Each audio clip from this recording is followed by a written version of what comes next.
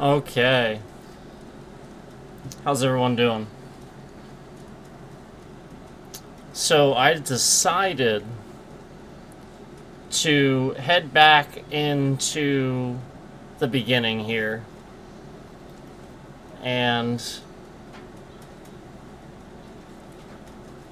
basically, since we got to a certain point in Shippuden and there was so much to explain and stuff like that. I just decided, you know what? Let's just go back to the beginning a little bit here. Unfortunately, with this game, it's not gonna be the same way as the fourth one is. So we're gonna go right into a little bit of sort of like an adventure mode and have to like choose some missions. I think is how this one's gonna work.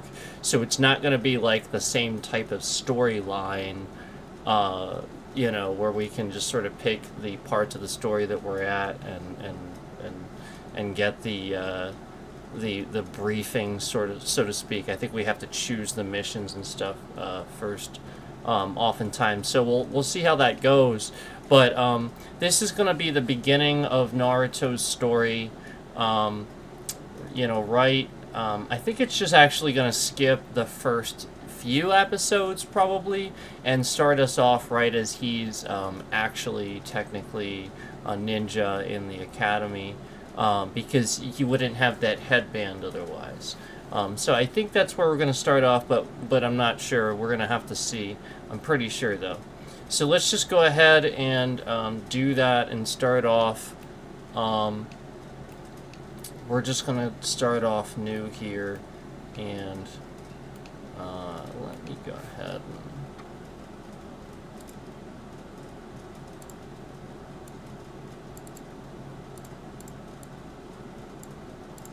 and... Alright. So,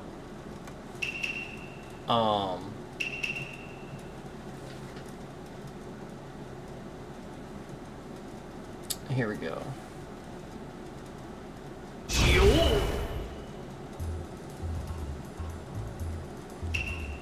Okay, so I think we just want to do this.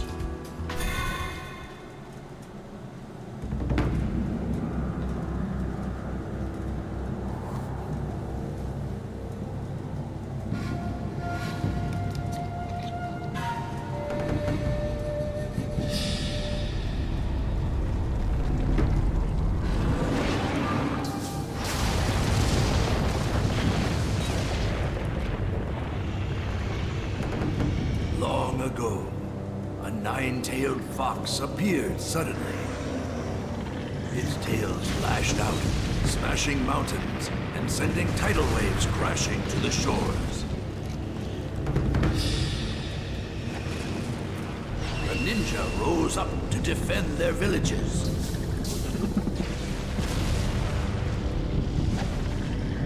One shinobi faced the nine-tailed fox in mortal combat, sacrificing his life to seal away the beast.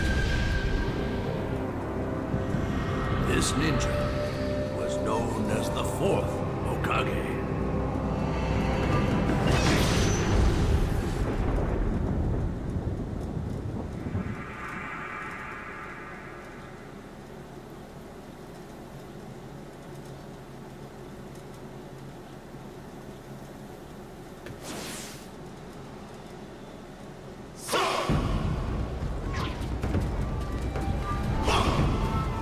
So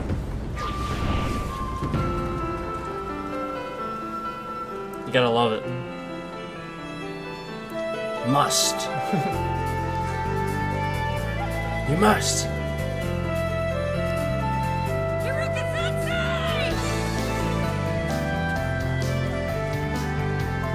That's his original teacher.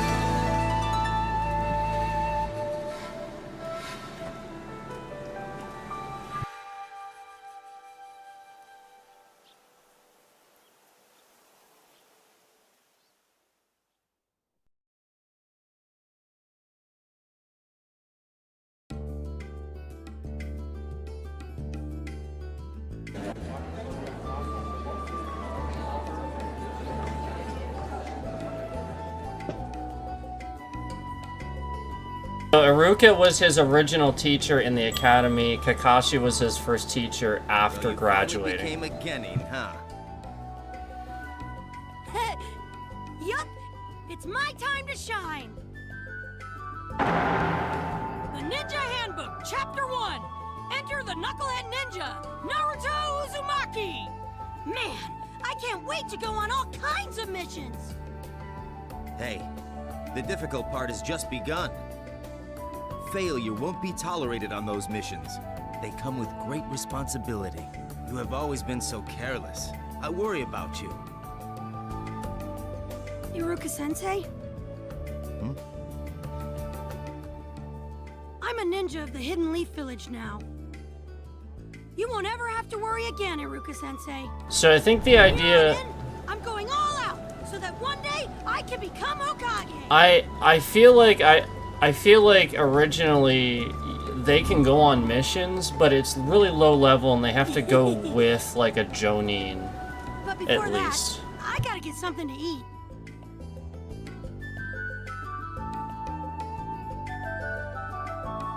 I don't think Iruka is even a Jonin. I think he's a Chunin. Work hard, Naruto. Kakashi's a Jonin. Jonin's like, you know, top level.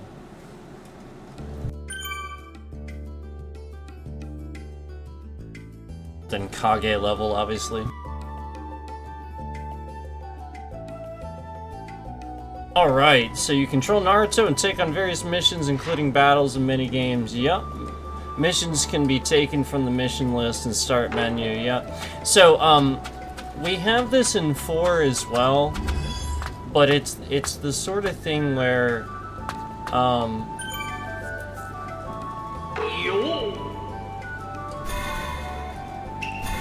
we have this in 4 as well, but again, it's the sort of thing where you choose, like, adventure mode and stuff like that. I think this is, like, pretty much the game for this one. But as far as missions and stuff, obviously...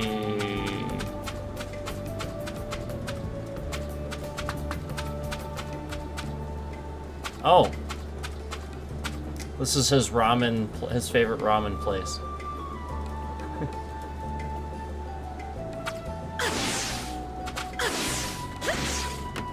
Whoa.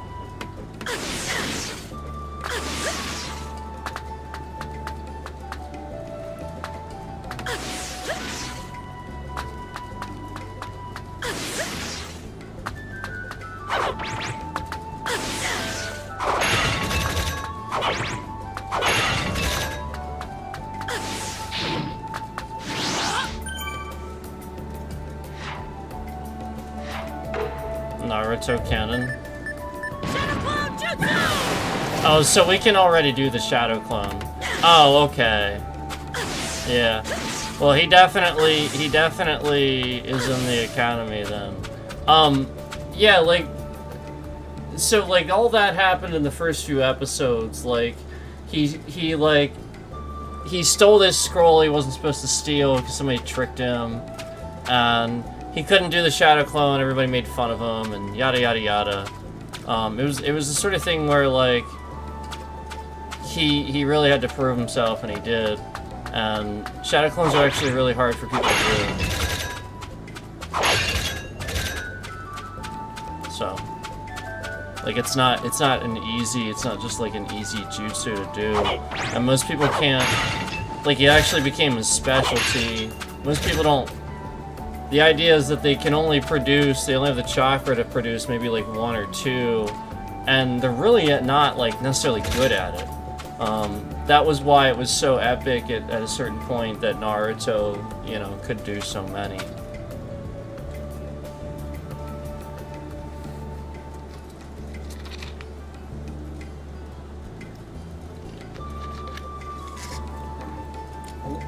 Old man. Leaf Village Ninja were also strong back in the old days, but I don't know about today. They don't look so dependable to me. It's really quite sad.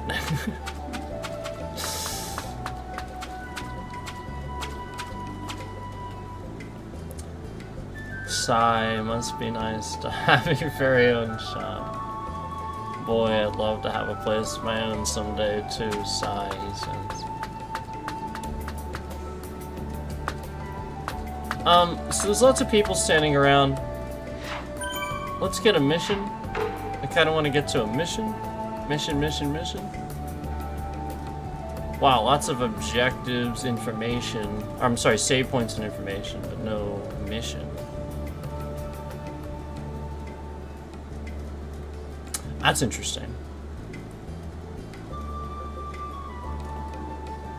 And Ichiraku Ramen doesn't seem to be labeled, even though it has a label on the little thing there. I wonder if we have to get some of this unlocked yet. I think we do. I probably sort of went off the normal.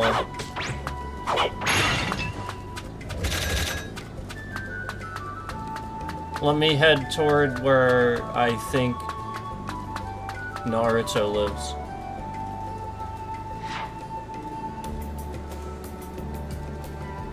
Because I don't actually know. I can only guess. Actually, I think I passed it. I don't know that we're necessarily doing any of that. I think we're probably going to be going to the academy, would be my guess. It's daytime. I was just... Well, he might have already finished his day, having been sitting there. Is it just a random leaf ninja? I think it's supposed to be a random leaf ninja.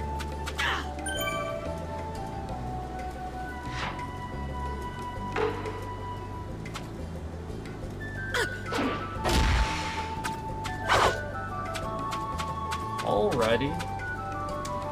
Clearly I'm supposed to use that for something.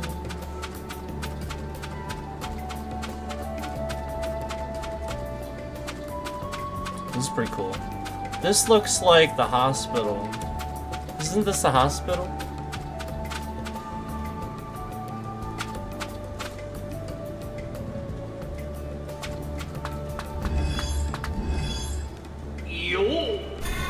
Don't know.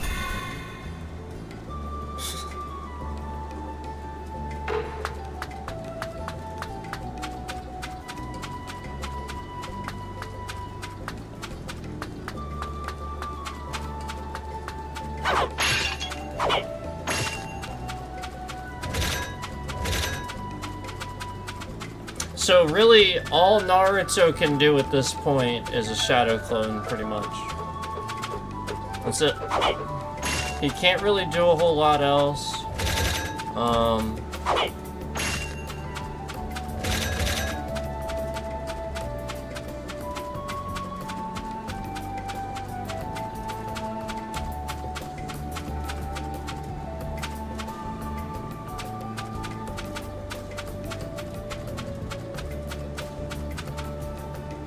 There's Iruka. Okay, cool. But it's no rush, so he needs a favor. If it's no rush, whenever it's best for you, it's fine. So how about it? Yes, we need to progress this. It's not a very difficult task, okay? Secret scrolls. Alright.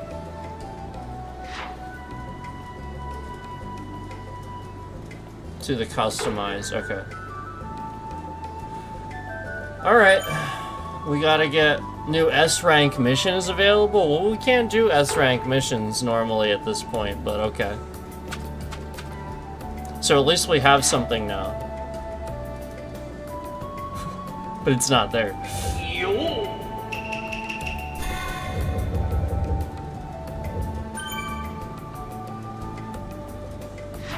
We'll do this. Genin training arc, there we go.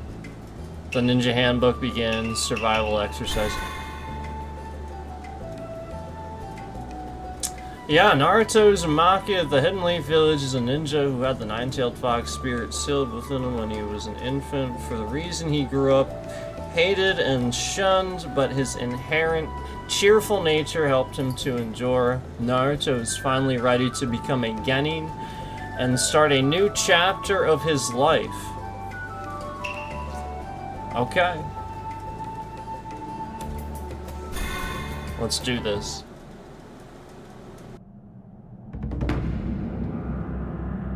Didn't we already see this? Is this just gonna play the same cutscene we already saw? We've already seen. I think it's the same cutscene. Yeah, this is all the same cutscene. That's fine.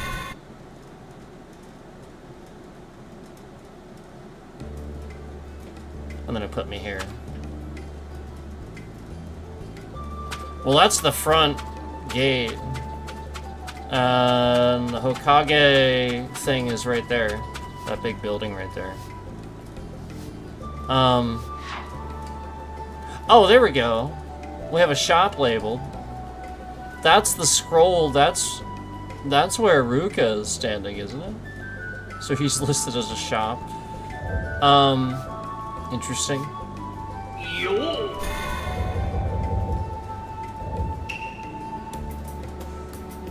Oh, here we go. We have S rank, but no D rank? That doesn't even make any sense. Let's try to do an A rank.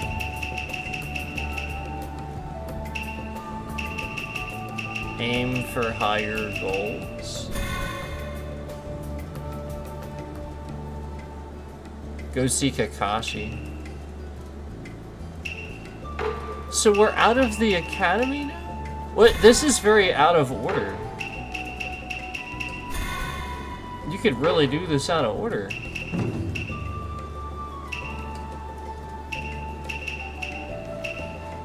This is odd.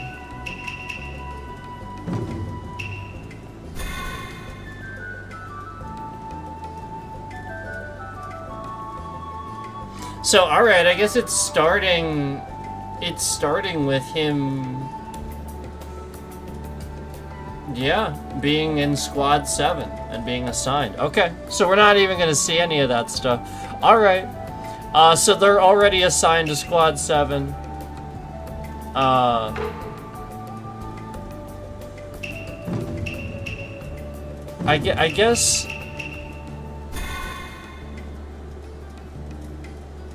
I guess we should do this.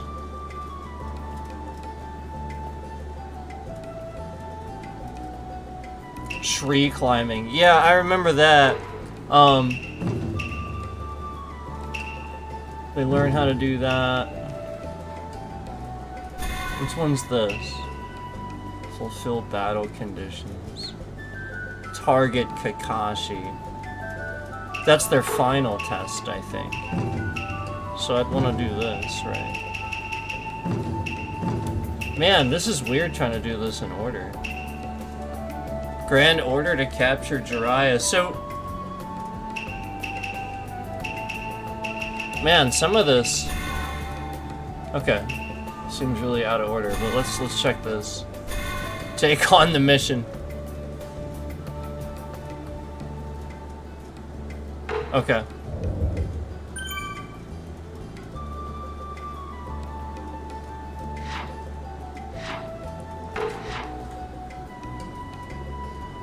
You know, again, there's no, like, real, as far as I know, there's no real, like, story mode in this, so, like, you have to just kind of do it this way. And that's okay, like, this is still cool.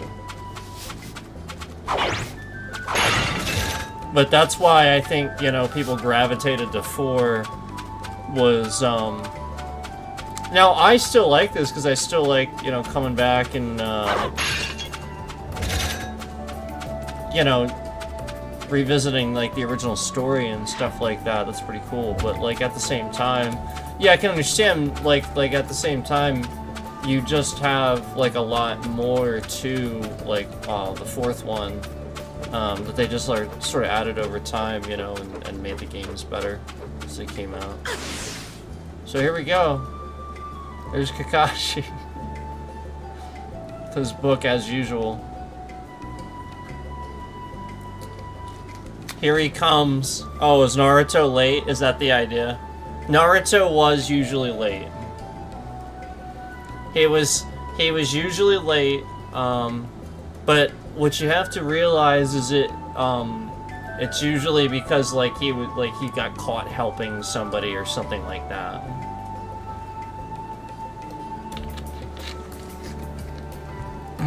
It's usually why.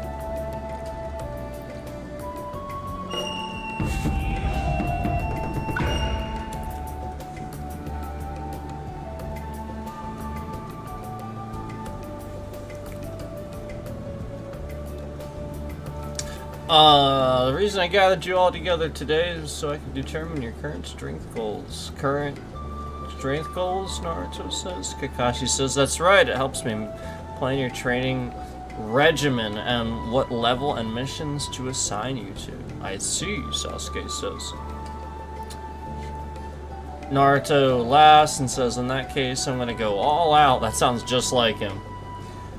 Sakura says, grow up, you always go all out, and that's why you always make mistakes. Geez, Sakura, no need to get nasty. Kakashi says, all out or not, I want to see just how well you handle your skills. Just says, okay, bring it on. Sasuke just doesn't have anything to say, as usual. Okay.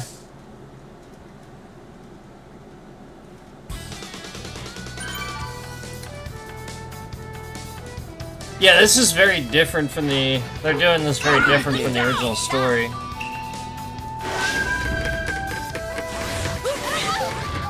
This is still really cool, though. I can see.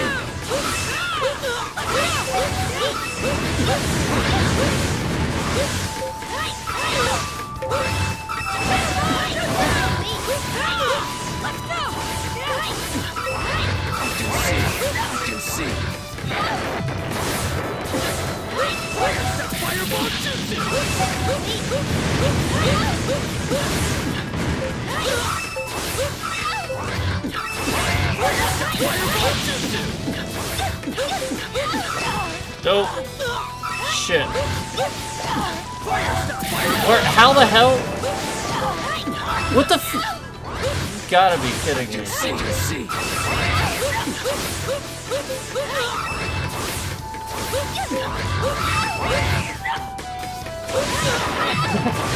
is actually pretty cool. Oh god. This is a really, really, really tall tree. Oh my god. Oh my god, this is so stupid. What the hell? I can see.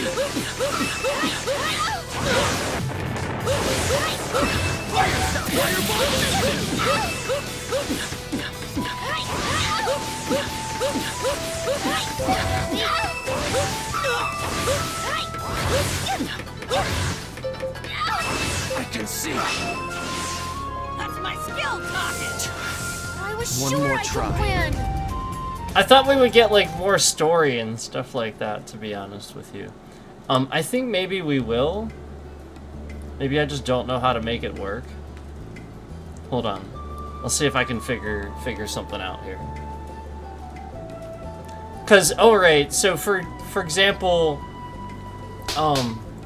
that is not how they don't all learn these things at the same time oftentimes. Oftentimes, you would see at the beginning, you would see Sasuke do something and the other two just Naruto can sort of try to do it. It's like basically Sasuke can do it. Kakashi explains it, Sasuke can do it. Naruto can sort of maybe whittle through it and he's embarrassed. You know, it's like embarrassing. And Sakura just can't, she just literally like, she struggles with some things, but she can keep up as far as like Kakashi's training and stuff like that. She's not like, you know, an idiot or anything. So early on, Naruto very much held them back. That's what you have to realize. Early on, Naruto very, very, very much was a crutch to Team 7.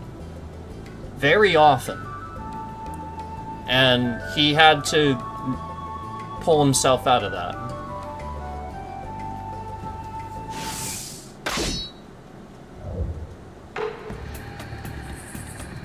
so the tree running thing, they do learn to put chakra into their feet to run up trees.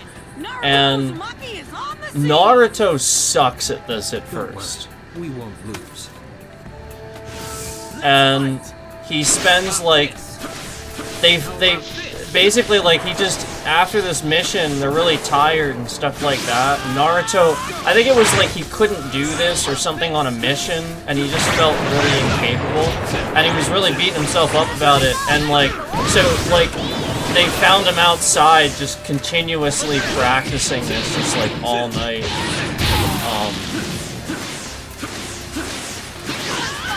So basically, that was when him and Sasuke became friends, basically. Like, Sasuke sort of kind of went out there and did it with him. You know, sort of like knowing that he needed to be there. To help push him. Because, like, you know, like, he needed that. Because he felt, you know, incapable and... The whole point was Sasuke knew that wasn't. Oh god! The whole point was that Naruto was sort of rivaling him at times. Which was kind of ticking him off a little bit. Man, this was crazy. Conditions unfulfilled. Yeah, I'd say so. Do you want to retry? No. Nope, that was pretty crazy. Kakashi's insane. Mission failed. Mission failed. Mission failed.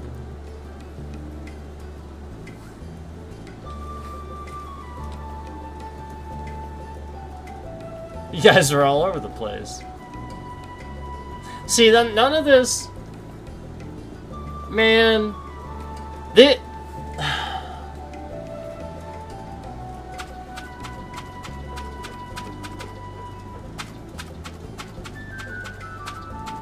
Alright, so like, do you guys want me to give you a little bit of a spoiler here?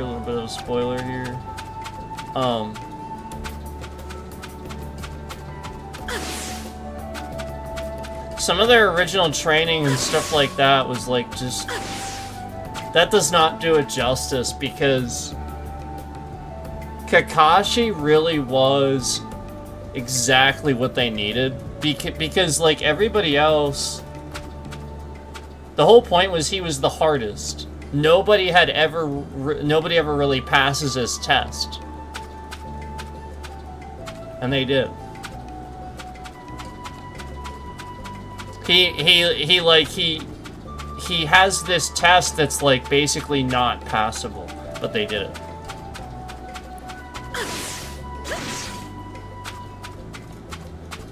And that's actually how they learned teamwork. It wasn't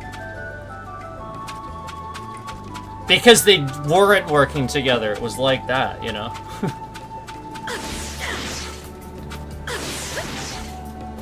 So I don't know, maybe it's gonna eventually go into that, but...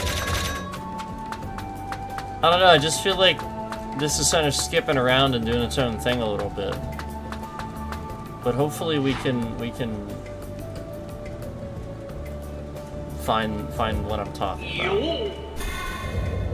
Kind of.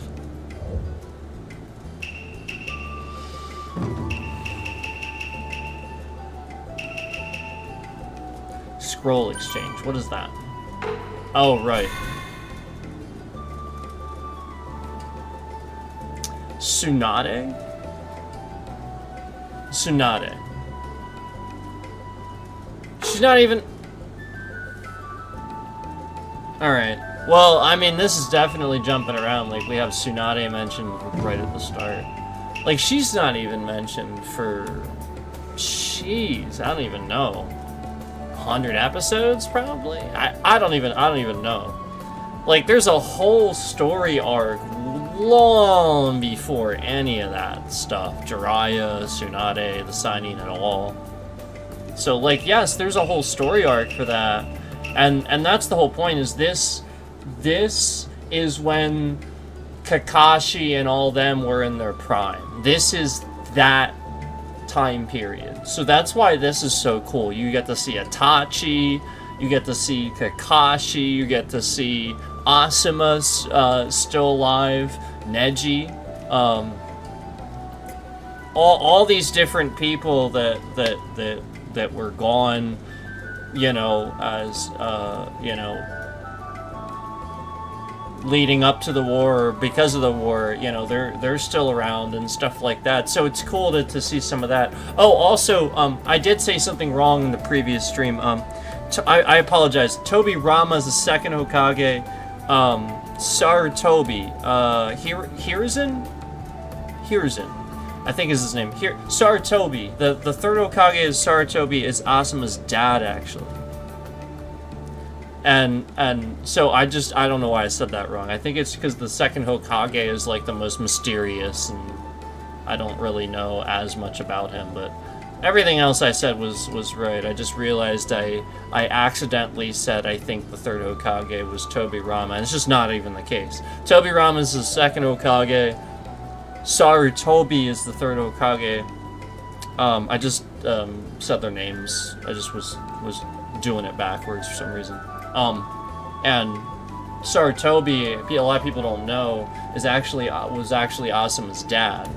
But there wasn't really anything about that. There was no talk of that. They didn't really interact with each other, really.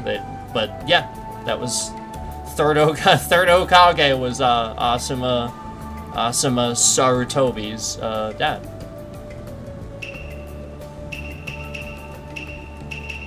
And he was really cool. He was really cool.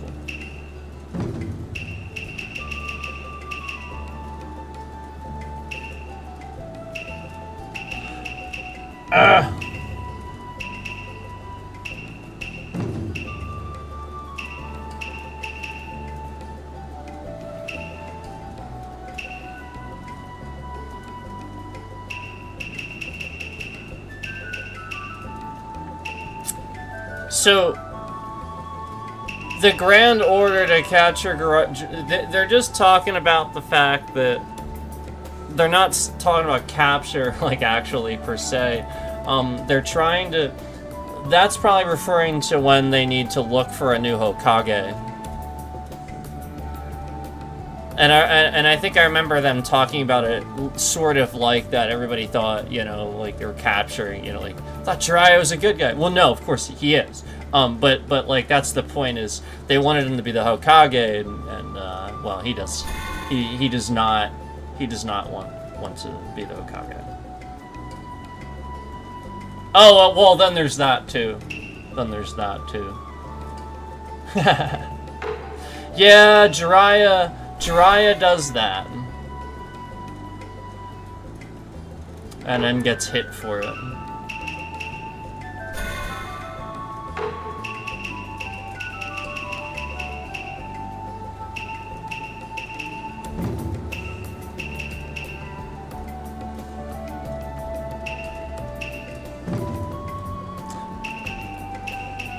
But, yeah, like, it's supposed to be funny. Like, the way they do it, it's supposed to be, like, just, like, funny, you know?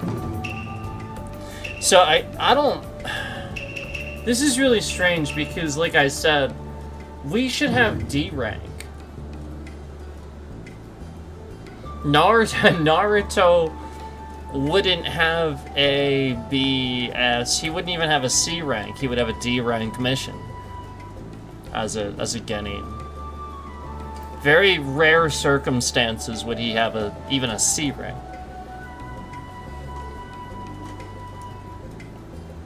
It's just strange.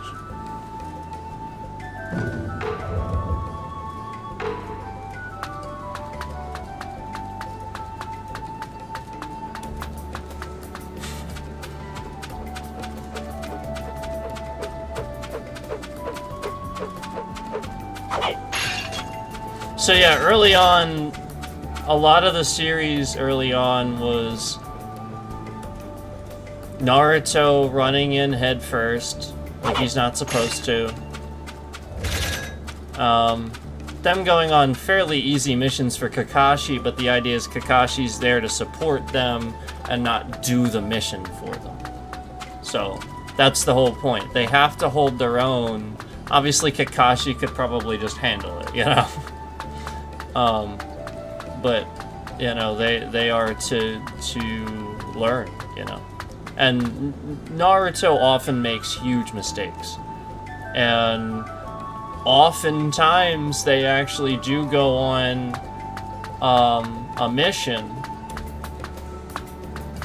and when they go on a mission, the mission halfway through changes from like that D to an A or something like that, like halfway through. Kakashi's like sort of talking a little, you know, about how like the skill sets of the opponents and stuff easily make it immediately an A rank mission, and how they weren't prepared for that and stuff like that. So there's a lot of times where that happens, specifically with the Akatsuki. And you know, you guys know we talk spoilers and stuff with Naruto, and so again, it's important to remember. I may say stuff at various times. You know, again, at this point in time, you would have been led to believe Itachi's a bad guy and stuff like that. You wouldn't have understood the intricacies of that. And all that. He is still a member of the Akatsuki, and he still would have been the person branded with doing what they did to the Uchiha clan. So, you know, he's still... The point is, like, you know, there's times where, like, it's thought that he's looking for Sasuke and stuff like that. And so, you know, obviously, since the ultimate goal, since I already kind of told you guys about that, the ultimate goal of the Akatsuki was to create, you know, again, we didn't know that all along, but eventually they found out that that was their, you know, through intelligence and stuff like that, they found out that that was their goal, was to steal all of the tailed beasts and create the 10 tails. Especially right at the start of Shippuden, being the capturing of Gaara. So, you know, like that being like the lead-in to Shippuden, basically.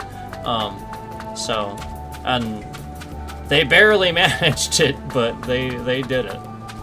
So, you know, the Akatsuki is quite capable, is the point. Especially with Itachi, especially with him. But no, not any one of those guys could be overlooked as, you know, not a worthy adversary to anybody in the Leaf Village, really.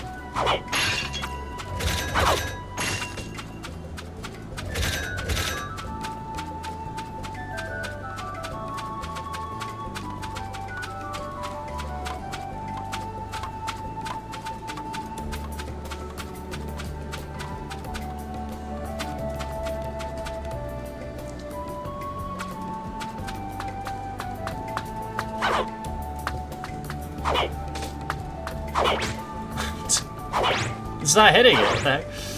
Why?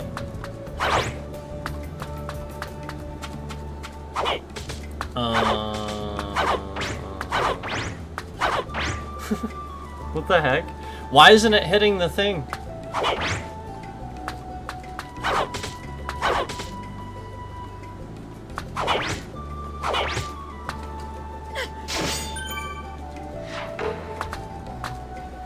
Alright, I'm gonna go into Shuriken mode for this. Ready? Ready? Ready?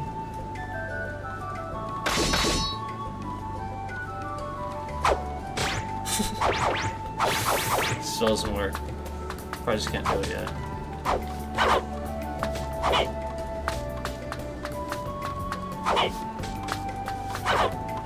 Wait, what the heck? Now it's not working on anything.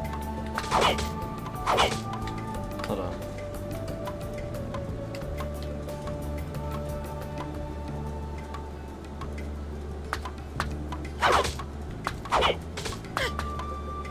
Why is it just sort of not working? Maybe I can't use that on that. Oh, okay. That would be why. Okay.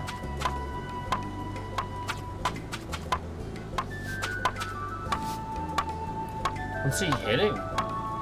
He's just hitting the wall.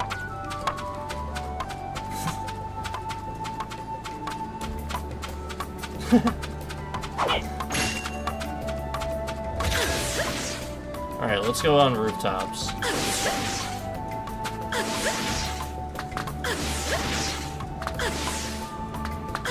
Yeah.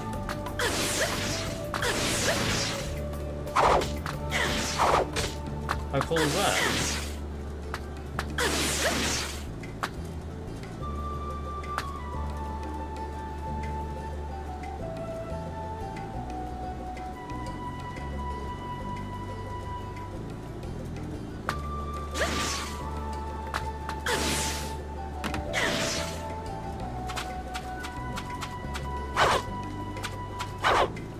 It makes me wonder about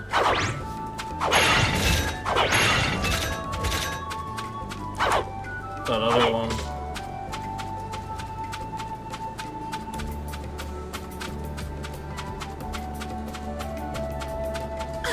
This is cool.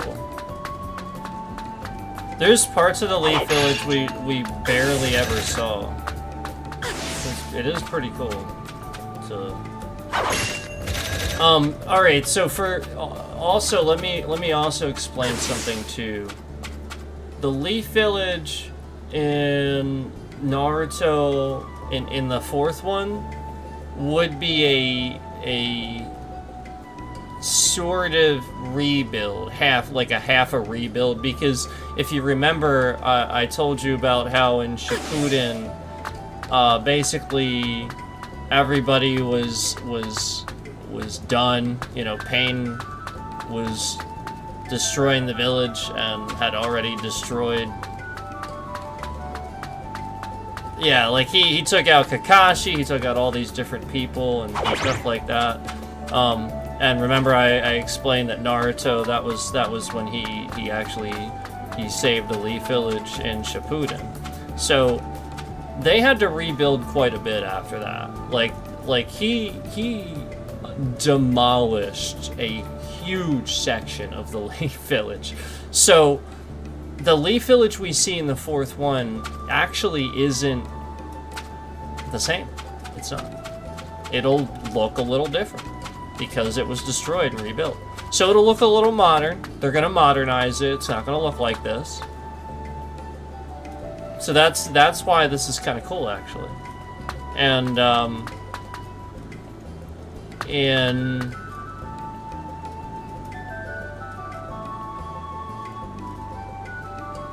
Boruto, the Leaf Village is like a city.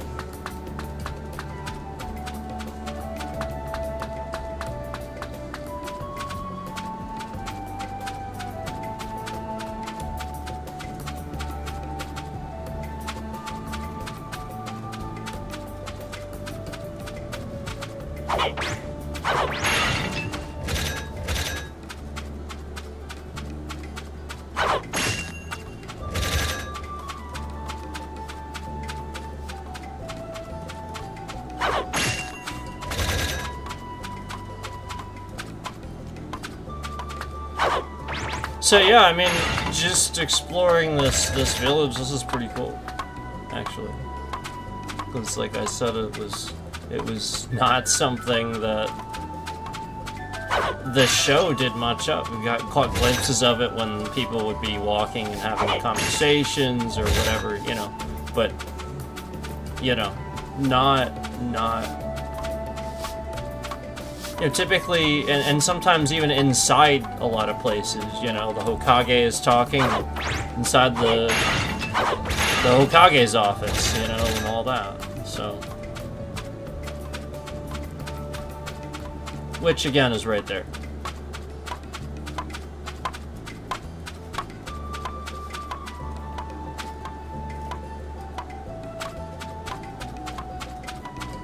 That's that big red thing with the wall around it. Right here. It's just a save point, though. You can't go in there.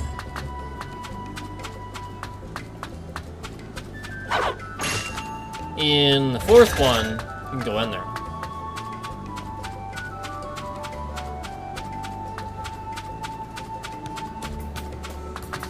There it is, though. And in the fourth one, you'll obviously have more Hokage heads on the mountain there. Because at this point, obviously, there's only been up to a fourth Hokage, aka Naruto's dad. And remember, in the original series, he didn't know any of that. Like, nobody told him. And I'll be honest with you, I think it was them not having made the decision to continue the series past a certain point, you know, and then just like making that decision at a certain point and then connecting those dots.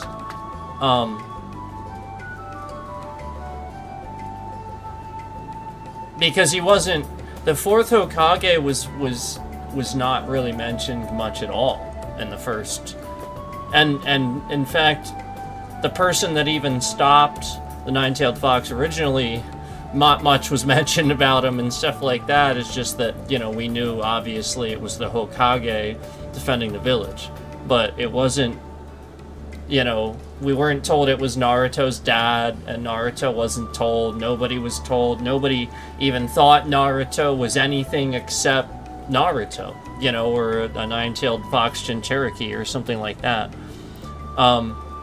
It was only until Shippuden they started explaining that stuff and connecting those dots and stuff like that. So, again, if you watch the original series, you're not going to hear any of those connections, but you will see a definitive character development storyline. And yeah, you'll get introduced to a lot of characters. You'll get introduced to all these characters. Again, you know, Naruto and Sasuke themselves, and Sakura and all their classmates and stuff, and then Kakashi, obviously, and Guy, and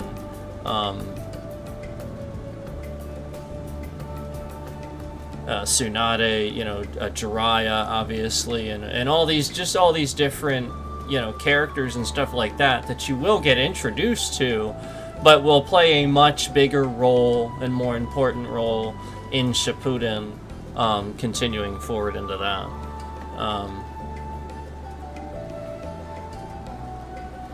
You have to figure, like, Jiraiya and Tsunade and stuff like that. Well, it's not Tsunade, but Jiraiya, like, he's off doing some pretty important stuff right now, because he's a really top-level shinobi. So, like, he's, yes, you know, there's times where, like, it doesn't seem like that, but no, Jiraiya really actually is doing some pretty important stuff at this point in time, and he's just not telling anybody about it. It's actually, a lot of it has to do with the espionage stuff with the Akatsuki, and figuring out the inner workings, the beginnings of the inner workings of that, following what he essentially, unfortunately, inadvertently created by teaching Nagato and stuff like that.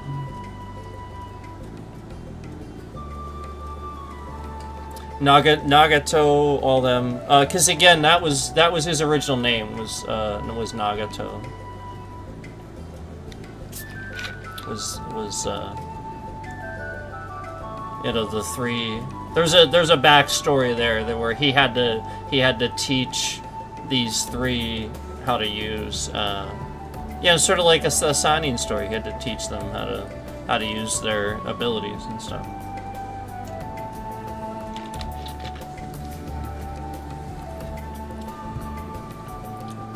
But anyway,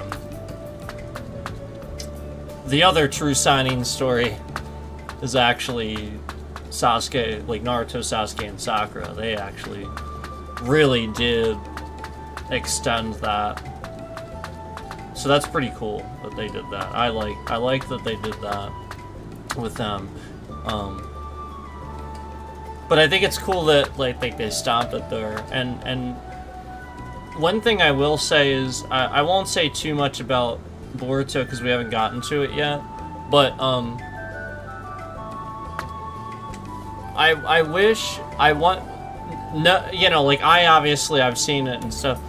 I do want them. It would be nice to know that you know, this thing that's happened with Naruto and the current story and stuff like that, it would be nice to know if now there's going to be a redemption sort of situation where he finally does get an ultimate version of that Sage Mode and stuff like that. You know, like, because he is Naruto, he deserves to actually, because you're again, like, remember, he was always suppressing Kurama's chakra. That's the whole point. So now he's not doing that, right? So it would be really nice if you gave him that instead of making it seem like he's feeble and stupid and stuff like. No, he's not anymore. No, the point is, this is a very different Naruto now, and we saw that happening through Shippuden. The whole point was that by the end of Shippuden, he was the shinobi. So there's no question that he could do that. And now you're gonna say with the academics and the smarts he can't do it? Are you kidding? That is completely absurd to think that that wouldn't be the case. So I just really, really, really hope that,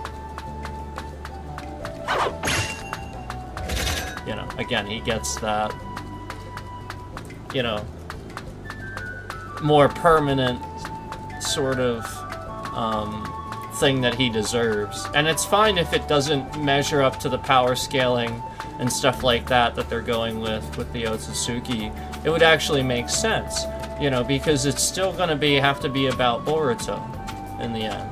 But he's still Naruto, and he still did what he did. You can't excuse that all of a sudden now, and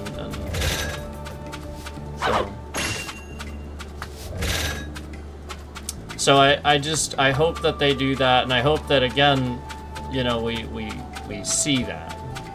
It's not just all of a sudden.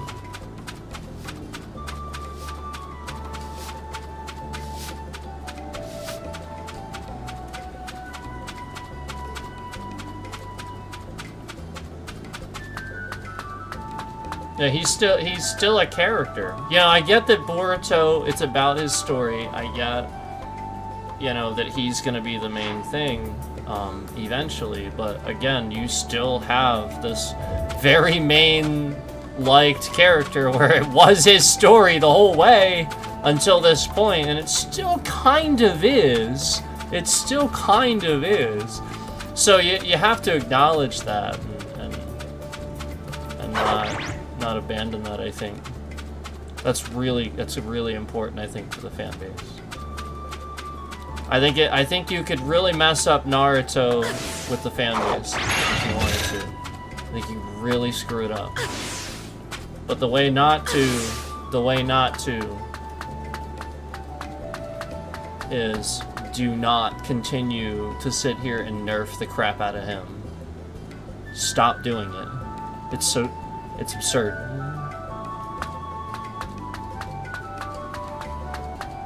He is not helpless, and he never was. Ridiculous.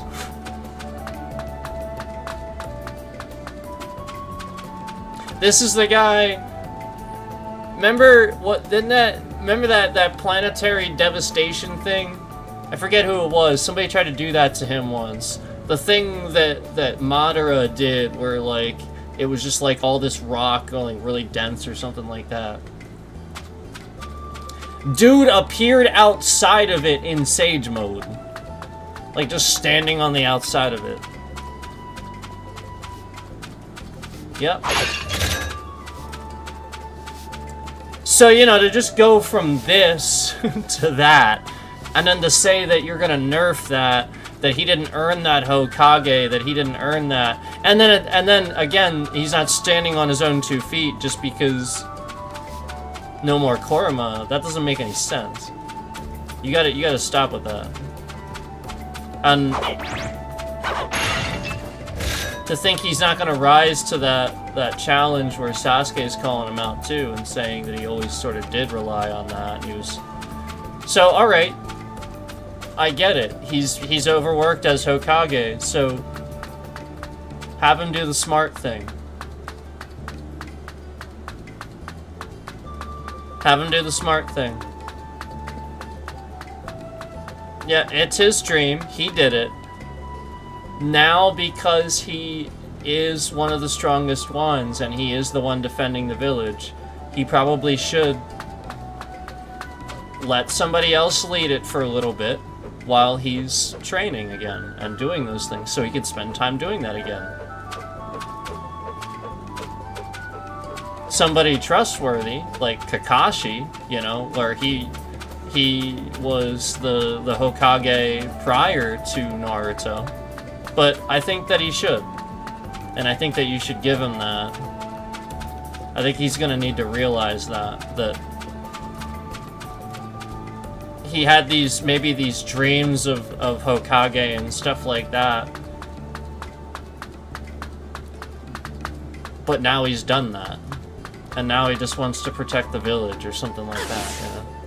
I don't know. That's just what I would like to see. But you could do anything. I don't necessarily think that I want to see that either, but I want to see that you do Naruto justice and you don't nerf him. You don't continue nerfing him to the point that, again, he went all through this training. He learned this chakra control, you know? It's not suddenly gone. It isn't suddenly not know how to do all that stuff. He's been doing it and getting better at it, if anything. So again, all right. I'll mention it a little bit. Okay. All right. So the Baryon mode. Okay. All right. So let's talk about it. He got this absurd power up and then lost it, and it was only for a period of time. And I think you could even include that in what you want to do with that. But, you know, like, where it's sort of like, it's almost like he aged rapidly or something like that. You know, you could include that, where he's, like, wiser now, too. You know, like, I don't know. I'm just saying you could. But the whole point is, don't keep nerfing him past, like, again, he's already been incredibly nerfed, and the Baryon mode was the best way to do his character justice. Don't stop doing that. Don't stop giving him what he deserves, what he worked for as a character. Like, let him, you know. And again, I feel like him as the Hokage, everybody, like, he is the perfect Hokage. Everybody loves him. So, like, that's the point.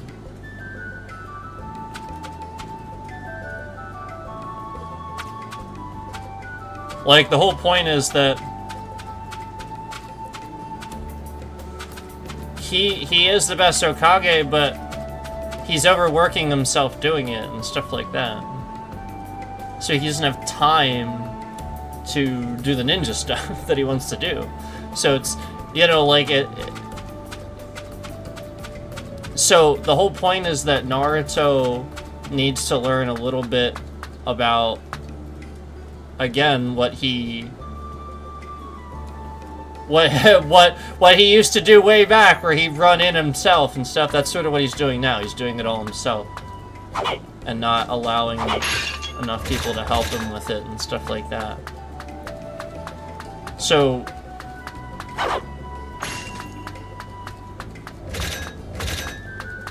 you want to know my honest opinion?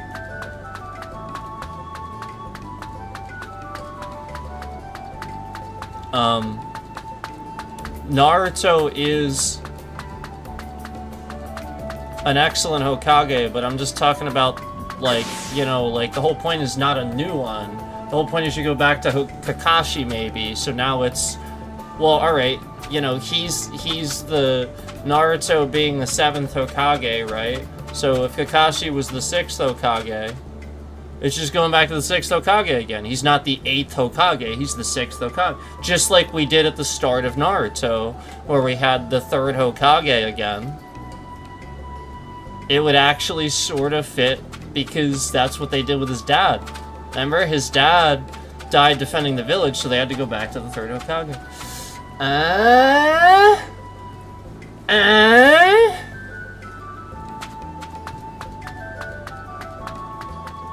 You could give him that. You could give him that. You give him his full circle story arc that he deserves. And have him hold his own.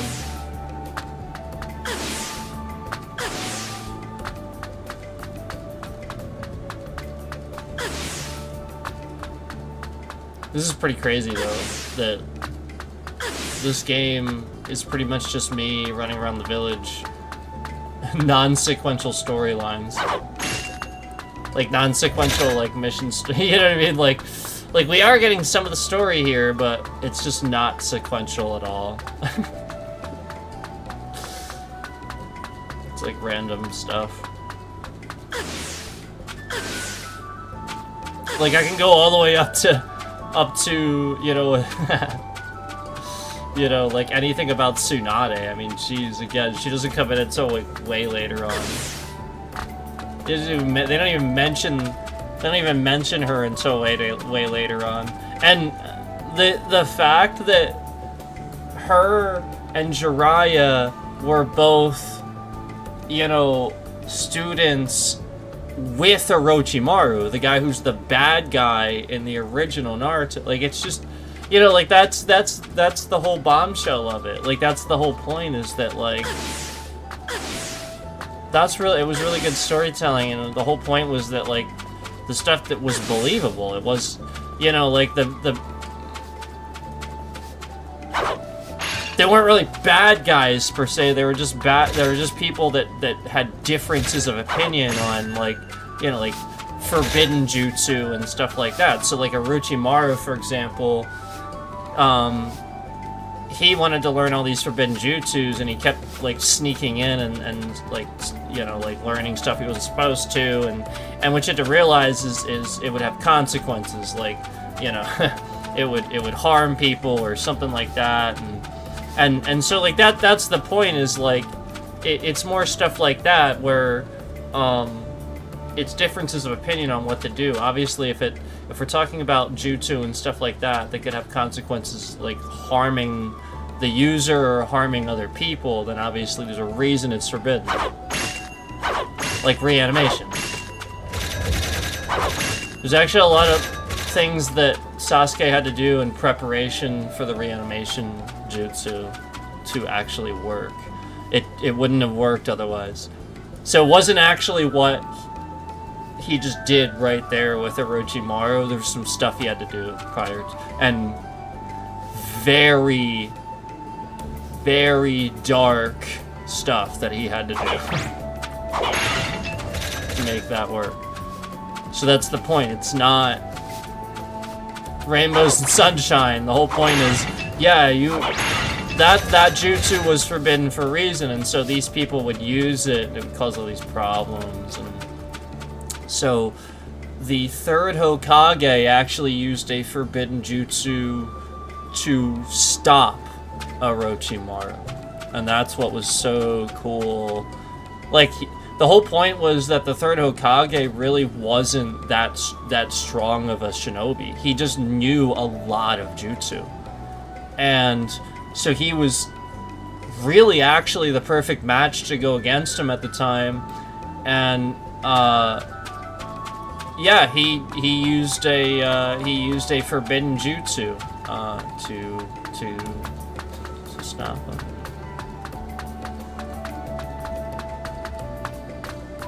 Pretty cool. So like the whole point was he was pretty outmatched the whole time, and Orochimaru continued to be stronger than him even after that. Even after he was sort of stopped at the time. It's pretty funny to think about, but it's the truth. Yeah, Orochimaru, and I think the third Hokage even possibly knew that too. But he had to do it, you know. He had to. It's just crazy. I mean, if Jiraiya were there, it would have been a little bit different, but Jiraiya wasn't there.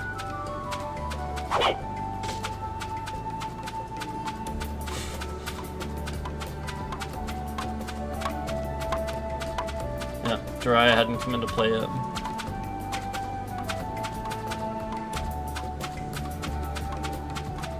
And Kakashi got a good bit stronger as Shippuden went on too. Like right at the beginning of Shippuden, Kakashi had his Kamui ability where he started getting that. And the reason he started getting that, again, you're supposed to recognize that conveniently he started getting that right around the time Obito started using it with Black Zetsu and masquerading as Toby. If you remember. That was the whole point. He was masquerading as Toby and using that Kamui ability, so his other eye, Kakashi, suddenly, and the whole point was that he was saying that he had been working on it too. So it's not like Kakashi wasn't working on it his own too. You know, he does. And that was the whole point behind Kakashi, to explain him a little bit. Kakashi in the beginning was called the copycat ninja. The whole point behind the Sharingan is once you get it to a certain point, it's not now. And again, the Uchiha were some of the only ones that had it, and their entire clan was pretty much eradicated. So that's why there's less known about it. Once you get it to a certain point, you start gaining the abilities to be able to copy jutsu and stuff that you can actually see. However, you can't copy anything that you can't do naturally yourself. So you still have to be able to do it. You can't just implicitly do an ability you can't do. So like, for example, if you don't have fire style within you, you can't just do a fire style just because you saw somebody do it and you have the Sharingan. Does that make sense? That's not how it works. However, if you are a fire style user and you have the Sharingan and you see somebody do a fire style jutsu that you've never done, you have now, because you've gotten your Sharingan to that point, you basically copied that jutsu and you can pretty much use it now. It's gonna be a little, you have to try it out a few times, but that's what Kakashi was able to do. He was so good. He could see something like one time, and because he can use like lightning, fire, and I think water. I think he can use water too, right? Kakashi can use, I think, 3 different element types, and normally a lot of times people only get like 1 or 2 even. And again, sometimes not even 2. And sometimes they don't get them at all. So the whole point is that obviously Naruto had a couple as well, and so did Sasuke. But Kakashi could use a bunch of different ones. That was so epic. So that the whole point was Kakashi. There's some stuff coming. We'll get to it. There's some stuff coming we haven't even gotten to. He gets a moment at the end of the war. Kakashi gets a moment. It's awesome. Some stuff we had to get to. So I thought we would be able to do more with this. Turned out being me just running around the town talking about Naruto. Sorry about that.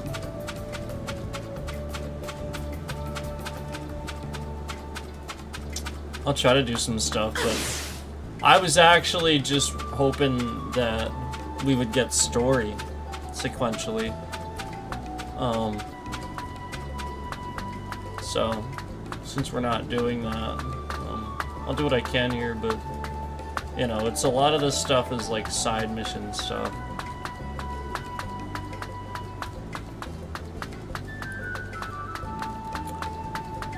I guess I should go find.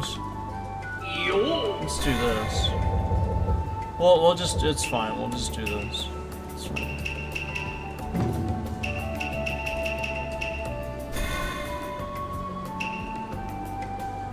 Oh, right. So I did this one. I did that one already, though.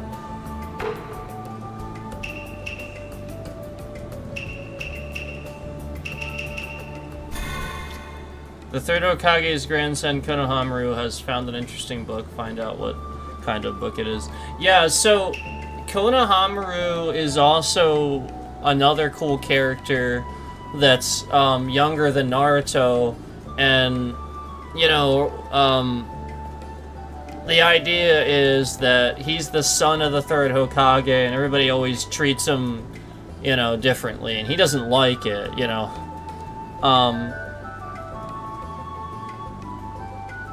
And so Naruto obviously doesn't do that. Naruto treats everybody, you know, the same sort of, you know, gives them all a fair sort of chance, you know, that sort of thing. And but you know, he doesn't, you know, he doesn't have like this you know, like Naruto, you know, like you're supposed to call the Hokage. He just calls him Gramps, you know, like that's, so the whole point is they very quickly, you know, have a little camaraderie, and the idea is that Naruto actually kind of helps this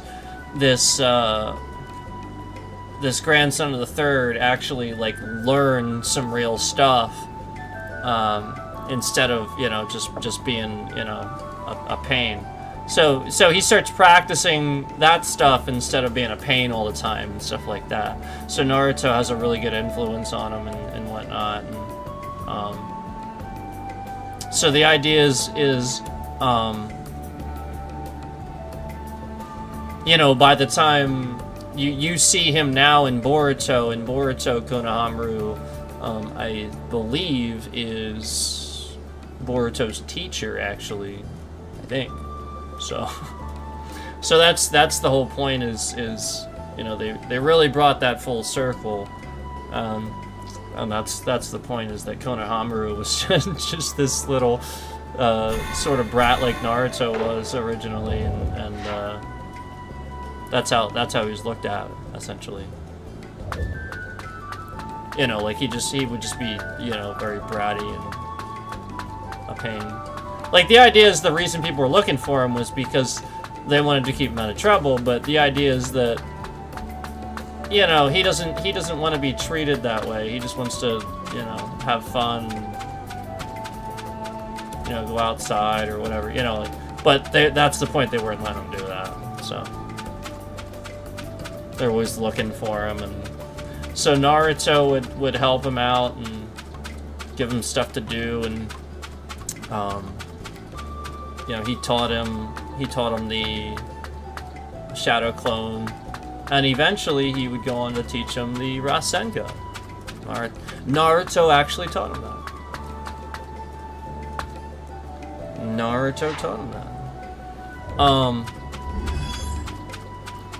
There are very few people that can do that jet. That's a jutsu that, again, was developed by his dad. So there are very few people that can do it. Kakashi can do it. Jiraiya can do it. Naruto obviously learned to do it. You know, the fourth Hokage, obviously. Konohamaru now. Currently now, but you know, I mean, there's not really too much else. Too many other people that can do that jutsu. That's a really, really hard jutsu to pull off. And again, you have to be able to do those styles to do it. So here we are. There's Konohamaru there.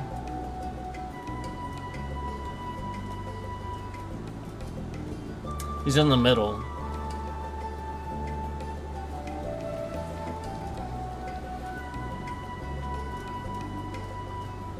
He says I was searching my grandpa's bookshelf and I found this. Konohamaru presents a book. Let's see. Guide to Great Hiding, the Hokage Way.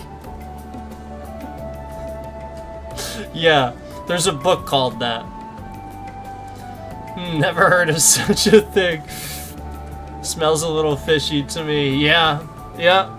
We've been studying it and trading. So, Naruto. I love how he says it smells fishy to him. Yep, it does. Another hide and seek match, huh? Okay, let's see how good at hiding you've become.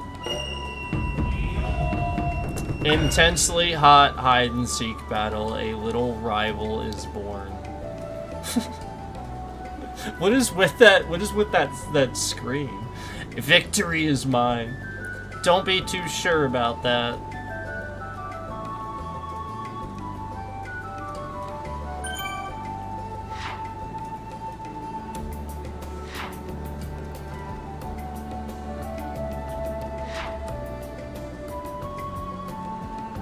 Okay.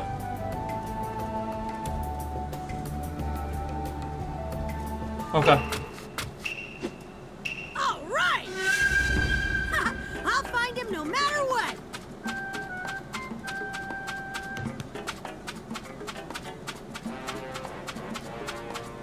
Where's he hiding?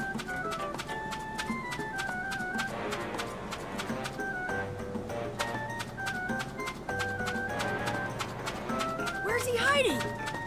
I wonder.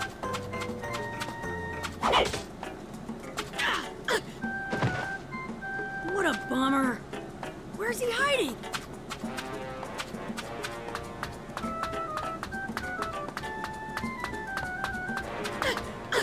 Are they supposed to have like Where's he hiding? markers? Bummer. If they're, it said it'll have a marker, right? Okay, so if it has a marker, maybe I shouldn't even check it. Where's he hiding?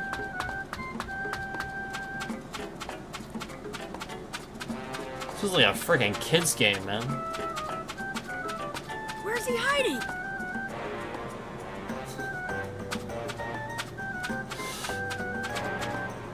But none of them have markers. Where's he hiding? What a bummer.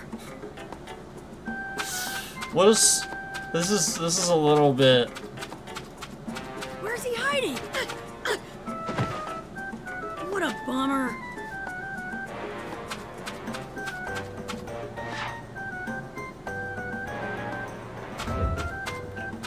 Where's he hiding?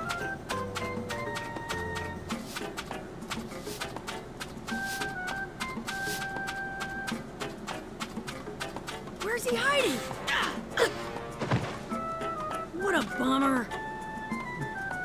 Damn it, Konohamaru, where are you? Where's he hiding? What a bummer.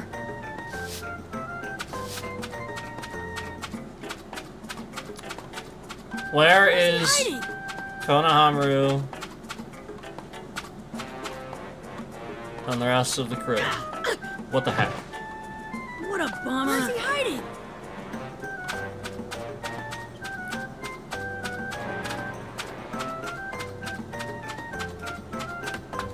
Where's he hiding? What a bummer. Where's he hiding?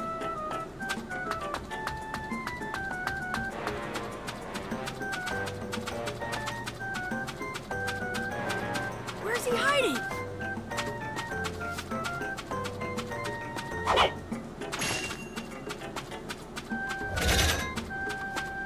Where's he hiding? This is odd. Man, they're good at hiding. Where's he hiding? I haven't found a single one of them. I wonder if they're hiding like right where I started. I feel like kind of stupid if that's the case. Oh, there he is. Ha! There you are! There's Konohamaru. So I guess there was no Where's he hiding? icon. What the hell? Are they all like There right you here? are!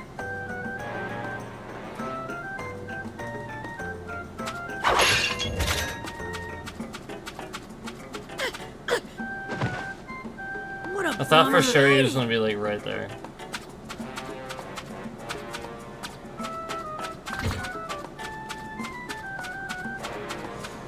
Where's he hiding?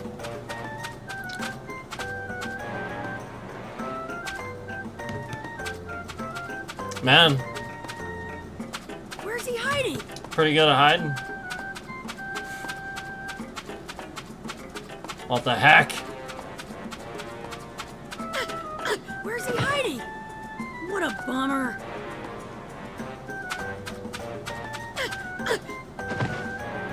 What a bummer. Where's he hiding?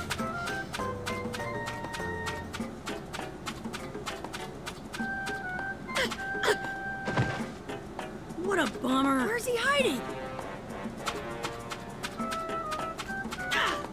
Oh my gosh, I suck at What a this. bummer. Where's he hiding? What a bummer. Where's he hiding?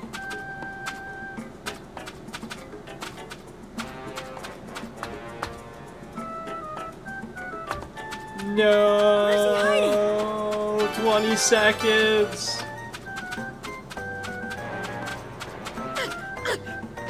Oh no. What a bummer. Where's he hiding? I'm not gonna find him because I suck at this. Oh man. Where's he hiding? What a bummer. How does it count down when it's gonna force me to stand there and be like, what a bummer. No. Oh no, I was so close. I have to retry? Do I have to find them all? Maybe that's why I get icons. I'll find him no matter what. Oh, I hope I don't have to...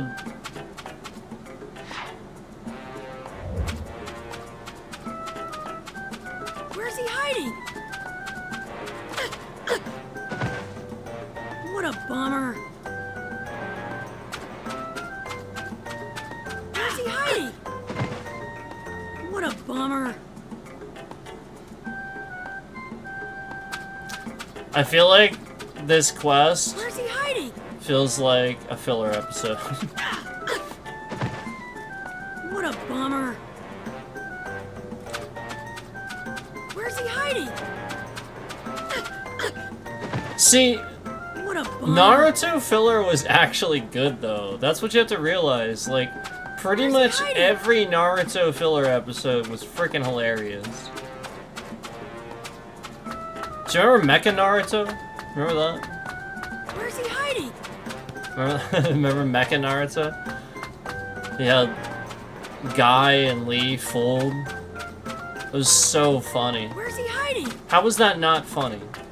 I thought that was ridiculously funny. What a bummer. I love I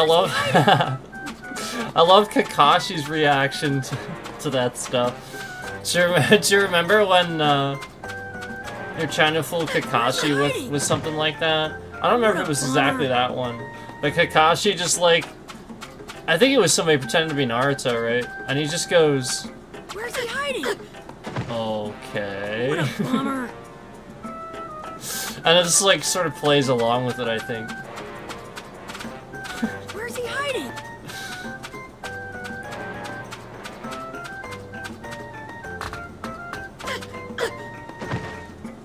What a bummer. Where's he hiding?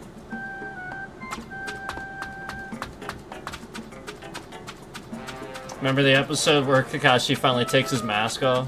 Where's he hiding?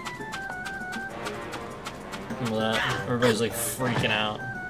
What a bummer. He finally takes his mask Where's he off in the one episode. Look, he's like looking in the mirror and he takes his mask off. Cause you don't, What a bummer. he like never does it. Where's he There is hiding? an episode where he actually does it.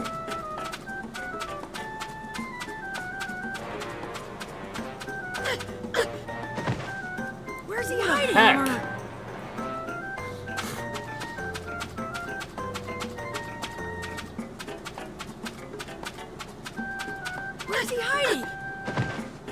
suck. What a bummer. I found them both the first time, and now I'm not finding any of them. Where's he hiding? What a bummer.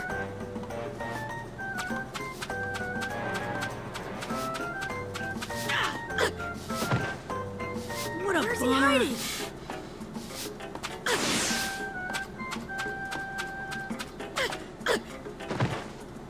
What a bummer. Where's he hiding? Alright, I'm done with this. I'm done with it.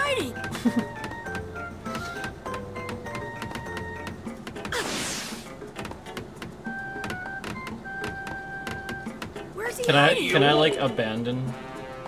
Yeah.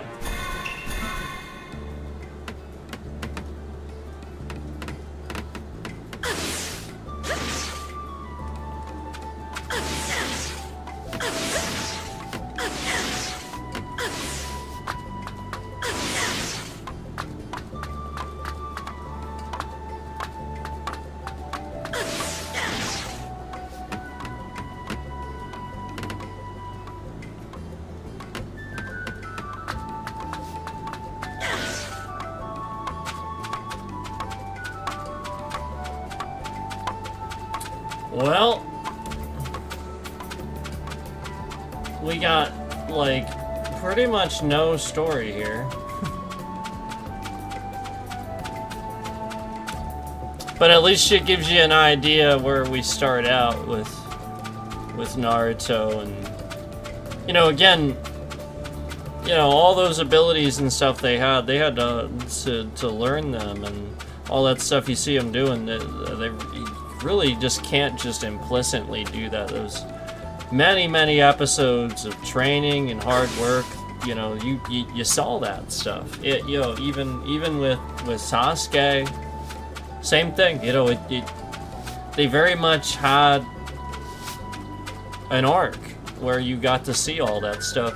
Same with Sakura too. To sit here and pretend like she wasn't a huge integral part of that, like, part of the whole reason why Naruto wasn't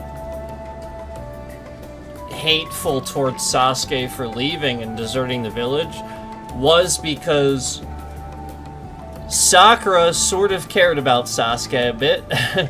and so it kind of broke her when he left, and Naruto, like, just kind of, obviously Naruto cares, so the whole point is that he was bringing him back for her.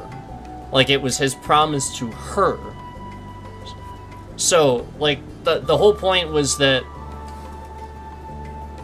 you know, had she not been that middle ground, you know, maybe he just would have hated Sasuke and, like, sort of reflected on it differently and been like, well, he deserted the village, he's a deserter, instead of having this person that wanted him back. Because a lot of people didn't. A lot of them didn't. A lot of them were saying,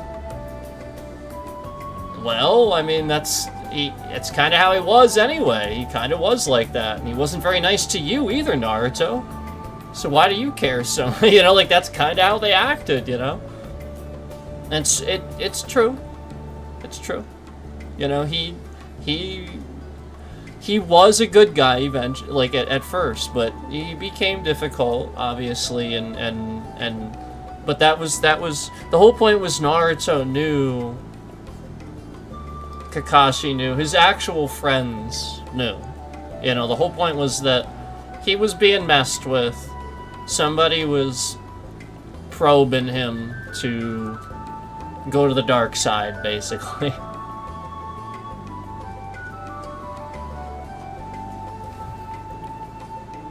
And it had to happen that way. It had to.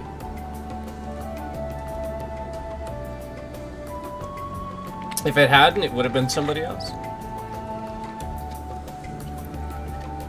So, you know, I like that. I like the fact that they had that there, because she was the dynamic where Naruto cared about her, so he just wanted, you know, to bring him back for her, but he actually did care about Sasuke too. he did too, but originally it was that. It was,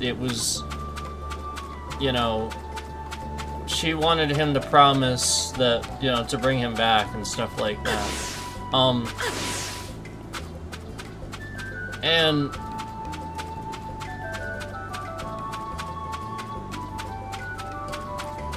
at the same time, you know, there was a lot to that. There was just a lot going on. There was a lot where she didn't, you know, she thought that a lot of the reason maybe he left was Naruto, you know. She didn't know, you know. She didn't know why he left, you know, and yeah, like but like the whole point was that they knew that something was going on with him, that he wasn't acting normal and stuff like that. Obviously, Naruto kind of had more of an idea than most, and Kakashi probably had the best idea, obviously investigating that stuff and knowing what really was going on. Aside from Itachi would have known like pretty much everything, but yeah. But we hadn't seen him at that point yet. He was watching from behind the scenes. And we didn't know. But, the whole point was that, you know, Naruto wanted to find a way to bring him back. You know, obviously didn't want anybody to harm him. They wanted him back as a friend, you know. They wanted him to come back. So that was the original.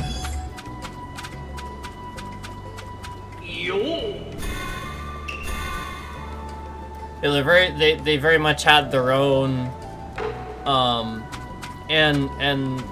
Orochimaru put a curse mark on Sasuke. That's what actually happened. There was a curse mark that he put on him that was confusing him. It was, you know, giving him, you know, just regular, constant worries and unnecessary problems and stuff like that, making him worry unnecessarily. And when he was already conflicted. And it also gave him more access to some of his chakra and stuff like that, like forced more access to some of his chakra and stuff like that. So by doing that, that was actually causing, like, you know, more issues and stuff like that too. So that was really what it was Sasuke was being influenced by this curse mark that was sort of taking his body over. And when he would kind of go all out, you know, he would get like this black pattern over his, like, sort of half his face and stuff like that, up his arm, and like, so that was some of the beginnings of that, and that was why that initially then led to him leaving and stuff like that. Was it really took hold of him, and so he left to pursue, in his words, you know, power that he couldn't learn from Kakashi, basically.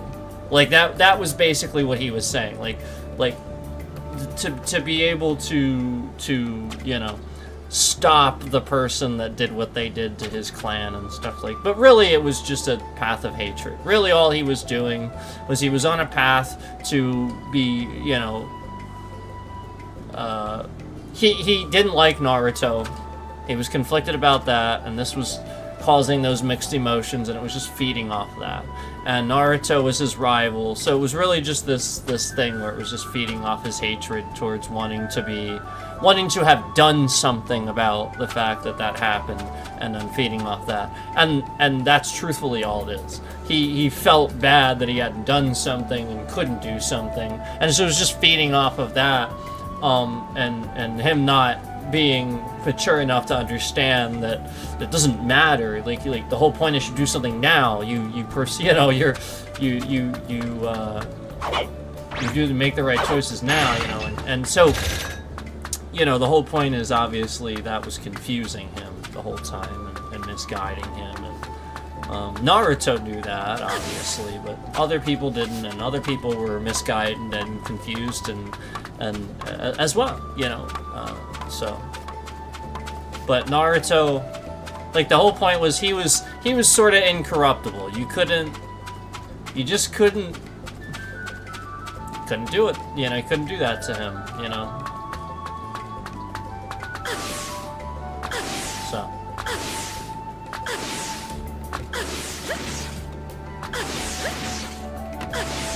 that's how it got started, and then when Sasuke left, they had their big battle, because Naruto did go after him. And they had their big battle at the waterfall. And, that time, Sasuke won that one. Because again, remember in the beginning, Naruto was not what he is in that war. Not even close. That took a long time. And Sasuke won that. But really, truthfully, because when you read between the lines and you look back at it and stuff like that, a lot of that had to do with Naruto not wanting to harm Sasuke and stuff like that. You know, again, the whole point is Sasuke was willing to harm Naruto. Naruto was not willing to harm Sasuke. So the whole point is, supposed to rationalize, he had to get good enough that his skill was so good that he could stop Sasuke without, you know, ending Sasuke, essentially. So that's the point. You're supposed to recognize that he had to not only match that, but easily overcome it too, and obviously not an easy feat to do when Sasuke is seemingly behind the scenes becoming the strongest shinobi in, like, period. So, you know, he was an Uchiha, you know, basically on that path to doing what Orochimaru was trying to do, but Orochimaru couldn't do it, because the whole time, that was Orochimaru's story. Orochimaru knew he needed an Uchiha vessel, so to speak. So he was always trying to steal Sasuke to remember, Orochimaru is reincarnated like so many times. He's not the same person he used to be. So he was trying to steal, that's what the Forbidden Jutsu lets him do. He steals, he just, you know, takes people out and takes their so he was trying to steal Sasuke to use him, because he always knew. But the whole point was, really, he wanted Itachi the whole time. Really, technically. And he didn't know that. That was what that's why Itachi's a genius. There's a little bit of story there where you have to, the whole point was that he tricked Orochimaru to think it was Sasuke, knowing Sasuke could handle that challenge. Knowing he could. Because, let's be honest, compared to Uchiha's, Orochimaru is nothing. But you have to be at that point. You have to get to that point. So Sasuke needed that challenge, and he rose to it. So if Itachi was ever gonna follow through with his plan, like I told you before, with all those spoilers and stuff, where he was gonna make it look believable that his brother could actually take him out in battle, he was gonna first need to take down Orochimaru, obviously. That was gonna need to be seen, need to be easily spread as rumor and stuff like that, and it was. It was.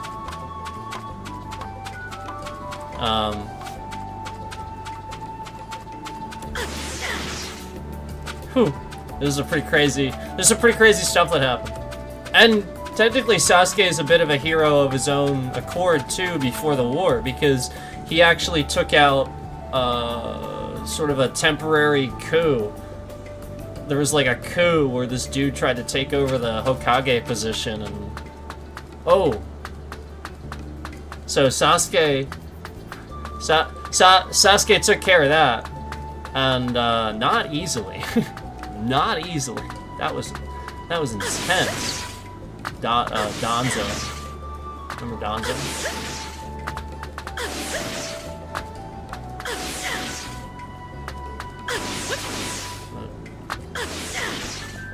And then that was the whole... Danzo was the whole reason for Sai coming into play.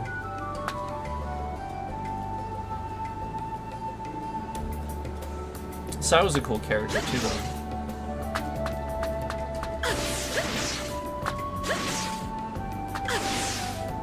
Oh boy. So this really is just this.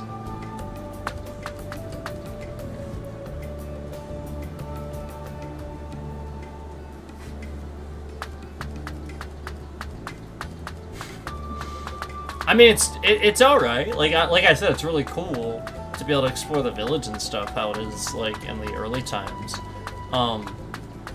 I really thought this was gonna be more story. That's all.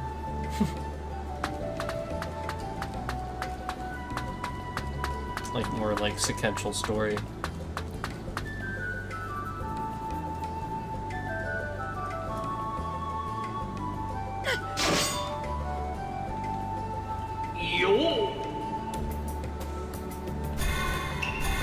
I'm gonna go back and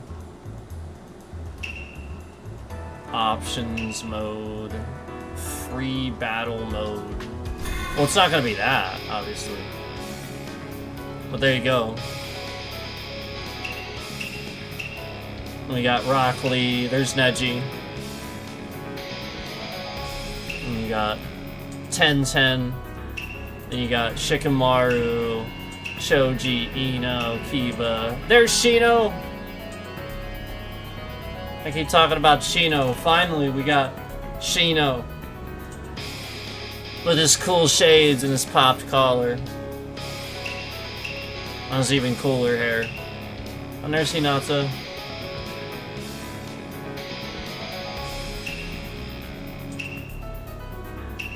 That's Naruto's girl.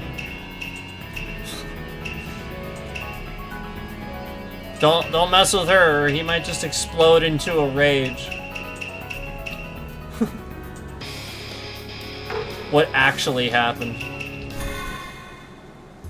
That's what actually happened. When, ultimate mission mode. Yeah, it's just this. So, that's what actually happened that sparked Naruto getting rid of Pain. Because he actually had a hard time dealing with him when he first got back. But then Hinata went and got herself impaled by several rods, I think is what it was, right? And like it just zoomed in on his eye. And then after zooming in on his eye, there was just this huge explosion. He just got just pissed. And then that was when he just like lost it and took him out. But a lot of that has to do with the fact that he has Nine Tails chakra and he can do those sorts of things. And it's not typically how it works. And somebody can't just get pissed and take down an enemy and suddenly get, stronger than that. It doesn't make any sense. Naruto, yeah. Because again, that's how that would work. Before he learned to control with the Nine Tails chakra, it would feed off his hatred for the sake of trying to leak out to break the seal. So that it actually liked that, and it would try to egg him on. So that's actually why those things would happen, and that would actually happen. So there was times where that would happen early on, like this. They would be on a mission, and if Naruto got pissed. Like, that, they had to keep him calm. Like, they didn't even want... Like, the whole point was, if he got pissed, they could actually have a problem where he destroys a Leaf Village. Like, they could not let this happen. Like, even if it was, like, meaning winning a mission and stuff like that, they just couldn't let it happen. So, the whole point was, no matter what, he couldn't get angry. Like, at a certain point, it was like dealing with Bruce Banner, where, like, they knew they couldn't have him just, they couldn't have him get angry or something like that. And so that would happen throughout the series, which was cool too, where you would see slowly but surely little glimpses of the Nine Tails leaking out and stuff like that. And even just him getting like one or two of the little tails and the chakra around him was usually enough to pretty much annihilate Kakashi. Like he would be tough even for Kakashi at that point. Kakashi and Shippuden, no. Kakashi and Shippuden can handle that, but not at this point, no. So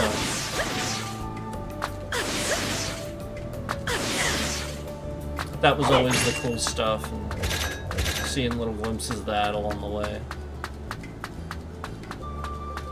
I know. Confetti. I know, confetti.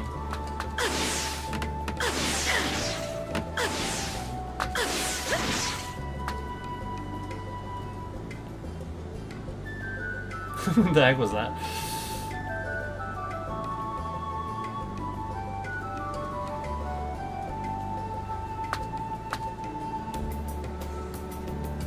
So obviously we have this mode in the 4th one, but like I said, the reason why we're not doing that quite yet is because that one starts with the story after the war. So that's why we started doing through the story first. So like that's why I didn't do that one quite yet with it like this, where we do have that mode in the 4th game, like I said, but again, I think the story and stuff, the missions and all that we are given at that point are all stuff that's like after the war, leading into like Boruto and stuff like that. So because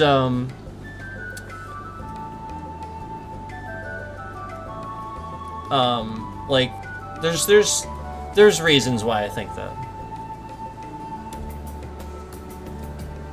Obviously.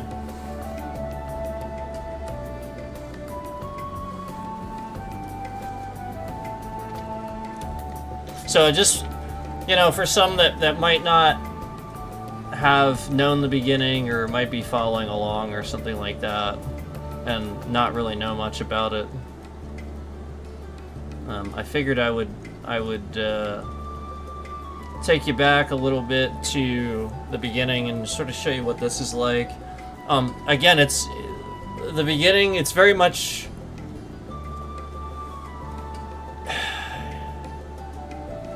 it is funny. It's more like a comedy, and it'll seem very kid-like this, but trust me, once they get on the missions, it's not.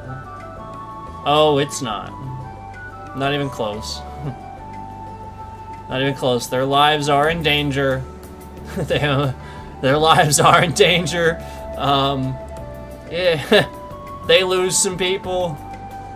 It actually, they in the war, in Shippuden, they kill off so many characters. They do. This anime is not afraid to do that. And I think that says something about an anime. It takes some balls to be willing to do that with some of your own characters. So just throwing out there that some of these characters, especially like again, somebody like Neji, who you've not even seen at all, well, because he, at this point at what we're at, he's that already happened. So he was very much a very skilled shinobi all the way through. He was really top level, very skilled shinobi. Easily he was Naruto's opponent in the Chunin exams.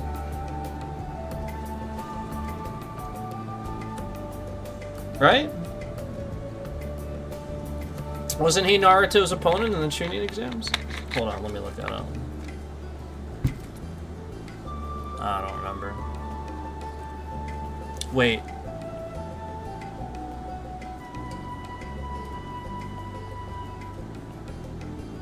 No,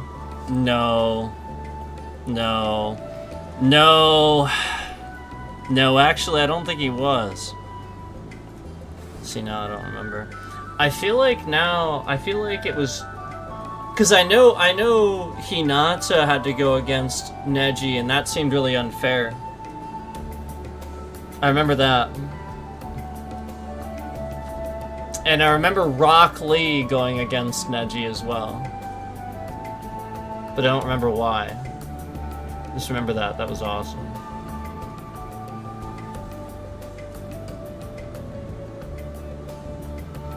And the tuning exams were cool.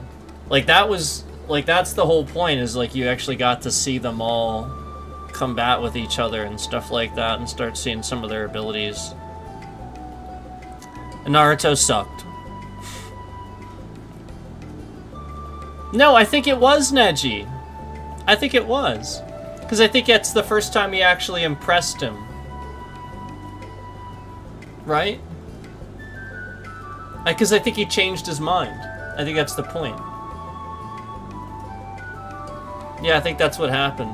Because he was sort of the underdog in that moment. I think that's what happened. I think he was the underdog in there, in that one. Like, Neji expected to win. And everybody expected him to win, too.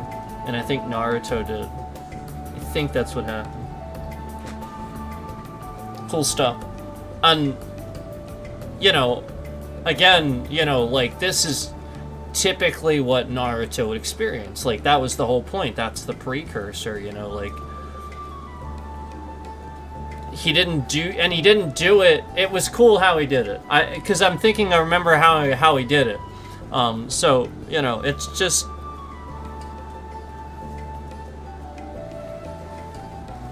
Yeah, I know. Confetti, I know. Confetti, I know.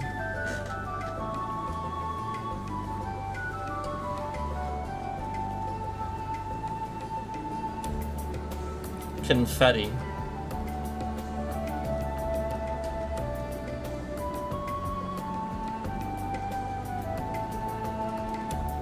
Confetti.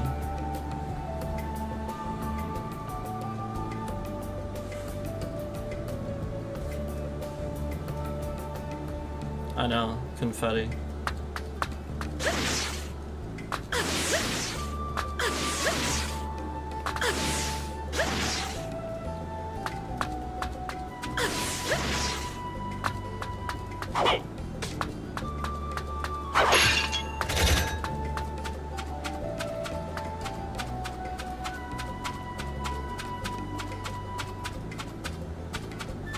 This freaking game.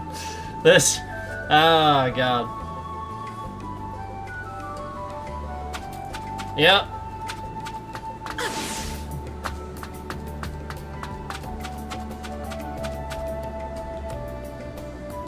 Leaf Genin.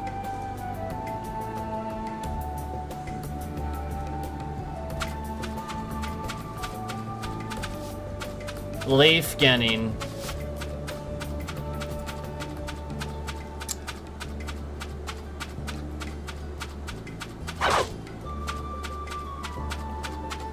Naruto's a Genin.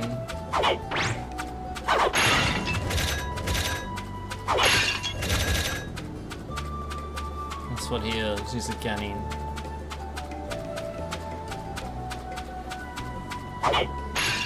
He doesn't really ever become anything else. He doesn't rank up. He doesn't. He literally just Genin to Hokage. He just never does it. It's true. He doesn't. He really doesn't. He never does. Other people do.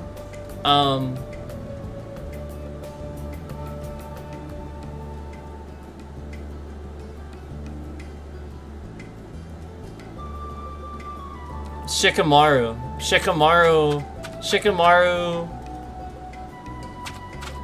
gets ranked up to Chunin, and then I think Jonin eventually, right?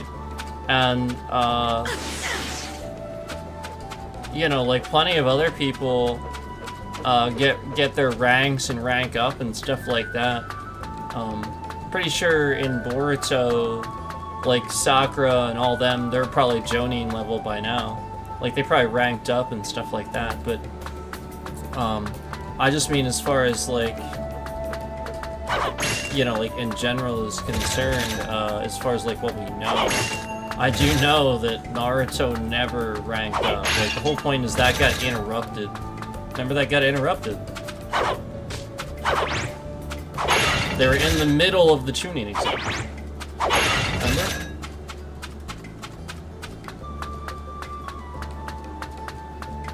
And then Orochimaru attacked.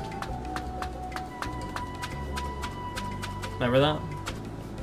That was the Chunin exams, right? Yeah, they were like in like the woods. Yeah. Because I think that was the final test, but I think Orochimaru showed up and interrupted it. So it sort of spoiled that. Because I think that's the first time he tried to take Sasuke, and then Naruto, like, flipped shit and punched him.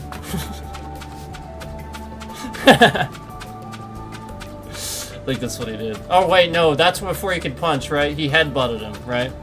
Naruto had very much a Goku problem.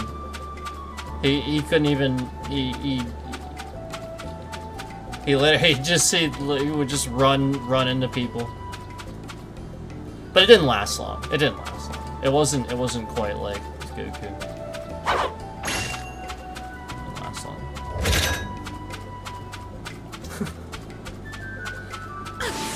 Oh my god, this is literally not what I thought it was gonna be, I'm gonna be honest with you. Like I said, it's still cool. I'm not saying it's not. It's still cool. It's not what I thought it was gonna be.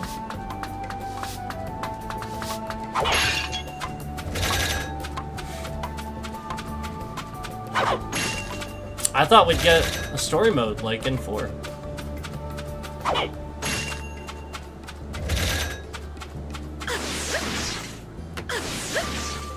I thought that was in this. I really did. I thought we had one. That's why I started it up, because I was like, oh, well, we can just do this one. Ah, we'll go back to the beginning. But we can't.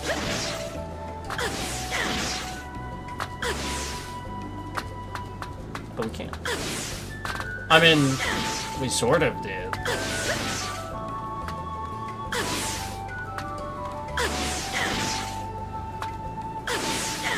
But I mean, there's a lot of stuff that happens that they're skipping over. There's so much story and character development to this.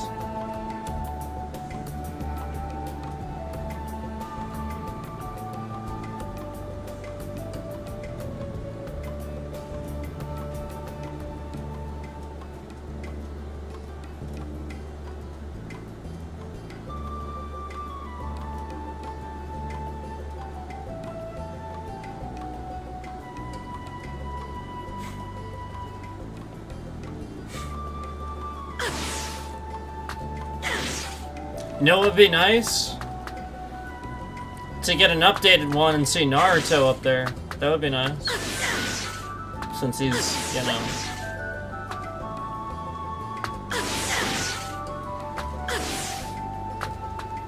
the Hokage and Boruto and everything. Wait a minute, hold on.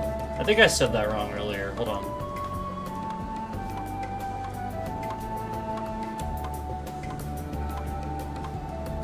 Yeah, no, I didn't. He is the 7th Hokage.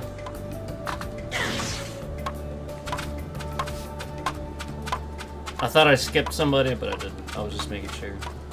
No, cause, it's Kakashi.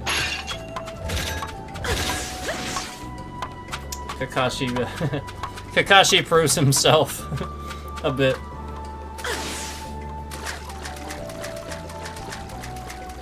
Oh, cool, we can do this.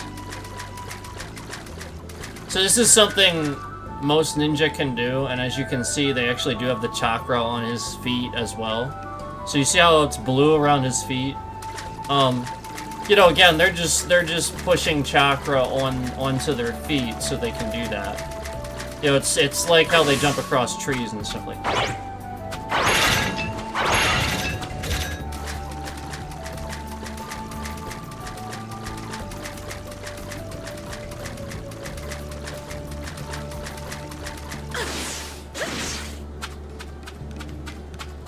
I wonder if there's a button to run up the wall.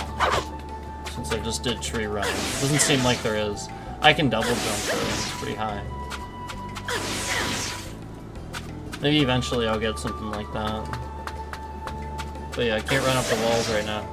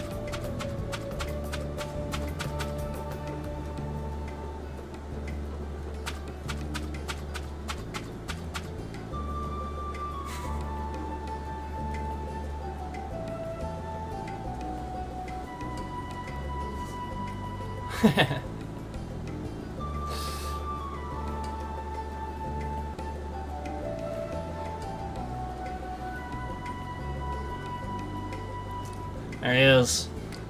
In his original orange getup.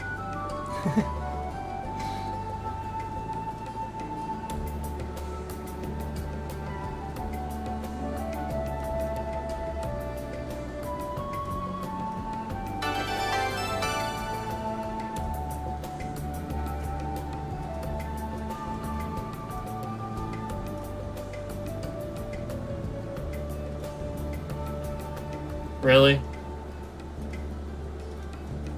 Really? Really?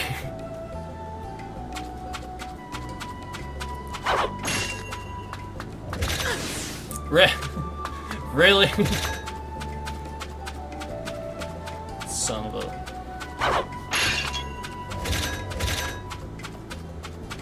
Son of a... Damn it.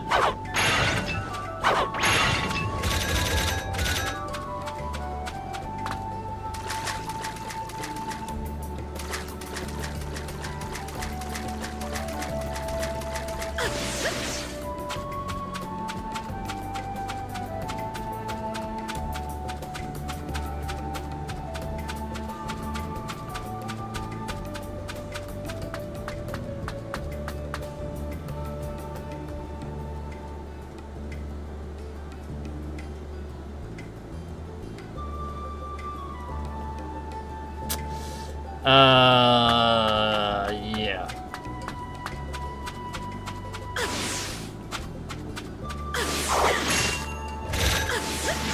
Oh, look, I found something else to throw some shuriken at. Oh, there we go. There's something else there, too. Cool.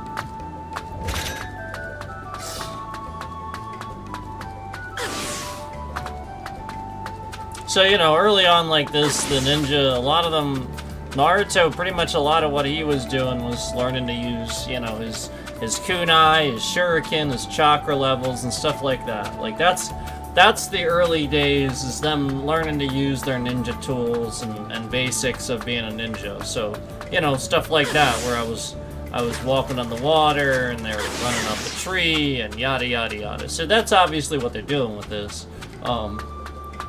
It's just not like a sequential story order of things, that's all. But yeah, like that's why, like, that's mainly all he can do. He has the shuriken, but he also has his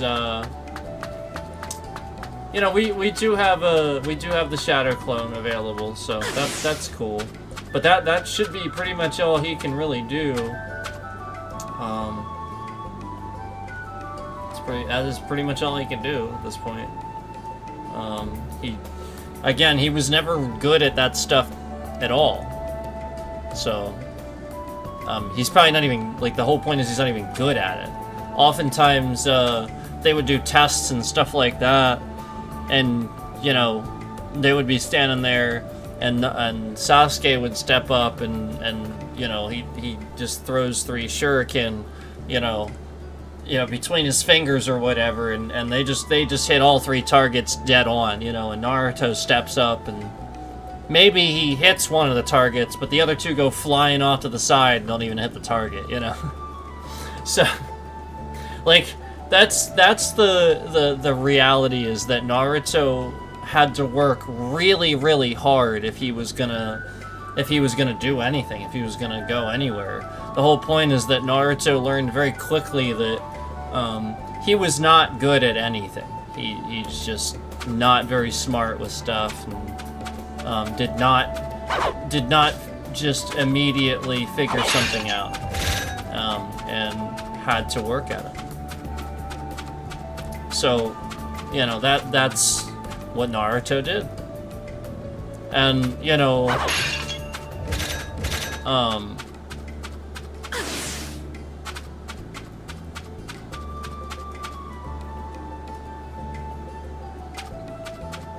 I like the, yeah,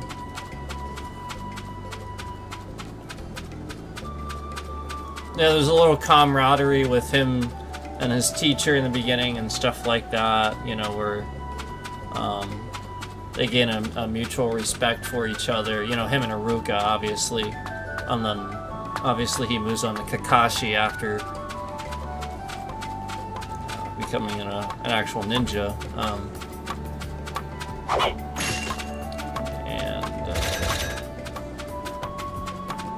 Yeah, like some of that's really funny. Like the first time they meet Kakashi. Isn't it Kakashi? They actually trick him. Like, they're supposed to meet him in the classroom, and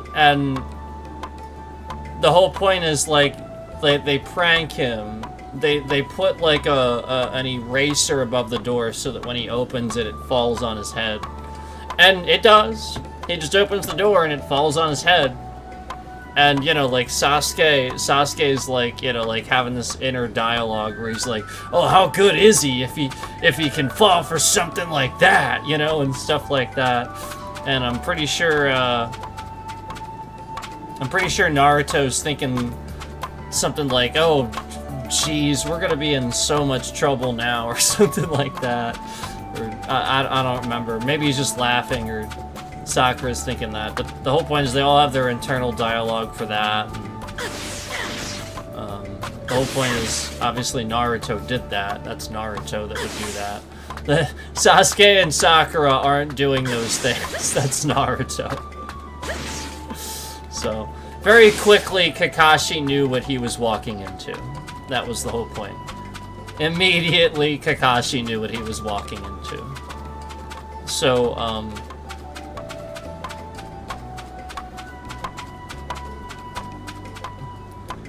I'll give you a little spoiler here about the original series. So, some of the really cool thing that Kakashi teaches them about teamwork, the reason why they can't pass his tests that I mentioned earlier, this impossible test, the whole point is that the students have to be able to get these bells from Kakashi. And he's not letting them do it. He's just not letting them do it. And the whole point is that, technically speaking, if 3 Genin were up against a Jonin and they can't, like, just take something from them, yeah, like, that's the whole point. Like, they need to be able to do that. So, that's actually a really, really good test, and I like the fact that the whole point is to get them to work together. So the whole point is that's not what they want to do. They have all their separate ideas and stuff like that, and they're just working against each other, you know, like, the whole time. You know, obviously, like, they're sitting there trying to pass the test, and Sasuke has his idea, it doesn't work, you know. Naruto has his, it doesn't work, you know, and stuff like that. Like basically they're just trying everything. And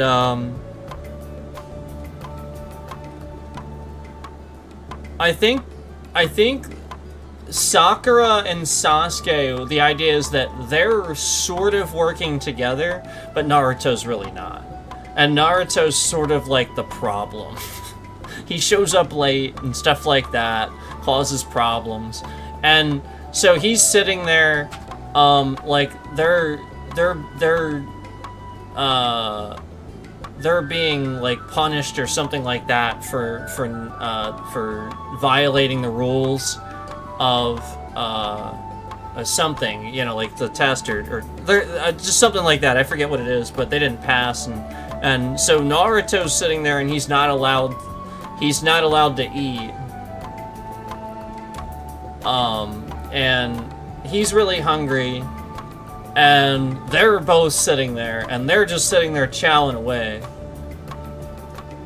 And the whole point is that they're not allowed to give him their food. They're just not allowed. It is complete violation. They can't do it. And Kakashi leaves. Kakashi's not there. You know, the whole point is he's gone. But they're sitting there and they're allowed to eat, but Naruto's being punished and stuff like that. And the whole point is that they still have to pass this test. You know, or whatever, but they can't do it, you know, and so the whole point is that Naruto's sitting there and he sort of feels deserving of this, and he sort, you know, that sort of thing, and he feels bad, obviously, but he doesn't get to eat his food, and so Sasuke feels bad, and he just goes, here.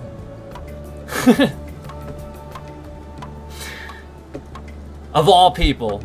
So the whole point was, and then, you know, there's a little bit of a dialogue, I think, of you know, are you sure, or something like that. But he eats it, you know, and Kakashi immediately shows up and like gets in their faces. And he's like all angry and stuff. And, you know, he's like, I told you not to feed Naruto, or something like that, you know, or, you know. And I forget what happens, but like the whole point was that was the test. The whole point was right after that, Kakashi just goes, okay, you passed. And they're like, wait, what? They're like, what? They're like, yeah, you passed. He's like, yeah, you passed. He said the test was intentionally to divide you. The test was that. And nobody else figured it out. The test was for you to work together. So, this was still part of that test. And you guys both giving... And Sakura did that too. After Sasuke gave him his food, Sakura, I remember now, Sakura actually gave him some food too. So the whole point was they were helping him because they determined they needed his help. He wasn't going to be useful if he didn't eat anything. So the whole point was they gave him some of their food, and that was the violation, obviously, but it was also the answer to the test, so they passed. And also why nobody else did, because it was a trick.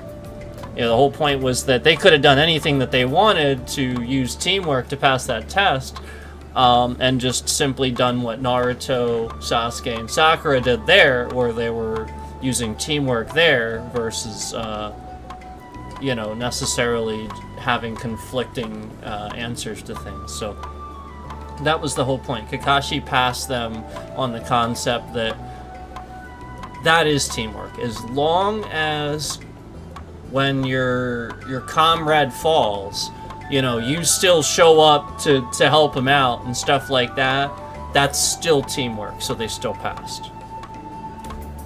And I would agree. So that's why I think that was such a cool, genius storytelling, like, little test and stuff that they wrote into that too early on, was was there's little surprises that you don't expect, where it's like, what the heck?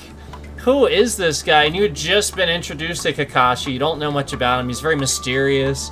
He's sort of just standing there with a book, reading a book, and he can just avoid all their attacks just standing there reading a book, you know? And so, you know, it was very, very, very cool. And so they passed, obviously, and they passed his test and became his students after that. So that was the cool thing about their teamwork, was early on, it wasn't Sakura. Not at all. No, she very much pulled her own weight. It was Naruto early on. And then very much Sasuke when he left the village. That was when he was a burden. You know, him just up and leaving like that, throwing a wrench in their dynamic.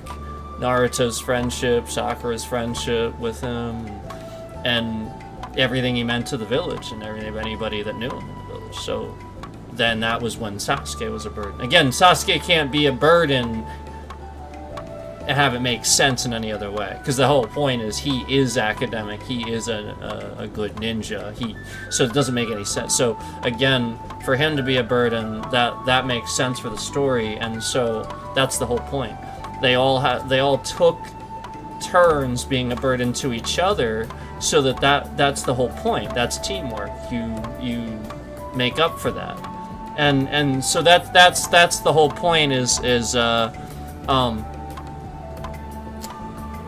Naruto was initially, and then he pulled himself out of it, and then by the time he pulled himself out of it, that was, you know, of course, that was right around the time Sasuke was pretty much leaving the village, and Naruto was more capable, and everybody knew it, and that's partially what egged Sasuke on too. So some of that stuff, there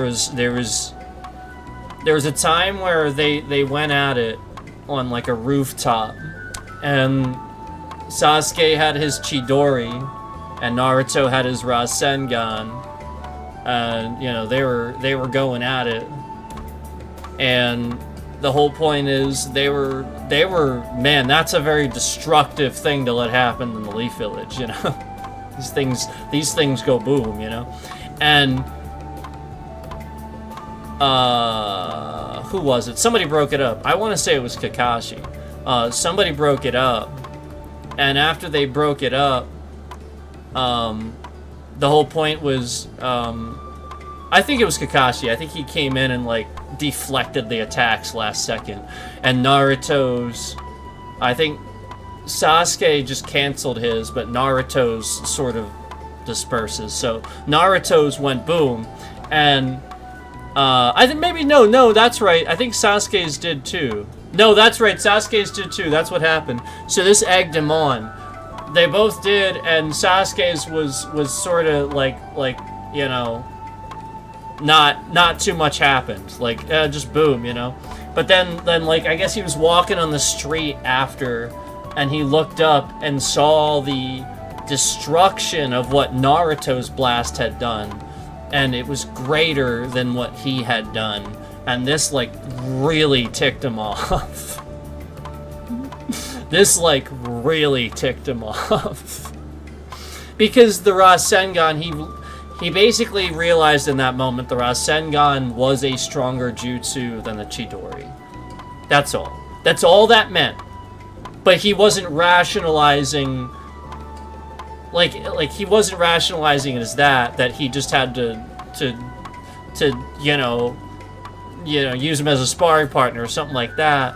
He just it was this very war thing with him, so he got really angry, and that was actually very close to when he left, I think, actually. So a lot of little things that happened there to lead into that, but this guy.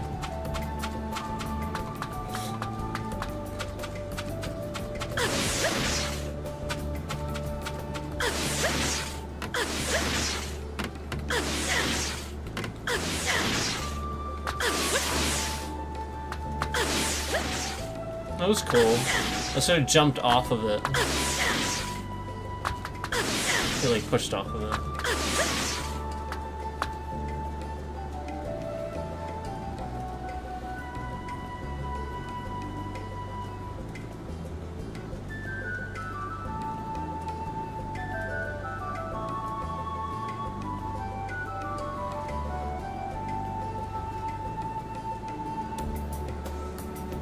So yeah, recognize that this is very much a village at the beginning.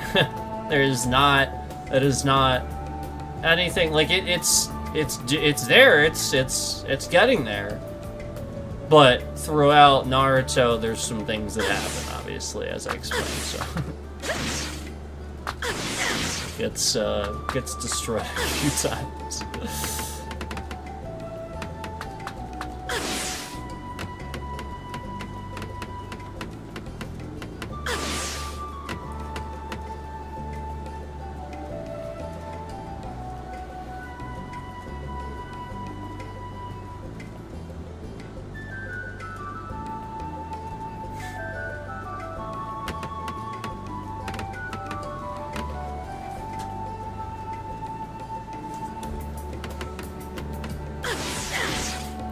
Oh, man. Well, I don't know what else to do.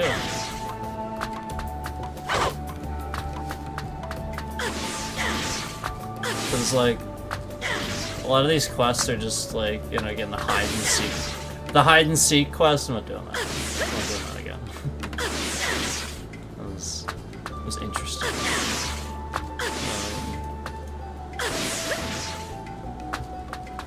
It's just, there's just ones like, again, I just don't want to do that stuff. Some of this stuff, again, it definitely feels younger, you know, like, younger generation appeal, and that's understandable.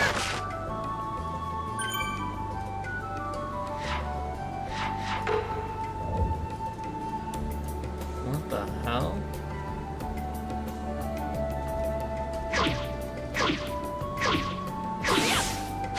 Oh, that's kind of cool.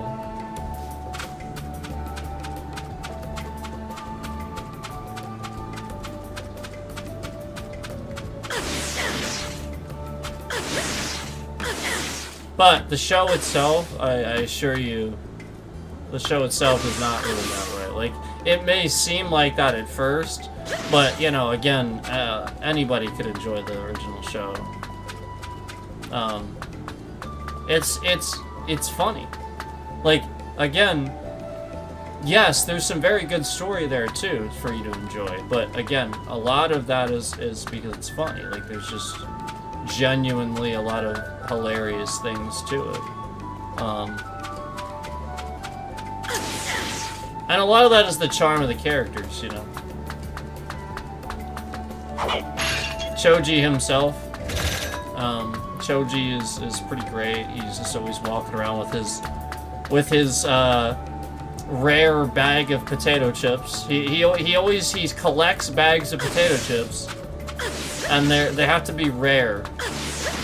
Yeah, this is a rare release and stuff like that. So it's like he's collecting cards or something. But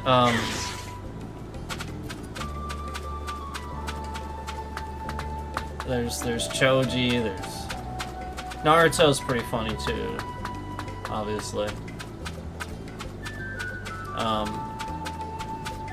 But you know, you also have your Guy and your Rock Lee moments.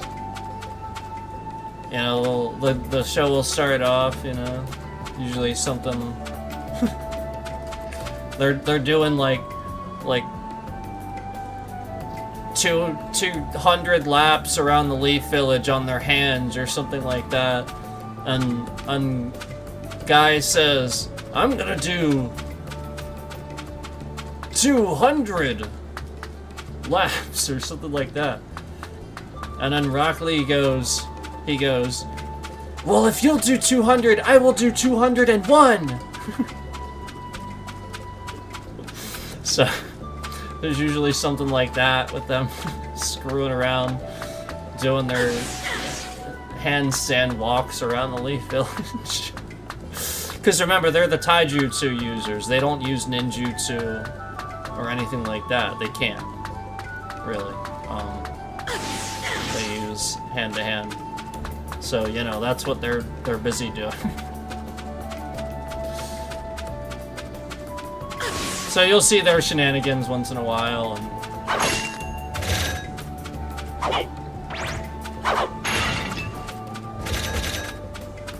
Kakashi's pretty great though. The comedy with Kakashi is some of the best. Obviously Jiraiya is great too. Jiraiya is such a cool character though, like when he comes into play, that's when a lot of the mystery behind the series starts, and that's when things start getting really cool. There's just so much that goes unexplained, and you get to fill in all those gaps with all that backstory. Pretty cool.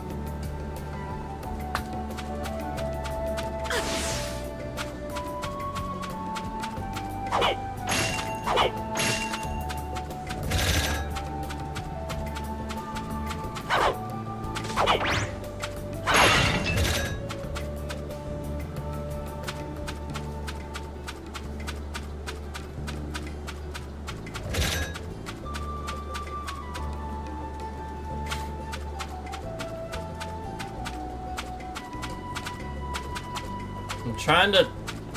I wanna... It shows up for a second! What the... Oh my god. Why? Why is it doing that?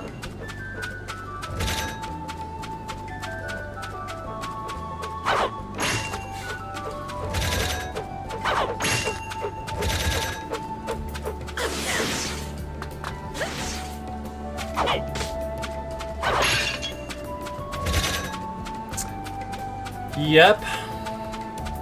Here we are. In the Leaf Village. Under the leadership of the third Hokage. Here's in Sarutobi.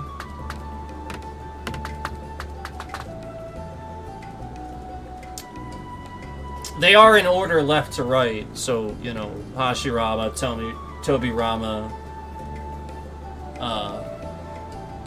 Hiruzen, and Minato. By the way, Naruto, here's the interesting thing. Naruto has his mom's, they chose his mom's last name for him. That's the interesting thing. Isn't that interesting how they went, like, different with that? So, I think Minato is Namikaze, right? He's Minato Namikaze. I think that's his last name. I think he's Namikaze. And Naruto's mom is actually an Uzumaki. That's where he gets his name from. And I think it was to keep it secret. I think it was to keep a secret from you. So the Uzumaki clan, part of the reason why Naruto can sense things naturally and gets feelings about stuff a lot is because he's a sensory type, actually. And he never even used it, really. Until Sage Mode activated it naturally. Then it just happened. So his mom, the Uzumaki clan, they're known for immense amounts of chakra, and they're chakra users, they're sensory type chakra. They sense chakra and stuff like that. So, that's where he gets them from. It's not actually from Minato, it's from his mom's side. And that's where Kadin, if you remember Kadin, the chick with the glasses and the red hair? From remember when we were watching Shippuden, she was fussing over Sasuke. Technically, she's I think Naruto's like second cousin or something like that. She's like a relative of Naruto, technically, actually.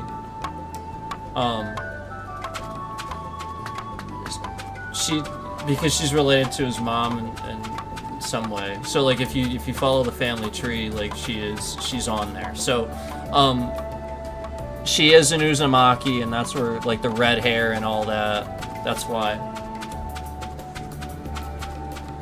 That's actually why. And she's sensory type.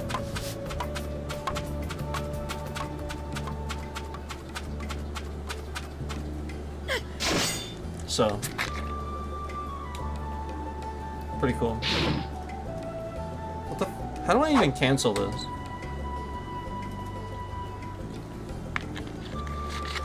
The shuriken mode's weird.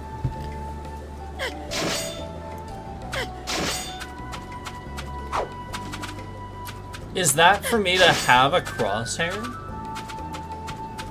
I guess...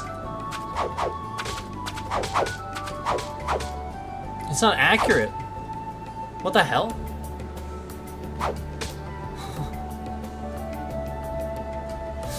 Look at where my target is. Alright, I'm gonna put it right there. Ready? I'm gonna put it right here. We're gonna put it right here, right between, right there on the wall. Ready? He's gonna throw it to the left.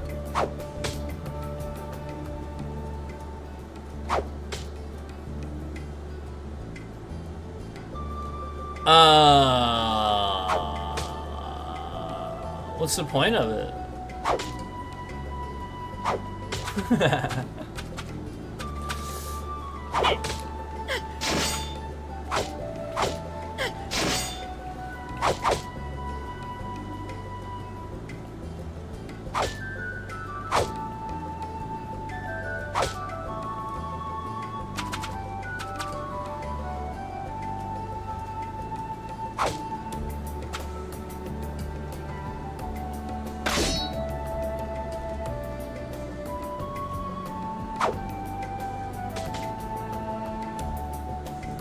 What the hell?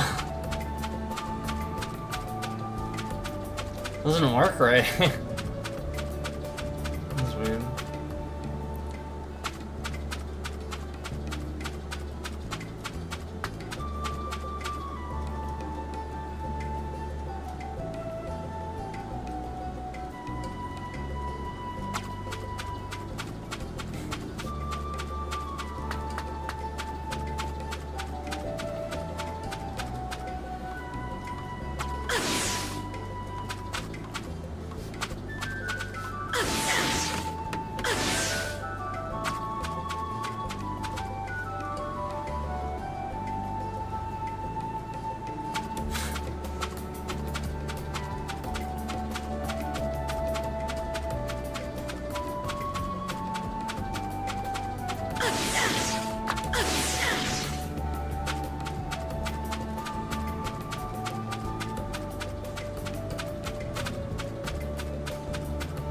What the heck? Alright, well. I'll be honest with you, I just thought we were gonna get more story. That's why I didn't really do a whole lot here.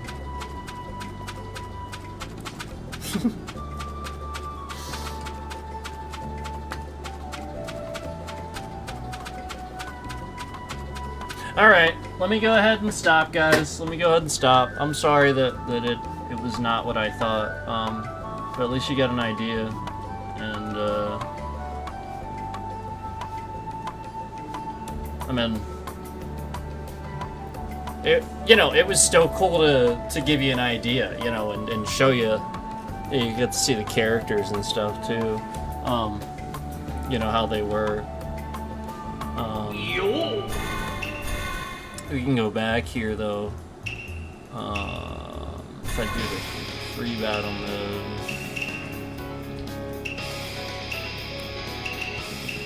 I'm going to show you a little bit here.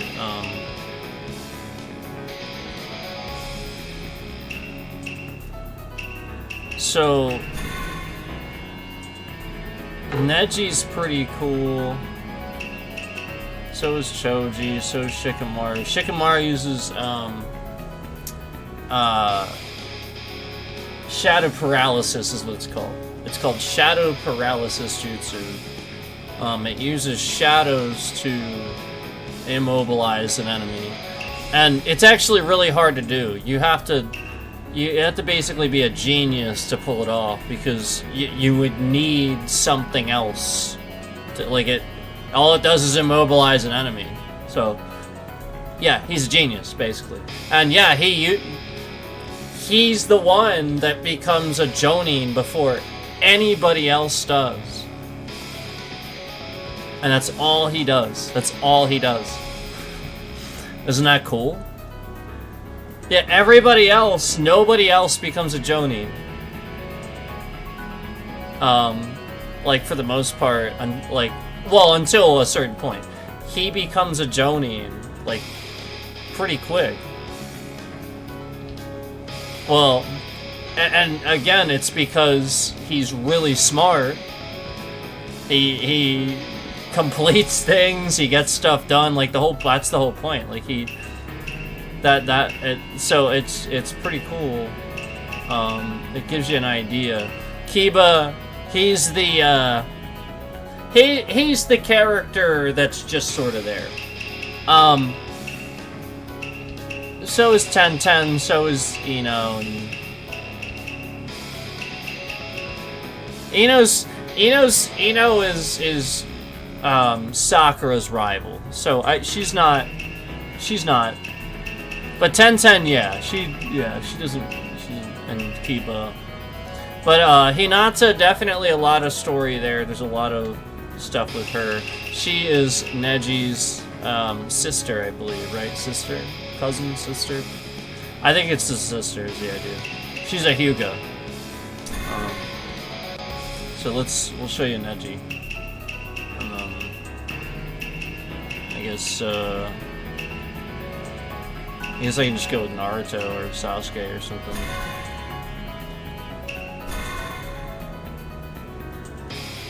Eight trigrams. 32 palm.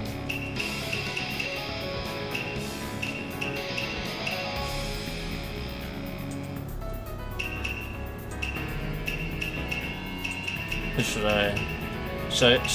I go against Shikamaru and Choji?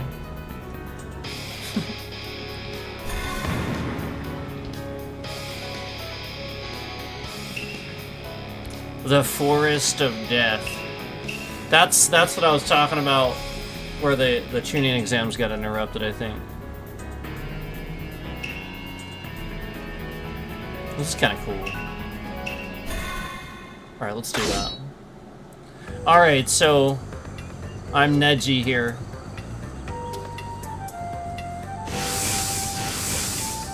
You're unlucky to have me as your opponent. All right, bring it on. Let's fight! Eat this!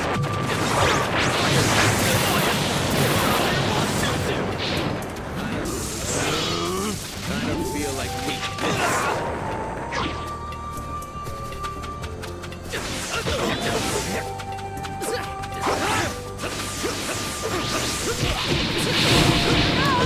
Damn it.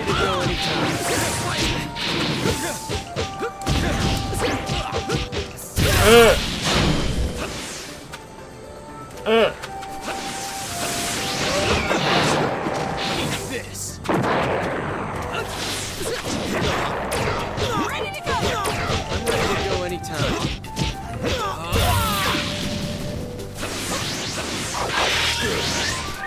I'll show you.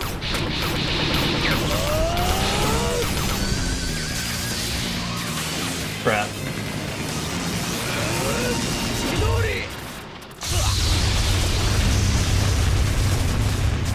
That was his curse mark. If you see it, that's the curse mark I was telling you about. And that's his Chidori, obviously.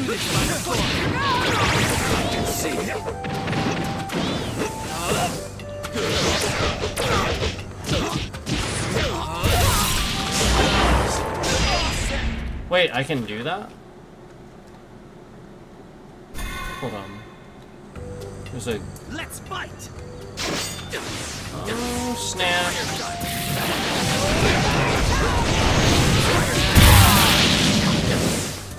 Eat this! I didn't know what guard was this whole time.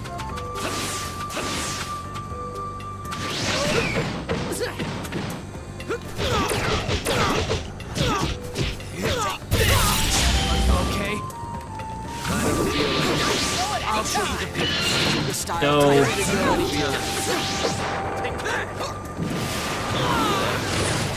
There we go. That was an edgy move. That was cool.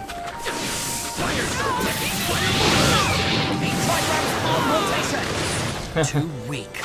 8 trigrams! 65 pounds! Oh god!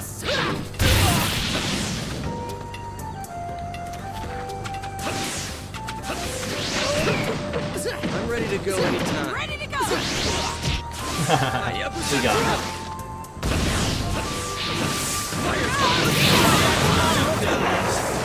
You suck. Get up!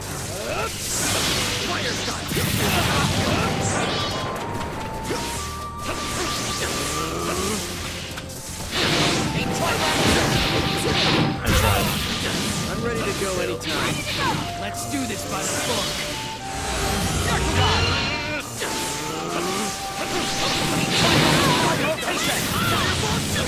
How are you just jumping around, avoiding everything, you dumb?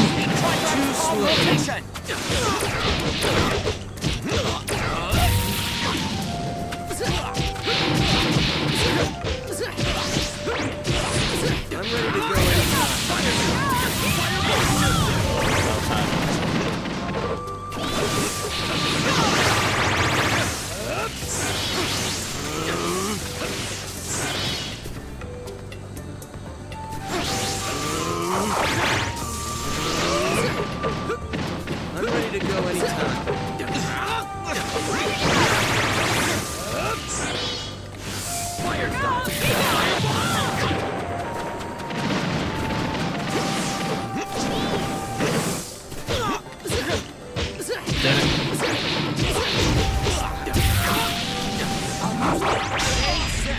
Doe. That was fun. Alright, so you got to see Neji.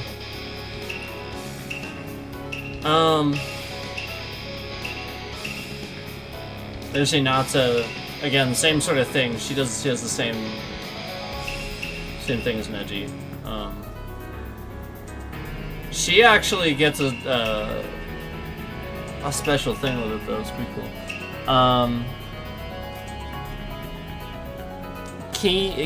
Shino is. Maybe we'll try him. I'm interested to see what he'll actually do.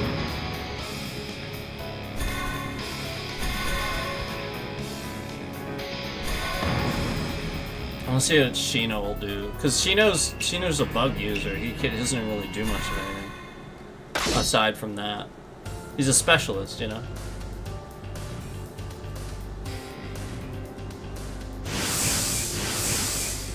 I'll count on you guys to back me up. All right, bring it on. Let's fight! This. I don't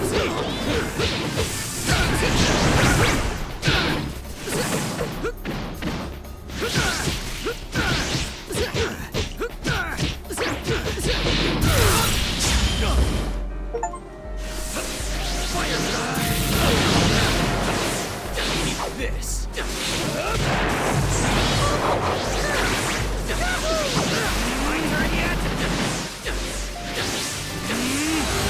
Can't hold back anymore. Go down. That was Choji.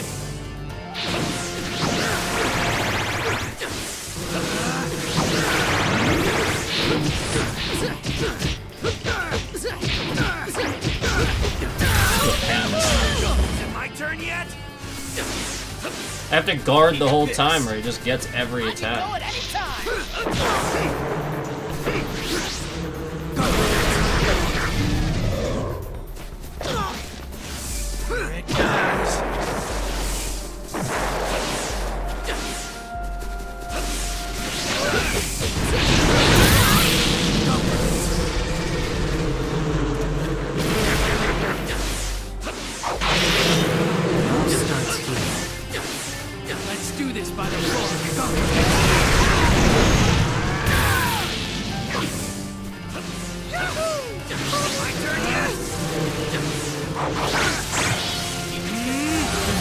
Can't hold back anymore.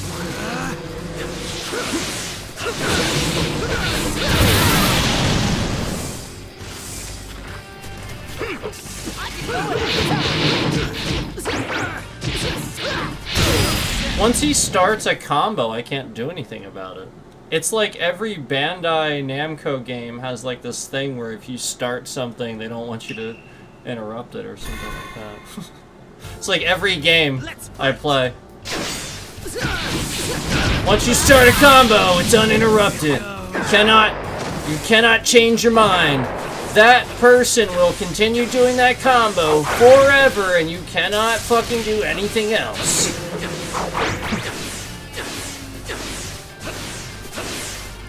So, like, basically, that's the issue here, is once he starts attacking me, I can't, there's nothing I can do. He just relentlessly attacks, and there's nothing I can do about it. I have to initially guard against it.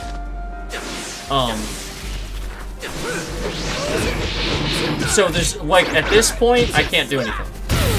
Literally nothing I could do about it. So, like, basically that's what I'm sort of describing here is he can clearly get the jump on me, and I can't do anything about it. Kind of interesting. And I am hitting the same buttons that I hit in 4 to use my substitution. Just not doing it.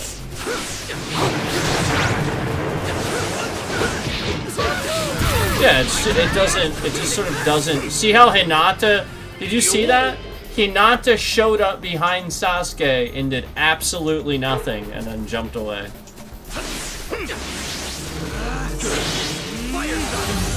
Hold back anymore. Yeah, like I'm actually avoiding these things. Look, I dodged out of the way, but it's not actually doing it.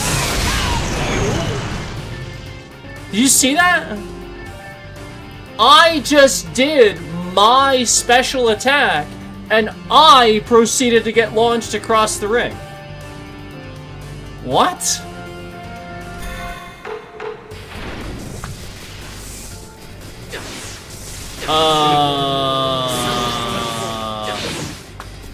Yeah, I think somebody's fucking around. Because again, I did my special attack. You saw the cinematic for it, you saw the little cutscene for it, and then I proceeded to get launched across the ring. What the fuck? I think the combat in this one's trash. I'll be honest with you, I think the combat in this one's trash. I think that's what I'm finding out. Yeah. Because, obviously, I can, you know, get his health down a little bit further in 4 and clearly know how to do the combat. And clearly I got a special out there. But, you know, again, me getting my special is somehow me getting launched across the ring after I do it. Like, that's literally what happens. Doesn't make any fucking sense.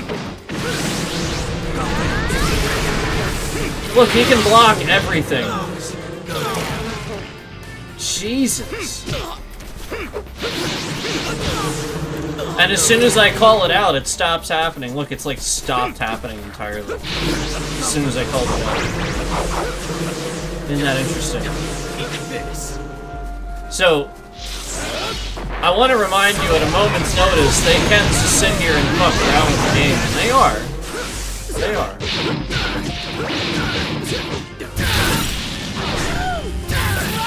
Yeah, they are. I mean, like there's no question. Why do you think there's always one concurrent in this straight deck? There's always one concurrent in here. Why do you think that? Well, because there's not really one.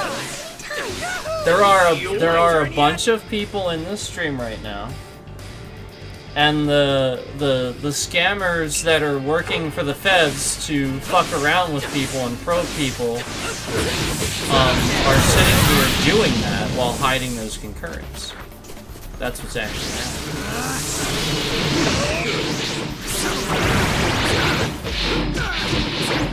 Why do you think that, you know, somebody's sitting here spamming a laugh emoji every, like, 30 seconds, and then, you know, again, I've seen this, I've now seen this, like, for the past hour or two, where the same concurrence coming in the stream over and over again.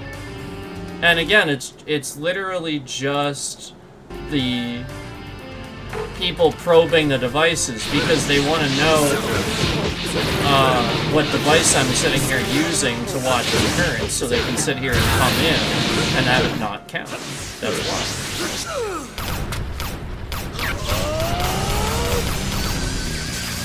So I'm just saying that's why they're doing it. I don't feel like losing today.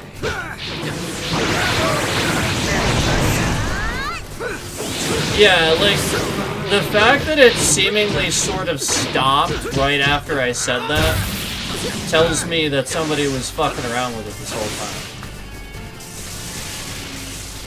It's literally all they were doing. Back anyone. So, the fact that it's Bandai Namco, that's why. Because they're fucking with this game. Anything from this developer. That's why. That's the point. They're trying to sit here and cause some sort of animation glitch with any game in this developer. From this developer. That's what they're doing.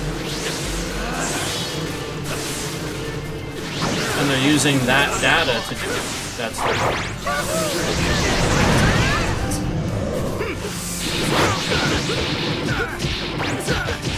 So I was regularly holding block there, and it wasn't doing anything. So that was another perfect example of that happening.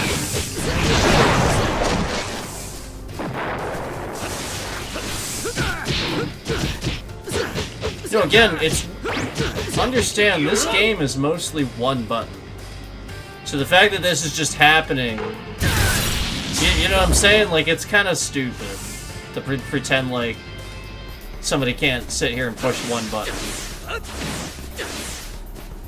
Let's do this by the book. I don't feel like It's absurd. My turn yet?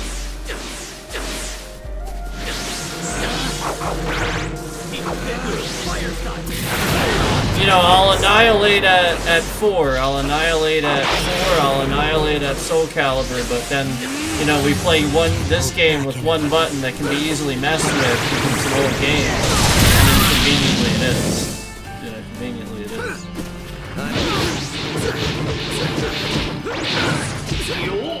is. So, you know, I mean, like, this is just a regular thing that's happening. This is, like, we're just literally seeing this regularly. So next time this comes in, I'm going to take a screenshot, and I'm sending it on over to my lawyer here, of this person just constantly coming in the stream and leaving the stream. So I'm just going to go ahead and take a screenshot and send it on over to my lawyer here, who's tracking, keeping track of some of the stuff that's happening here.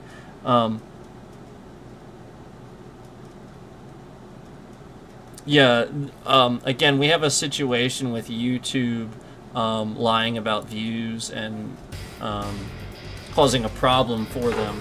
So, again, a lot of what happens is they'll sit here with a bot and they'll come in the stream like 5, 6, 7, 8, 9, 10 times throughout the course of an hour so that it mistakenly removes a view too many times. So they're just coming in with the same view to get it removed too many times. And again, that's not my problem. It shouldn't be my problem. That is not my problem. So again, this is literally just a full-on example of, you know, literally just a full-on example of, you know, manipulation of views. You know, you see that 1, it turns to 2. As soon as it's 2, it goes back to 1. Also, you know, I've been tracking that this has been going on for roughly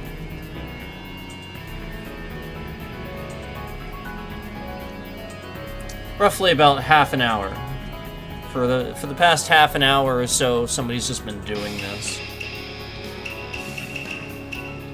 So I'm gonna go ahead and call my lawyer. I'll probably get off here very soon and call my lawyer, and then we'll have a conversation with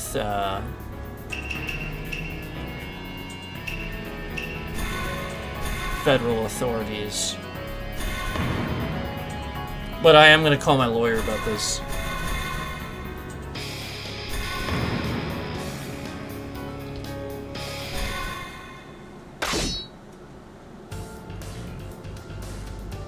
Let's fight!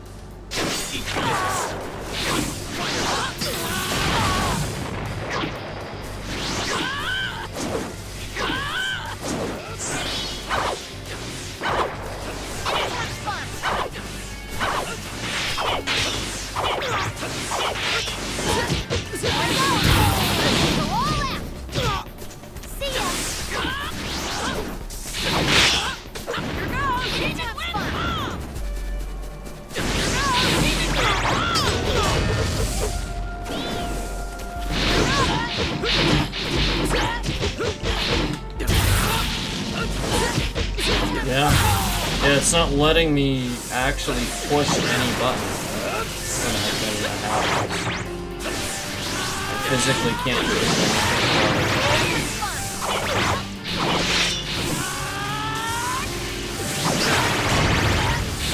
And it's just not the case.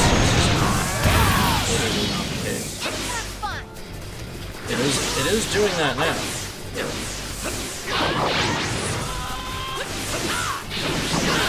I don't feel like Let's do this by the book. fireside. I don't feel like losing. Eat this.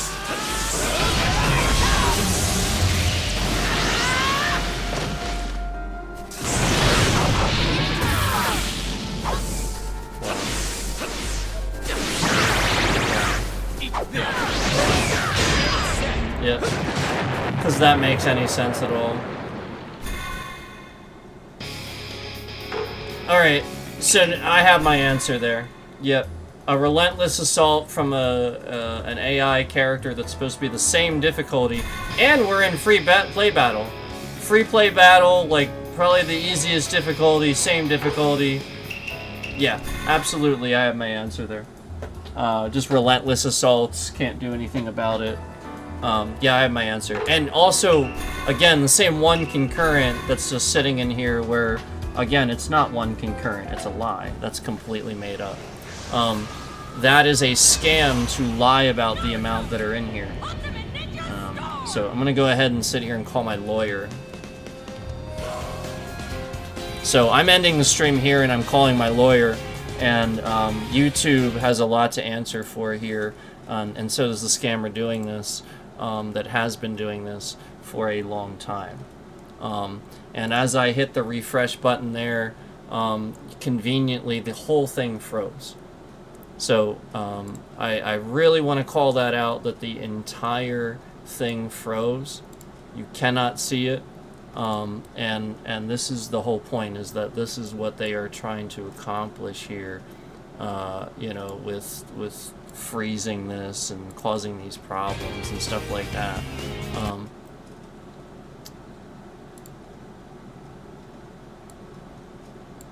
So I'm going to call my lawyer, and I'm also going to let them know about this. This is something that's been happening lately. So YouTube is trying to scam my machine, my PC, my streaming software, so that way I cannot show you the bitrate. So again, this is so they can endlessly shift it around and lie about concurrence, lie about trending, because the bitrate is a problem when they do this. So as you can see, normally the bitrate is in the top right corner of your screen, okay? And as you guys know, it always is in the top right corner of your screen. So there really should be no reason why that's not there now. And, you know, again, this is what they've been breaking, where, you know, this is a problem where I'll get to my stream software and a scammer has sat here and used Microsoft, garbage, trash Microsoft, to break something else in my stream software. So today, that is on your screen, and it has been there the whole time, but as you can see, it hasn't been working.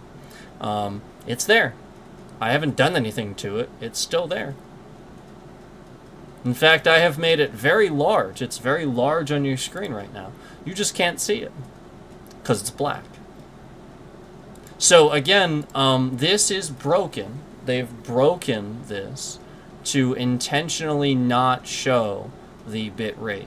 And again, this is pretty interesting, where again, if you'll direct your attention to the like button, we had 4 likes all the way up until I told you this. Interesting how somebody would sit here and remove their like after I said this. Oh, and also how we see concurrents come in the stream. We see a couple concurrents come in the stream as I'm explaining this. Right as I'm explaining this, I explain that this is broken. Conveniently, these concurrents are the ones that come in and remove their like. These people, these concurrents, these disgusting people that had their like on here just to remove it, right as I'm explaining that this bit rate is on your screen, it is being displayed, but trash Microsoft has been scammed to break this again, and it is not working and not being displayed as it is every single day. So I find that interesting. And no, there's nothing blocking it, there's nothing in the way. Yep. Asshole. Since that's what you're assuming and jumping to conclusions. Nope, it's there. It's right there. Yep. There it is. I have now refreshed it, and now you can see it. Yep. So there you go. And the whole point is that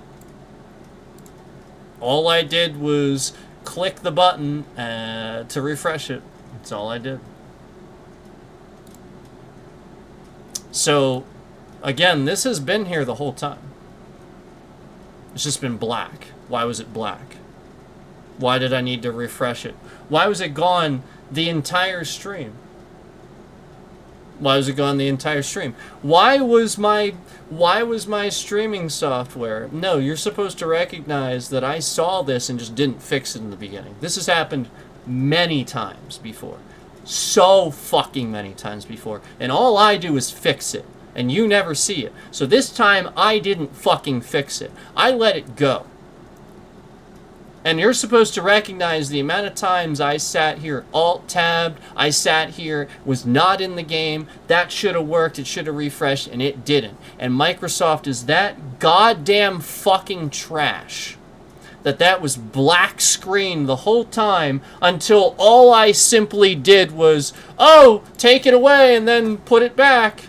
That's it, just exactly like that. It's as simple as that. Wow, I refreshed something and it comes back. Holy fucking shit. I guess it wasn't really broken then, was it? Wow. So I'm going to call my lawyer, and I'm going to explain exactly what happened here today throughout the course of this stream, all while we saw very clear scamming going on for this stream. As soon as I got into the battle sequence there, you can clearly see that they were trying to impact the other one, but then I started this one up knowing that they were preparing for this, knowing this was coming. So I started this one up. I wanted you to see this happen in real time. Flat out, it happened. You know it. And again, I told you how many times that they're breaking things in my stream software. The thing that displays my bit rate shouldn't randomly break. The thing that I report breaking all the time, the concurrent counter that breaks all the time, that these scammers are breaking, that I must report because it's broken. The view counter just constantly breaking. Oh, what's that? It's broken? Oh, well, we'll just, another one works just fine? Oh, so it's not actually broken, and this scammer intentionally broke that particular one so I couldn't use it. Interesting. So this is what I'm recognizing, and this is what everybody else is recognizing too. So again, all I did was simply on off that. And I'm doing it with the camera so you can see it, okay? I mean, I'll do it with that too, but it's just going to look like that if I do it. It's not going to look the same as it did earlier. The whole point is that shit was fucking black. I was fucking moving that shit all around, all over the fucking place. It wasn't behind anything. It was literally fucked with. Until I simply did that.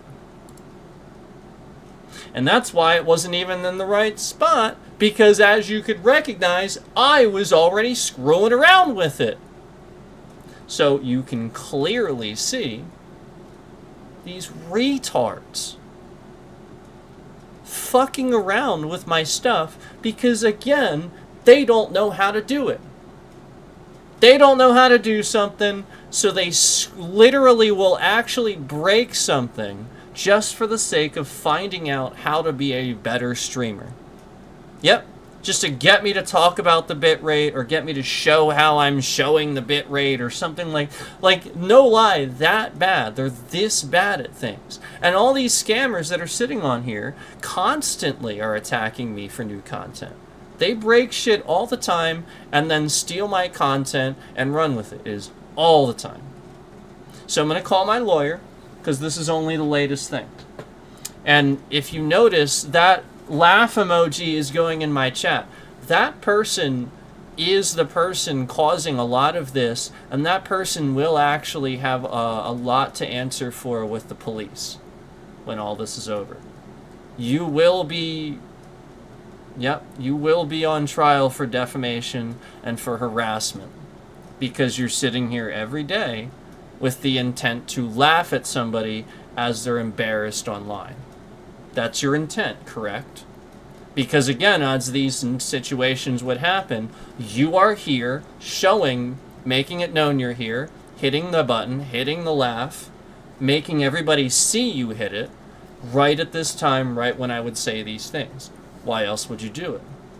If not to embarrass, if not to laugh at somebody, if not to literally simply be there for the intent to make somebody look and laugh and point and laugh, to look bad. Exactly. So thank you for proving that. That was all I needed. That's an admittance. That is admittance of guilt. That's all I needed. So thank you guys so much. That was all I needed. That's an admittance of guilt. Doing it again right after I stated that, not ceasing. Admittance of guilt. Again, all you had to do was simply not do it, and again, you're agreeing. So that's admittance of guilt. You've admitted. You're here to point and laugh and to embarrass people on the internet to cause these things. So again, you're just going to be continued to be investigated. And who's hitting that button right now, we're actually doing things right now to document and track that. We're actually doing things right now.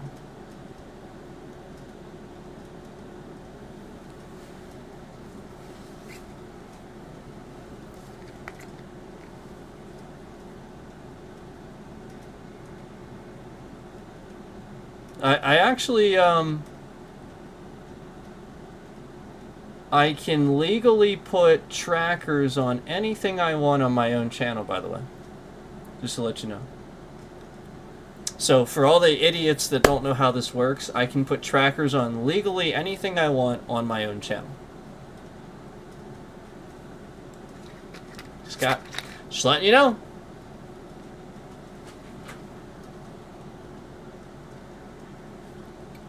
So for those who intentionally, maliciously infect people and harass them and stalk them after you watch their streams, you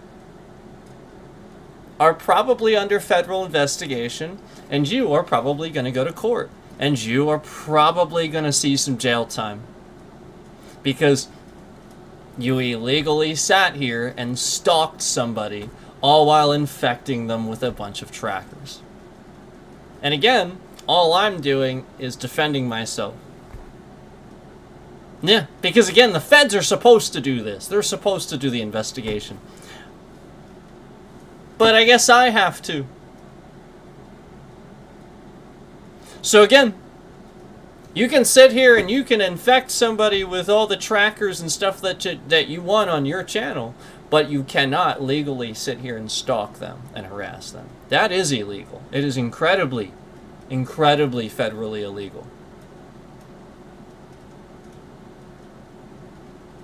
And I'm just sitting here streaming. So, to the group of people doing this, there are a group of people doing this. You are being watched, you are being tracked. It's not just me. I assure you. It's not even just the Trump administration. They're only tracking it because they are doing it. They're doing it, Microsoft's doing it, Amazon's doing it, AT&T is doing it, Walmart's doing it, Steam's doing it, PlayStation's doing it, PlayStation here, not over in Japan. Sony, I should say Sony, not PlayStation, Sony. They're doing it. Like, there's a lot of companies that you don't understand are doing this.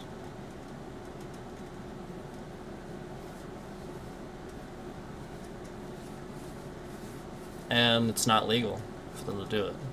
And normally you would have a government that would step in and restrictions and stuff like that.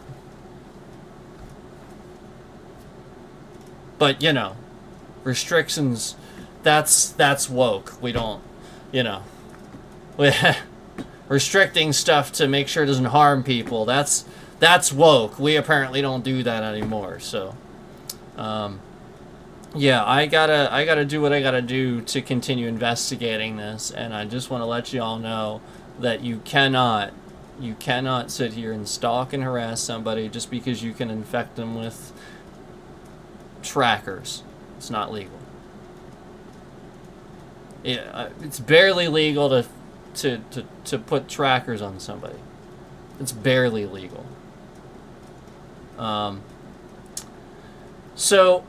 Anyway, Russia's doing this too. Russia's doing it. The CIA is doing it. There are a lot of people doing it. So you have to understand that any retard that has the ability to jailbreak their chat GPT is doing this, basically. Like a lot of this is just people finding out about how things work and them jailbreaking ChatGPT with a single command line to sit here and endlessly type away to get ChatGPT to help them screw with people, you know, and stuff like that. That's all they're doing. They're sitting here and asking and getting AI to figure out how to screw with people. That's all. And there's probably thousands, maybe even more, of people spread out around the world, you know, that you know, might have knowledge in that stuff, and they're jailbreaking AIs, and they're harassing people and stalking people, and they're spreading misinformation around, and they're just terrorists. That's all they're doing. So again, I want to remind you that the federal agents in our country have proven to the United States citizens that they are terrorists too. So I just really want to put out there that your government is not to be trusted right now. The United States government is not to be trusted. They are not to be trusted. Period. Yes. Agree. Start agreeing. You know, like again. Yeah. Yep. The United States is garbage under the current orange leadership, and again, nobody's actually doing real jobs that they're supposed to be doing to prevent these people from actually doing these things and causing these things to happen. So they're just happening. And you know, again, a lot of the reason why I'm a big target is, again, psyops, what they are. Somebody that is very obviously able to take culture and not only, you know, explain it to people that might not get it, might not get what's so enjoyable about an anime or something like that aren't even into it, but then also be so accepting of those that don't like it, and just, you know, like, and stuff like that. This is again very dangerous to what they're trying to do. They essentially just recognize that certain people, you know, are good for culture and really, really good for it, and, you know, those are the targets. So, you know, especially somebody that did, you know, K-pop reaction videos and stuff like that. You know, this in North Korea, it's a fucking crime to listen to K-pop. I mean, give me a break. It's a crime to listen to a kind of music. What a stupid.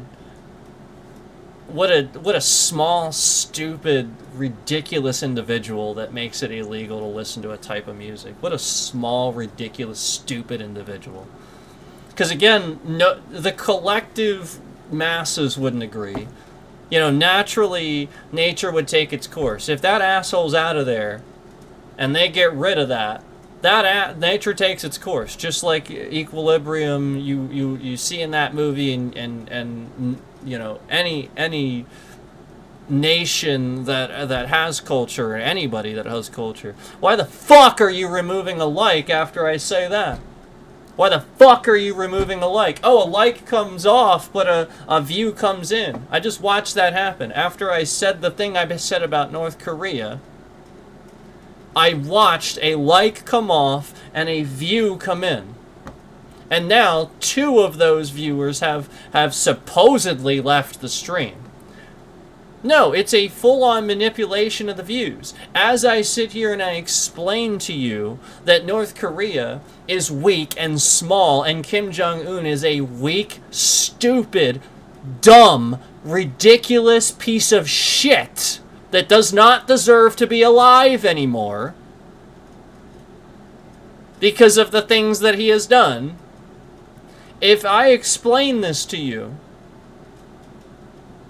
if I explain this to you, I get horribly harassed. They do the opposite. You see people leave. You see likes come off. Why would this be?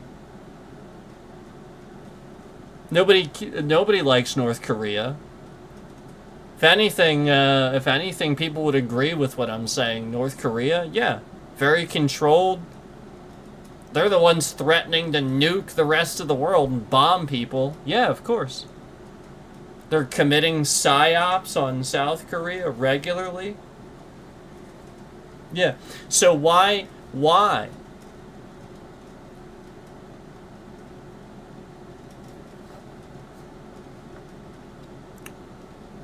Why? Right when I said that, a like comes off and a view goes up. Why?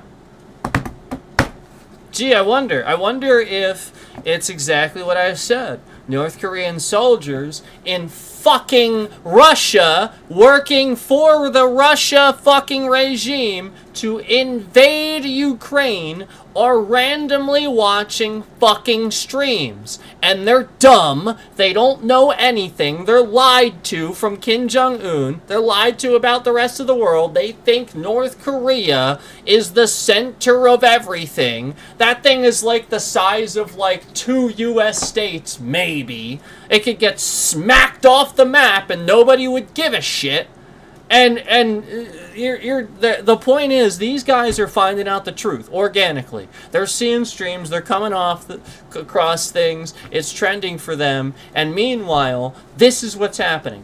I am getting fucked with because this asshole that's fighting a war that, again, he shouldn't be fighting across the other fucking planet, across the planet, on the other side of the planet, that's lied to. Again, the U.S. has nothing to do with the Russia and Ukraine war because Russia randomly invaded Ukraine. So again, why the fuck would North Korean troops be randomly helping fucking Russia invade Ukraine? Why the fuck would we have anything to do with that? We're on a continent by ourselves across the planet. So this is what's happening. These faggots that are faggots and they're stupid and they're very little education. They're fighting a war that they don't know anything about. They're just told to fight it. And they're all angry faggots. And they probably are, too. Yeah, they probably are. They're probably very angry faggots. That's the point. Another light comes on. There it is. Nobody cares. Why are we all acting like we care if I say angry faggots or we swear or something like that? Nobody cares. Nobody fucking cares.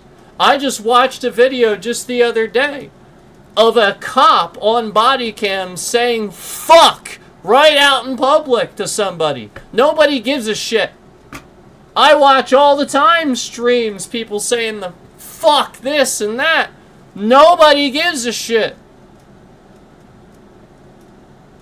Y'all watch Pete Buttigieg say fuck. Oh, he gets a few more points. He goes up in the polls. Yeah, that's okay. But if I say it, you remove a like and the views go up. So the whole point is you're supposed to recognize these faggots are here, triggered. These actual faggots, they know they're faggots, they're triggered. I'm calling them out. They don't like it. So they had their likes on the stream to remove them. That's it.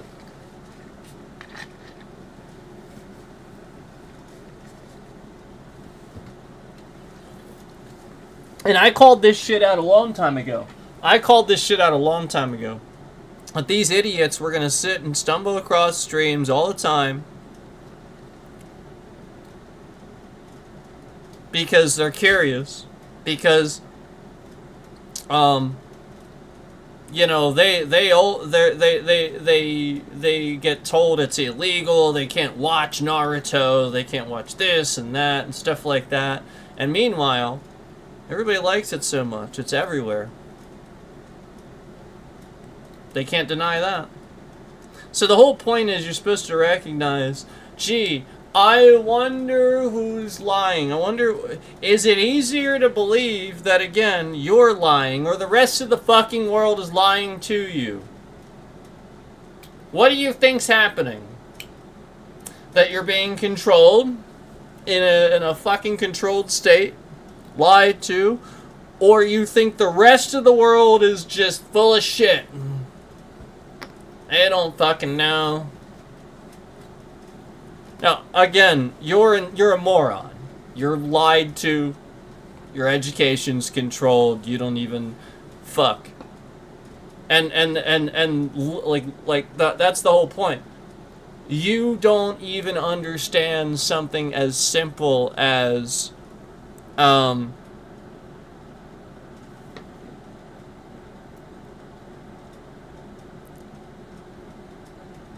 know, like everyday life, really. Even just as something as simple as everyday life, like, it would be totally different.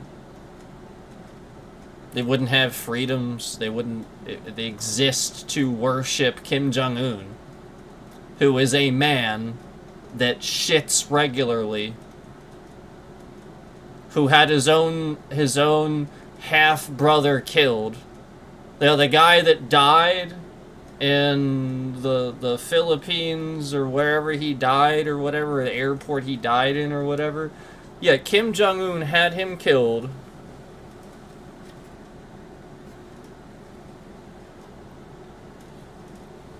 So why are we sitting here trying to pretend like this is anything but that? Where we know this is that. We know this happens.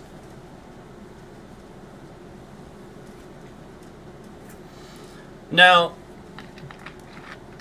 I hear you.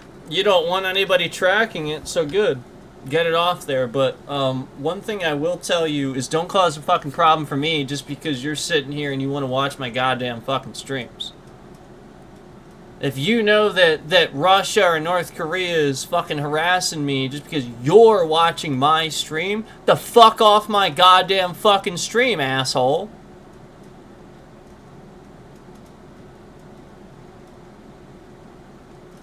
Don't sit here and fucking do that to somebody when you know full well you're doing it. Damn. Now, one thing I will say, though, is if they genuinely don't know, and they genuinely don't understand that would be the outcome, okay, fine, then they don't know. But I don't think that's the case. I think they're fully aware that I would be harassed.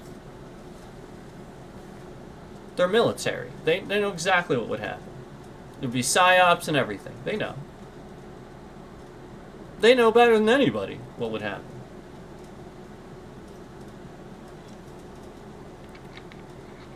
So, this is happening to you. This is terrible.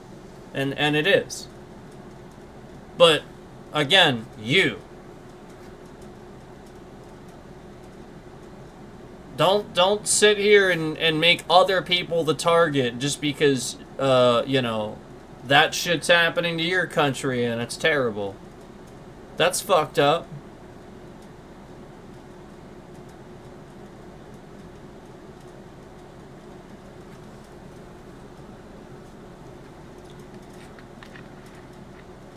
So we're gonna get off here and I'm gonna call my lawyer about this, but this is only the latest thing, and I can almost guarantee you I'm going to be retaliated on by YouTube. And if I'm retaliated on by YouTube again, I will continue to document that. This is what YouTube does. They retaliate. So that's what we're documenting. We are redocumenting YouTube's retaliation to me talking about things that they momentarily don't like, but don't have any policies against. They'll just remove views, remove trending, remove likes. Confetti, confetti, confetti, confetti, confetti, confetti, confetti, confetti, confetti, confetti, confetti, confetti.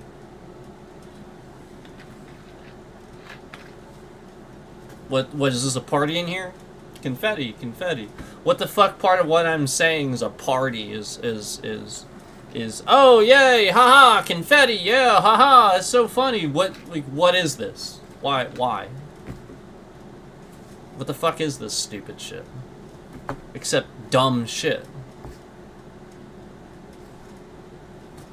There's nothing I'm saying that's confetti, party, haha, confetti.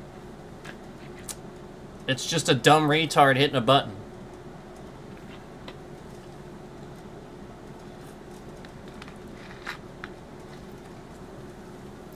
Yeah. And also the same retard with all those likes and all those accounts and all those things that can hit that button and is watching every second of every stream. That's called a stalker.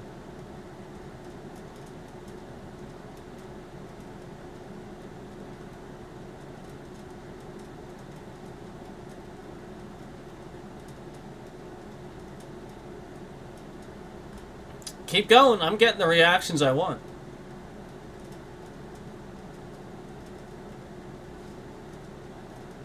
Like, we're all seeing it.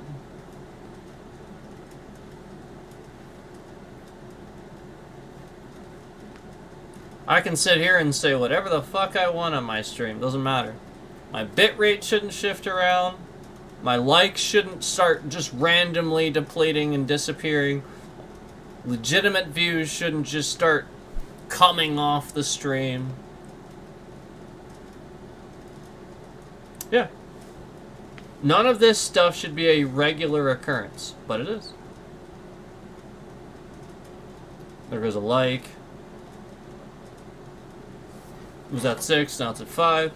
6, 5, 4, 3, 2. Don't care. I don't want your fucking likes anyway. Retard. Like, nobody wants your fucking likes, retard.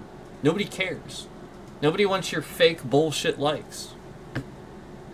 No, I only want legitimate ones from people that are liking the stream to tell me I liked this. That's the legitimacy. I want legitimacy. Hence why I built my channel on legitimate views and legitimate people and stuff like that, and you stole it because you're a scammer that tried to steal every bit of trending from Michael Does Life. Feel sorry for me. I'm not gonna shave and go on stream and make people feel sorry for me and play the victim. Guess I'm a streamer now. Duh, was what he was saying. Guess I'm a streamer now. I have all these people watching. Duh. Yeah, because they were trying to help you because they actually believed your bullshit. Yep, but you were just a grown-ass adult sitting there. Yeah. And the reality is, I stole your trending because you were stealing from Michael Does Life, you fucking piece of trash. The reality is, I saw what you were doing, and I started immediately doing that shit to you, and you flipped it so fucking quick, remember? You were so quick to point the finger and be like, you don't think he's trying, but he's, yeah, and you all remember how quick he flipped that, right? How immediate, yeah, and he's never stopped. Yeah. That should tell you something. I've never done a shit. I've never done shit. I've sat here and been original the whole fucking time. Whole way through. My shit. I tried to block his ass. I tried to tell him to stay the fuck away from me. I don't want anything to do with this faggot. Nothing. And every second, every ounce of every day, this guy just is obsessed. He just, you know, and he kept coming back, stealing viewers, triggering a response. And so the whole point was he was scamming Michael Does Life and stealing viewers from him. So I immediately started doing the same fucking bullshit, and he didn't like it. But here's the funny thing. Yeah, here's the funny thing. I didn't sit here and make up any scams. Yep. That's the difference. Yep. The difference is, I don't have like a kid where I like sat my kid in front of a camera for several hours while I was on stream. Yeah, that's what he did. So, that's the reality. And this guy literally uses his kid for content he always did. He uses his family, he uses his kids, he uses all kinds of things for content. Other people. He's always done that. This guy was at the DMV. He couldn't not stream in the DMV.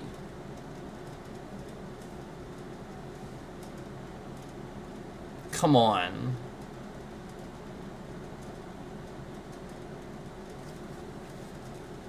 You know he's trying to listen to that later so that he can hear, like, personal information and stuff. That's why he was doing that. And remember, he does this, he has a habit of trying to do this to hospitals, where he's streaming in the ER to try to get them to be nervous and fill out the paperwork wrong. Oh, right! And then he tries to claim workers' comp because they filled out the paperwork wrong. So, this is the problem. Like this guy, he's like trying to create a scam about everything. He's going on and he's like saying all this stuff, and it's just like literally a scam. I'm not doing that. That's the difference. The difference is the stuff that I tell you, for the most part, it's true. This stuff's actually happening. I'm not going out of my way to harass anybody. I'm just sitting here minding my own business. I am literally... I don't even watch other streamers typically, and the few that have gotten views and stuff from me, again, the more, if I talk about this piece of trash goes there and causes problems. So I just don't do that anymore.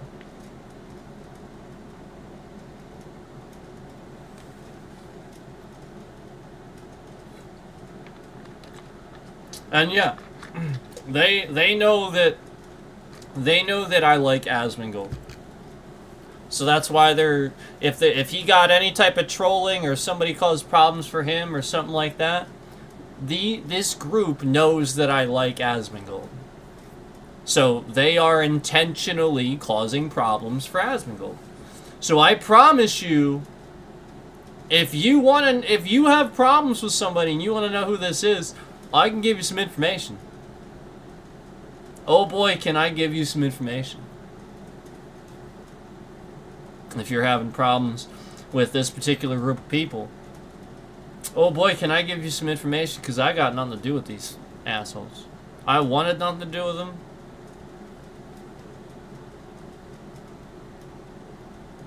I don't even sit here and... Again, you guys know I try not to talk about MDL or make anything about MDL too much either. Like, that's not the point. Like, that's what these assholes do. They make, like, copy channels and talk about everybody else and use their ideas and... Like, what the hell? Like, I mention people because I'm playing a game that person was good at or something like that. You know, like, that makes sense. You know, like Asmongold's build in Elden Ring or something being like the build, the tank build or something like that. That makes sense to mention that. Duh. That makes sense.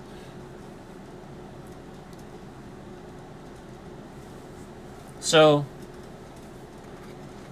you know, it's all about that. It's all about them intentionally trying to cause a problem and then spam you to a whale like Asmongold or something like that, so that this person, you are embarrassed in front of this group of people, basically. That's what they're doing. That's how they're orchestrating these scams. And I have no doubt that some of these groups are being charged up by these people. No doubt. Because everything that they're able to do, they should not be able to do. It is illegal. There's definitely some stuff that they're doing that if the feds would hurry the hell up with their asses, they are doing some illegal shit.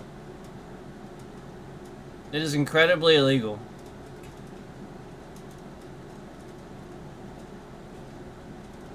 Incredibly illegal.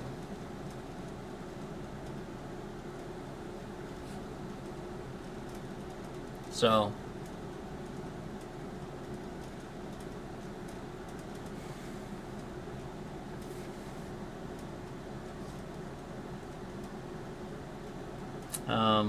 like I said already, this person made a lot of accounts, doxed my chat, used real people's information, names, They made, I mean, they were reported to the state police. I mean, it's not like there's nothing, there. They got reported. There's things happening. It just, again, the feds are not doing with what they're supposed to be doing right now. They are being misused. The funding that they should be using to do things like this is being used to randomly tear gas rioters and stuff like that in cities. Like, it's not being put to good use. That's not good use. That's stupid. So, yeah, I gotta call my lawyer, and just wanted to get a little bit going there and show you guys what would happen as we continue on with some of this stuff where, you see a real response here. It's pretty fascinating.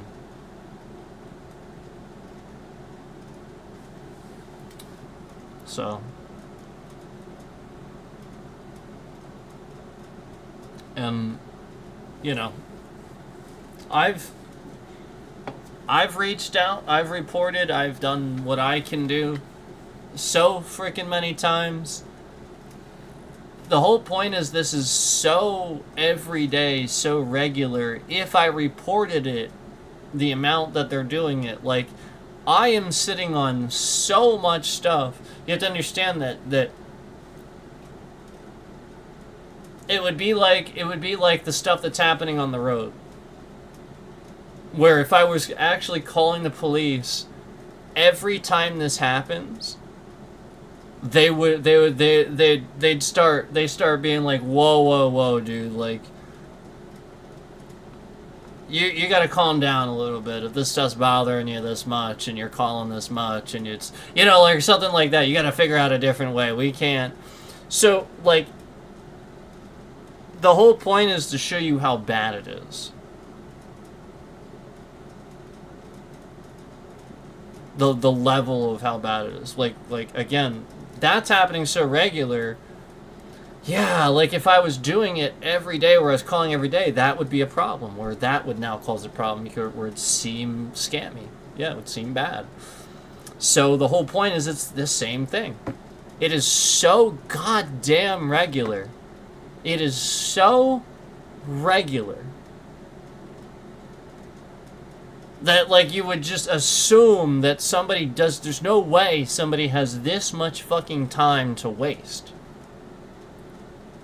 And is this obsessed with stalking and harassing somebody this often, this regular. So, this is why I started sort of doing this like a regular thing, like every day, to waste their time. And as you can see, it's almost as if YouTube helps the scammer. You're supposed to recognize that they're spreading out my views. They're not giving me the same amount of views. And you've seen that recently now, where if I don't stream for a couple of days, I get more views. It's opposite of how it used to be. The more time you have to put in, the more views you get.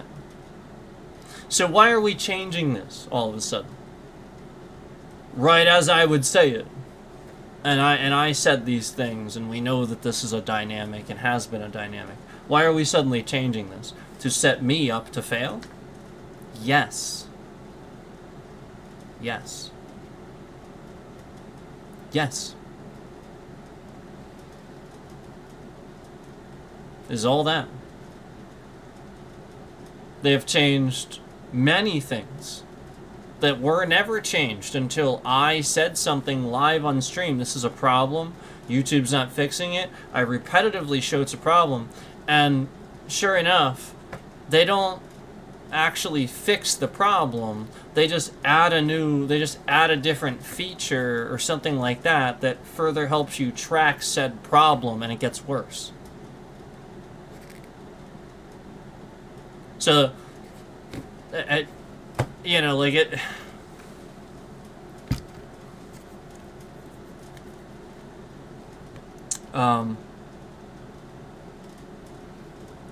Regardless,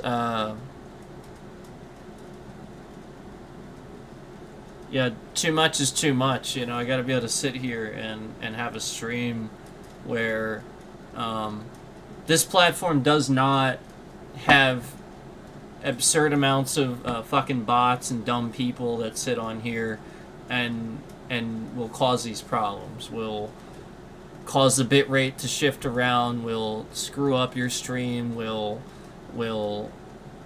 you know, sit here maliciously causing these problems for the games. Because that's what it's about. It's about the fact that I can't proceed the stream. Like, like, again, the whole point is that this started out with trolling. And once they realized I was going to ignore all kinds of trolling, they had to actually harass me and break things. That's all that's been happening for years. They're literally harassing me. Breaking games, breaking the stream software, breaking Windows. And I can prove it, and I have been proving it. So, I'm going to get off here and I'm going to call my lawyer. Again. And there's going to be a little update about this situation, what happened here today.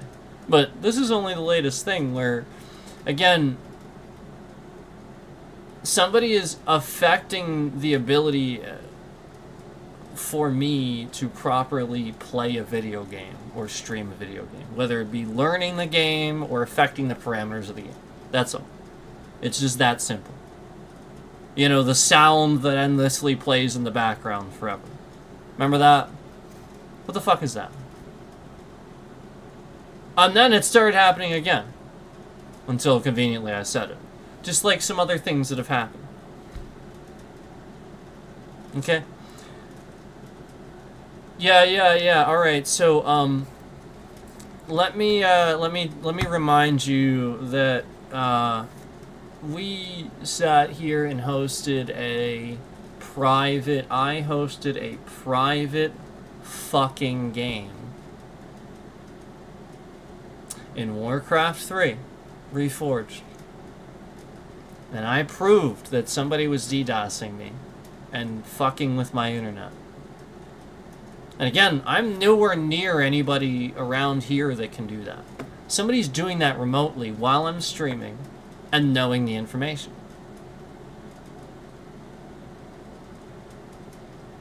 So, yeah, ha. No, it's actually true, stupid faggot. Don't sit here and try to play your stupid little psyops. It's not gonna work. I'm already aware.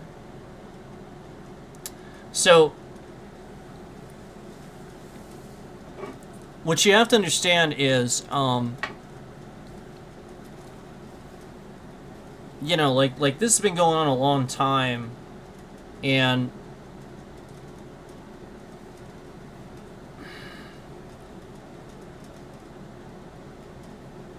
some things do permanently, like, it'll like permanently break the game.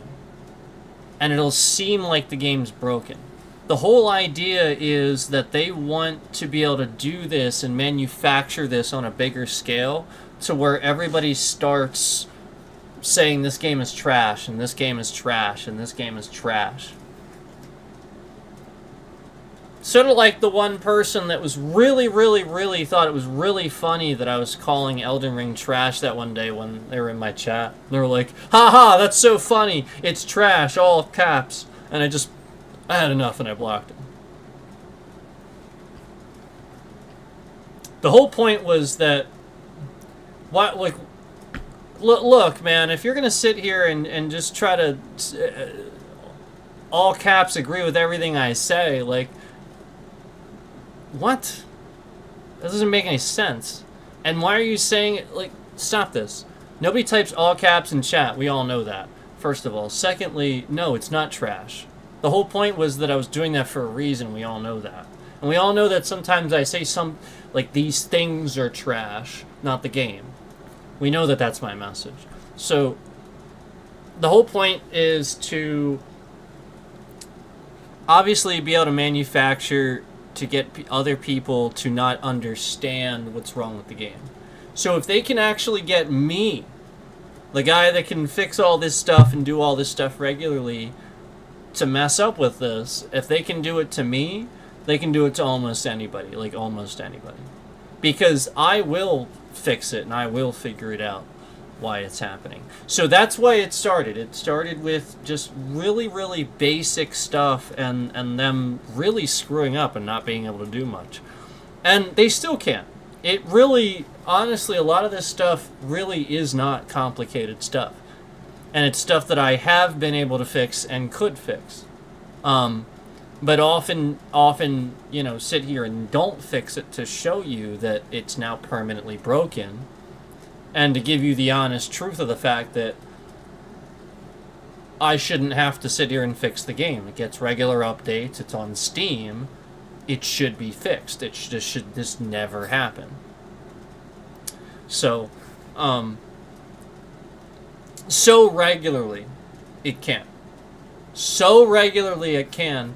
And again, we have that ever-growing problem of big companies allowing the data, allowing the you know, automated AI processes to essentially do exactly that. Look at your data, you know, and probe your devices. And what's happening is it's causing these spikes and stuff like that. And so this is what I've been endlessly complaining about the whole time, because we're getting all these CPU spikes. And I know, like I know. But the whole point is they don't care. The whole point is they should care. The whole point is this is destroying streaming. Nobody can stream anymore. Nobody can even game anymore. And all for the sake of, oh, them just trying to make sure that this goddamn fucking ad is in front of your fucking face when you click on Steam, or this fucking ad is in front of somebody else's face when they click on your stream on YouTube. And that's it. That's it. They're breaking your games for that. So again, that's what's going to happen. All they're going to do is endlessly cause a huge hole to be dug, where this causes endless optimization problems, memory leaks, and quite frankly, data breaches that are Microsoft's responsibility that they don't give a fuck about. And nobody's it's getting worse. You think that the orange guy in the White House is going to do a damn thing? He doesn't even understand this shit. He doesn't even come close to understanding this shit.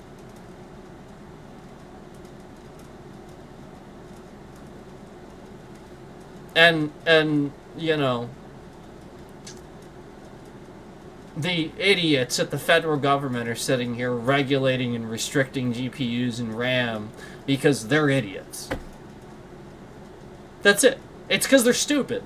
It's because they are not smart enough to stay ahead of the technology, so they're restricting your technology.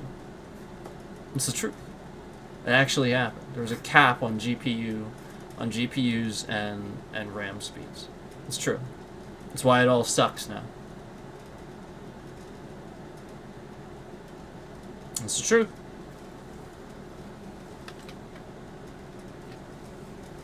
And I'll be willing to bet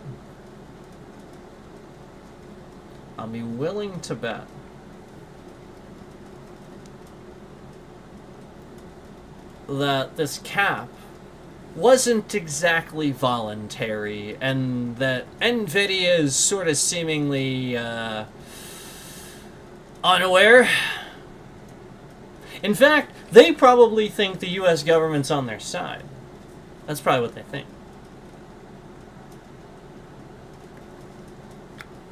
Can't trust the U.S. government. Don't do it. Don't trust them. I don't.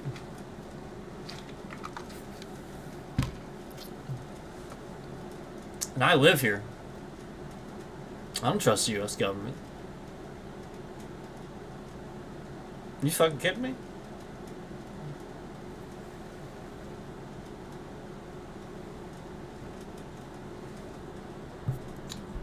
Now remember, these guys are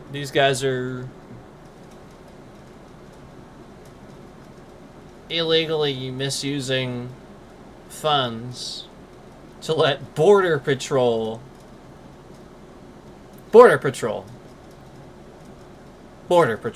not funding police, but Border Patrol, to let Border Patrol ransack U.S. cities. That's what they're doing.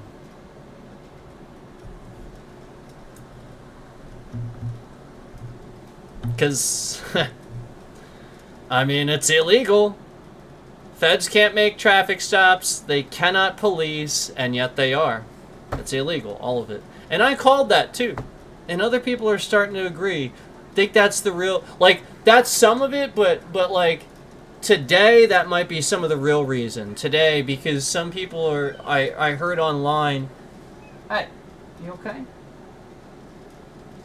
I heard online, that basically some people are talking about this, where, you know, like, it's sort of the thing of like, hey, he kind of made a good point there and nobody else was saying it.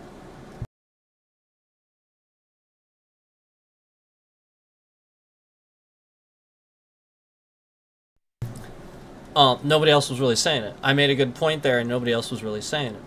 Okay? And the whole point was that I had made was, again, that they're not police. They don't have jurisdiction. They can't just go into a city. And, again, first of all, they're not police. They are court-ordered, usually, to do what they're or ordered by a superior that has the authority. They do not have policing authority. They cannot pull over cars. They cannot do any of this. It is incredibly illegal. Oh yeah. Even so much, like, again, them forcing a car off the road and all getting out with guns drawn, that is an act of terrorism. It is literally an act of terrorism. Can't do that. Even police can't do that.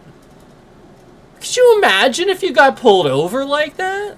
The cops would get fired. They can't do that. Yeah, like that's the whole point. They have to pull you over. When was the last, again, cops don't just pull you over and get out with guns drawn,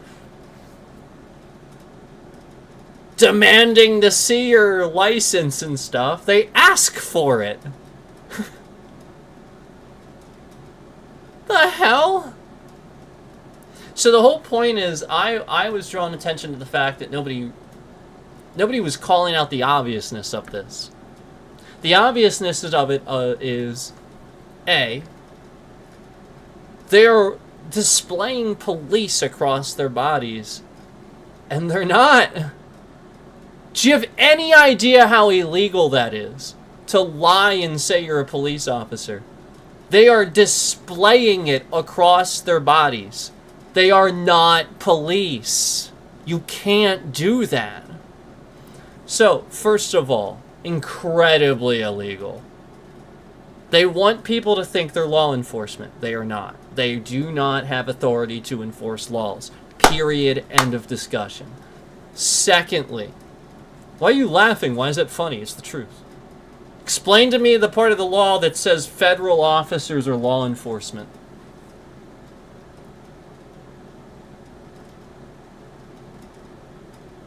Where would they have jurisdiction? DC? Yeah,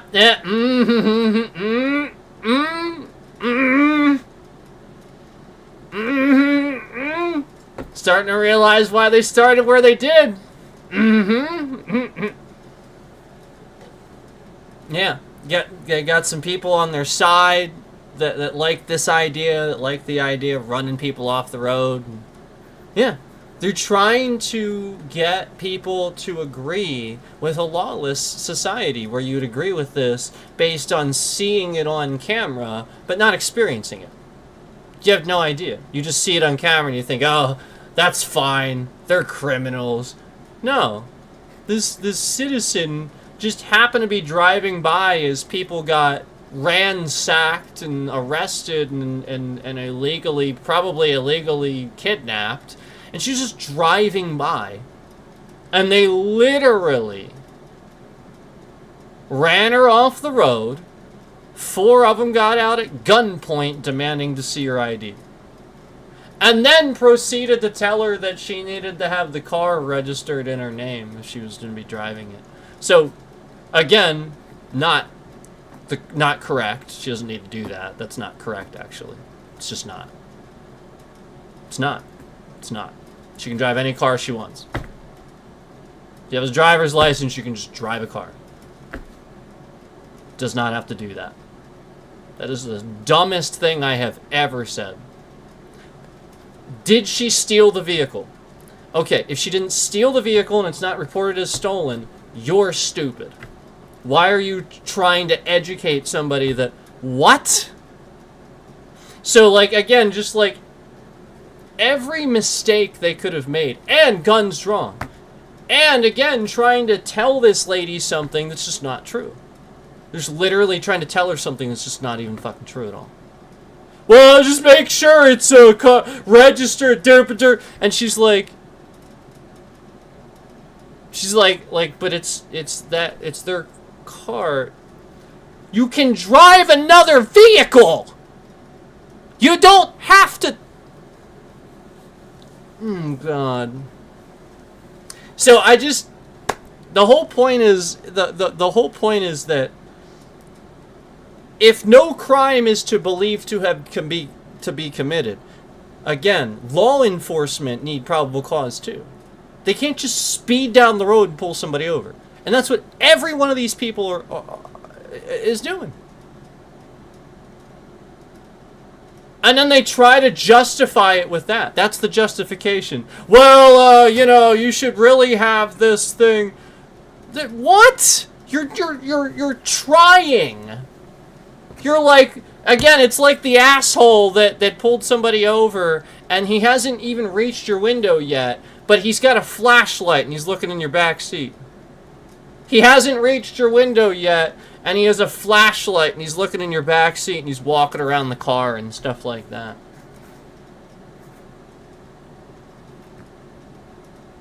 You ever see that shit? It's like that. It's not procedure. It's not. Can't do that. It's actually, it's not illegal, but it's actually really unsafe for him to do that. It's incredibly unsafe. He hasn't confirmed whether that driver is armed and he's walking around the car.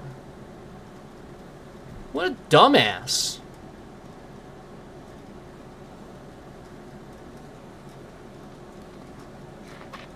So anyway,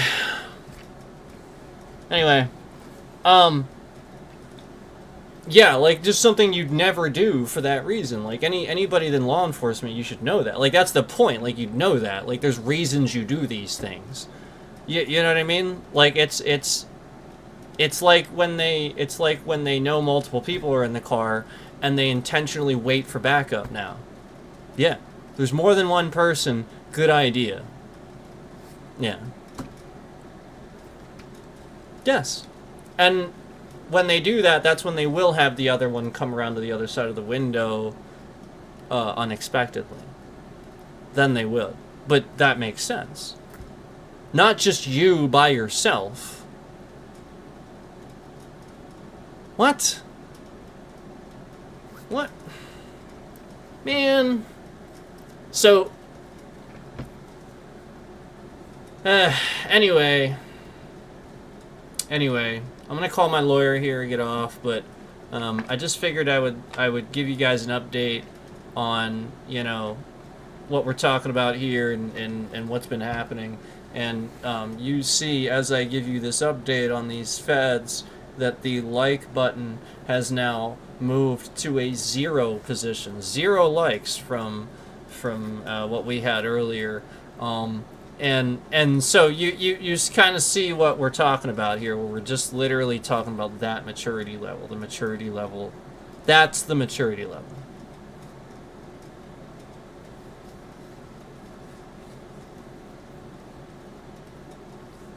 Yeah, like just how stupid, doing something like that is. Like what a waste of time that is. Just to sit there and like it to remove, like what a, like just what a childish thing to do. That's all.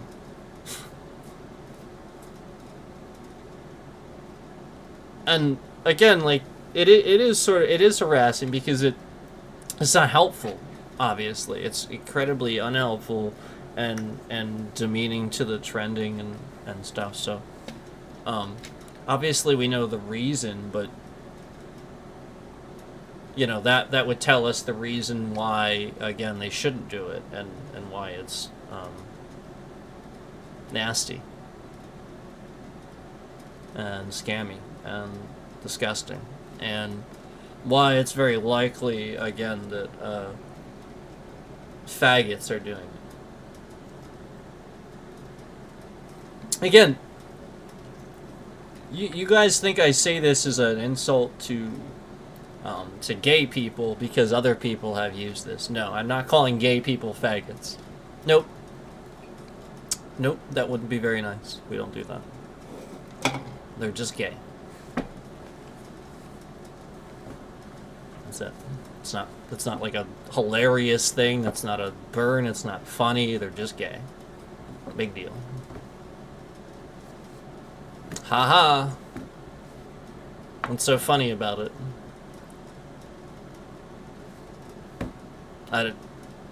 I missed the memo why that's funny. It's not funny, it's just a normal part of life. Some people are gay and some are not. Big fucking deal. Big fucking deal.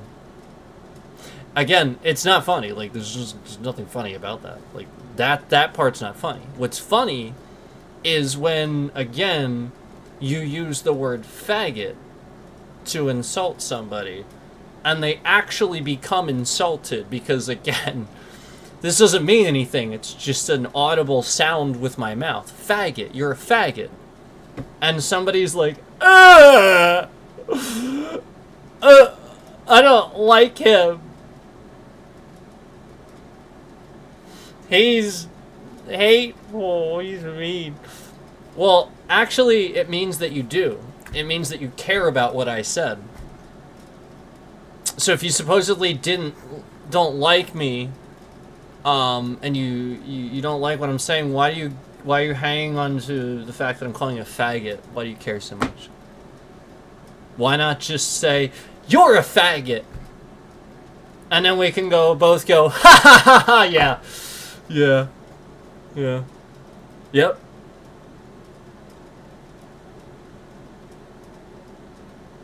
Why don't you do that? Instead of sitting here harassing somebody, go to your own channel, make some content, be like, Sifu's a faggot. Do you know why? Do you want to know why? I'll give you a little secret.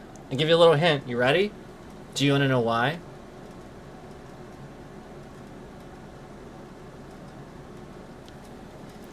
Because they're afraid.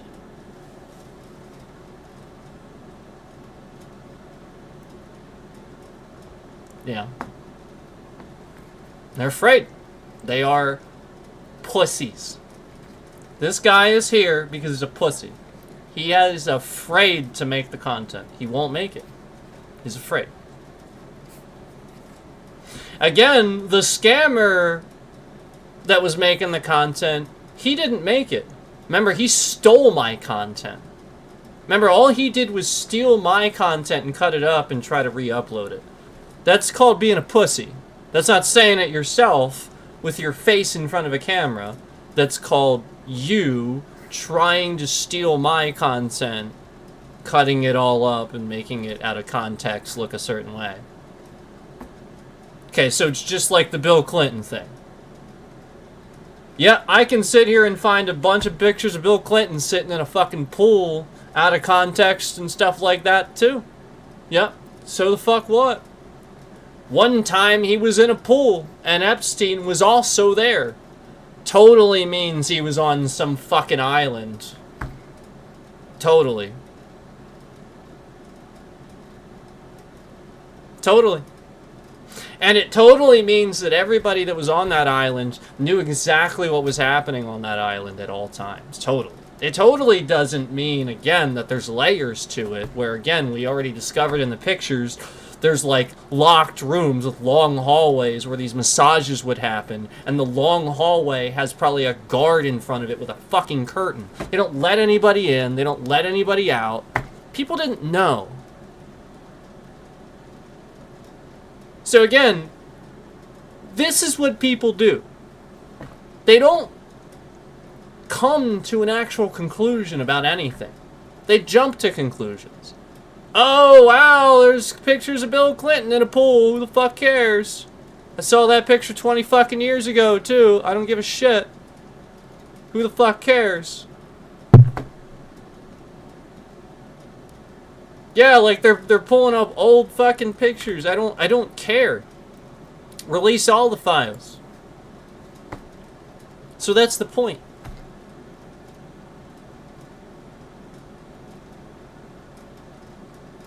That's the fucking point. You're sitting here harassing somebody. Just like the Orange Man's doing. That orange piece of douchebag knows that he's the center of that. And knows that he was about to be whistleblowed. So he had this guy unalived. And he's literally blaming everybody else. Oh, look at Clinton. Look at this guy. Look at, oh, look at dirkity dirkity. Dirk-a-dirk-a-dur. Oh, the Epstein files will release that, but then he doesn't. Dirk-a-dur. Why aren't releasing it? Dirk-a-dur. Gee, I wonder.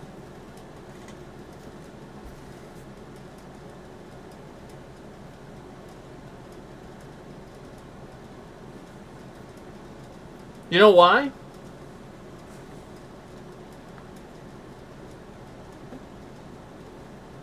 You know why?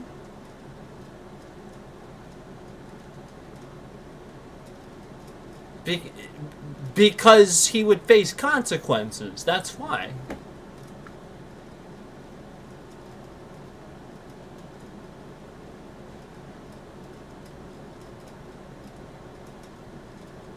So, look, I mean, we're talking about a guy that sat here and got away with everything he ever wanted to get away with, and you're gonna let him get away with this sex trafficking thing too. That too? So again, this guy is a billionaire, and he does get away with whatever the fuck he wants to get away with. And now you're gonna let him get away with this too. This. Of all things. The thing everybody claims to care so much about. And you're gonna let him get away with it under the thing of, oh, well, my friends will get hurt too. My friends will get hurt too. What, Prince Andrew? The guy that was already de-princed?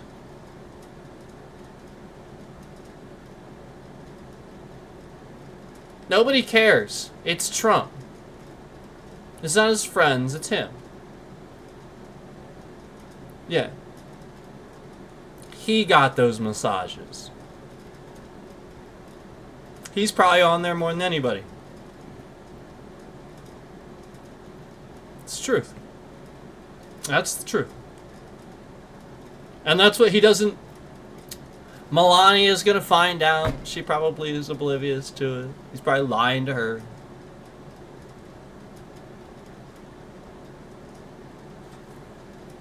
His kids will find out. You know, while they're drunk wastes of space. They didn't do that, right? So, like, you know, like, even compared to them, it's just gonna look really fucking bad. So that's what you gotta realize. That's what he's rationalizing, too. And yeah, it's the truth. Literally just kidnapped women. And he knew about it.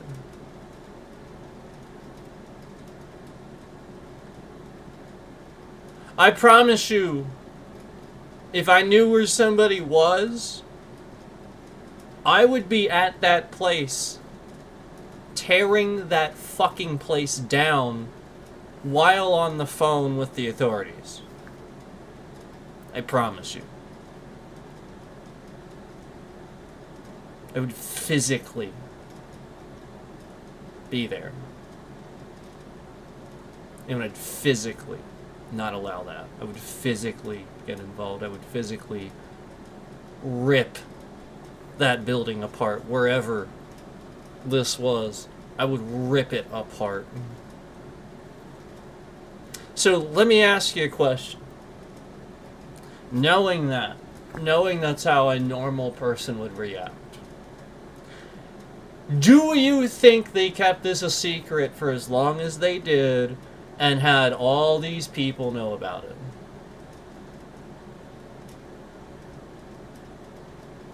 Because we're not talking about a government secret. This isn't government. The government wouldn't cover this up.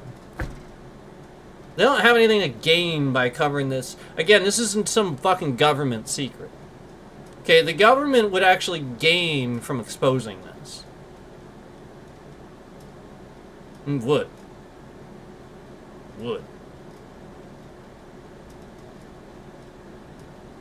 So sitting here pretending like it's like some government can... No.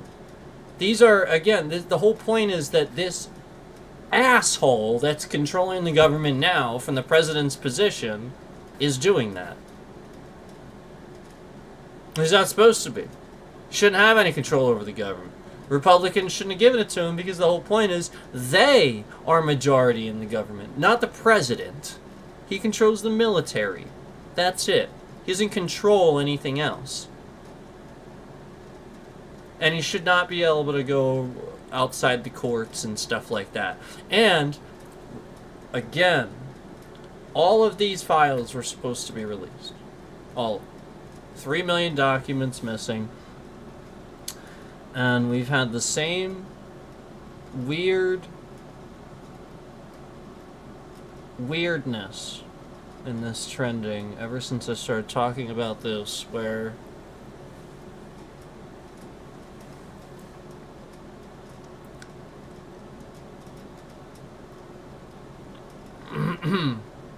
like, I'm not saying it's malicious, but I'm just saying, like, it seems a little suspect, if you know what I'm saying. Like, the way it's going. It's just really sus. Like, obviously, I'm not saying it's malicious. I'm just saying it's a bit suspect. Way it's doing.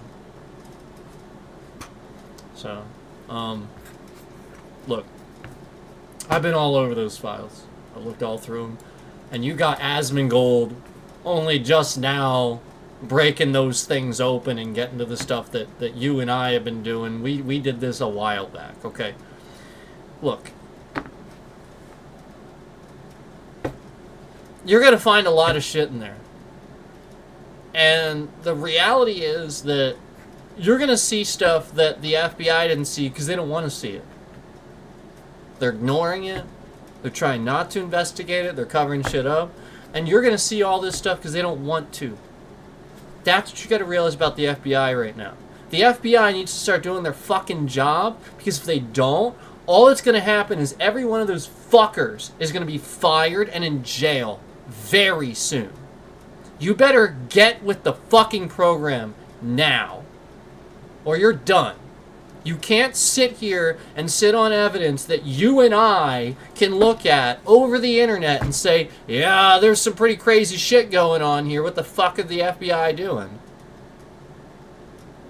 Okay, I'm sitting here calling out addresses on equipment getting sent to Epstein's place that they're supposedly getting pictures of being taken there, that are sitting there, and they're getting sent. There's like an address listed there to get sent to his place and stuff. There's some really suspicious stuff going on in these pictures, man, where it just looks like somebody gutted this place. They prepped this. They took all the stuff out that was going to show much of anything. left the obvious stuff, you know, the pictures and stuff like the inappropriate. Yeah, so you're gonna see that here and there. But they really very obviously prepared this. And anybody can see that. Plain as day. We're like, you have to realize that there's a good number of people out there that went to college. Like, not everybody's an idiot. Like, yeah, you should probably go to college because, again, your public schooling is trash these days. Because, again, Donald Trump put Betsy DeVos in charge of the Department of Education. She didn't do shit. So, you know, it went sort of backwards for a while. But it was already in the dumps. It was already needing help. And he didn't do anything. And he hasn't done anything. And all Biden could do was sit here and try to play recovery. So you know, like that's it. And now we've taken huge leaps and bounds backwards. He's completely defunded education. And again, all he's trying to establish is a, you know, just, oh, well, we'll get it to this point. Now people are just used to it being this way now. No. You will just have a revolution. People will be tired of your shit. You will just have another revolution. And you won't like it. It'll be bad. If you change the way it is now, it'll be bad. You don't know what's going to happen. Russia could take over. China. More than likely China, actually. And, you know, you're just pretending like this isn't a possibility, a real possibility. No, China's going to take over. Russia's bankrupt. They're done. Putin's done. He's done. He's done. China's taking over. And we're falling behind.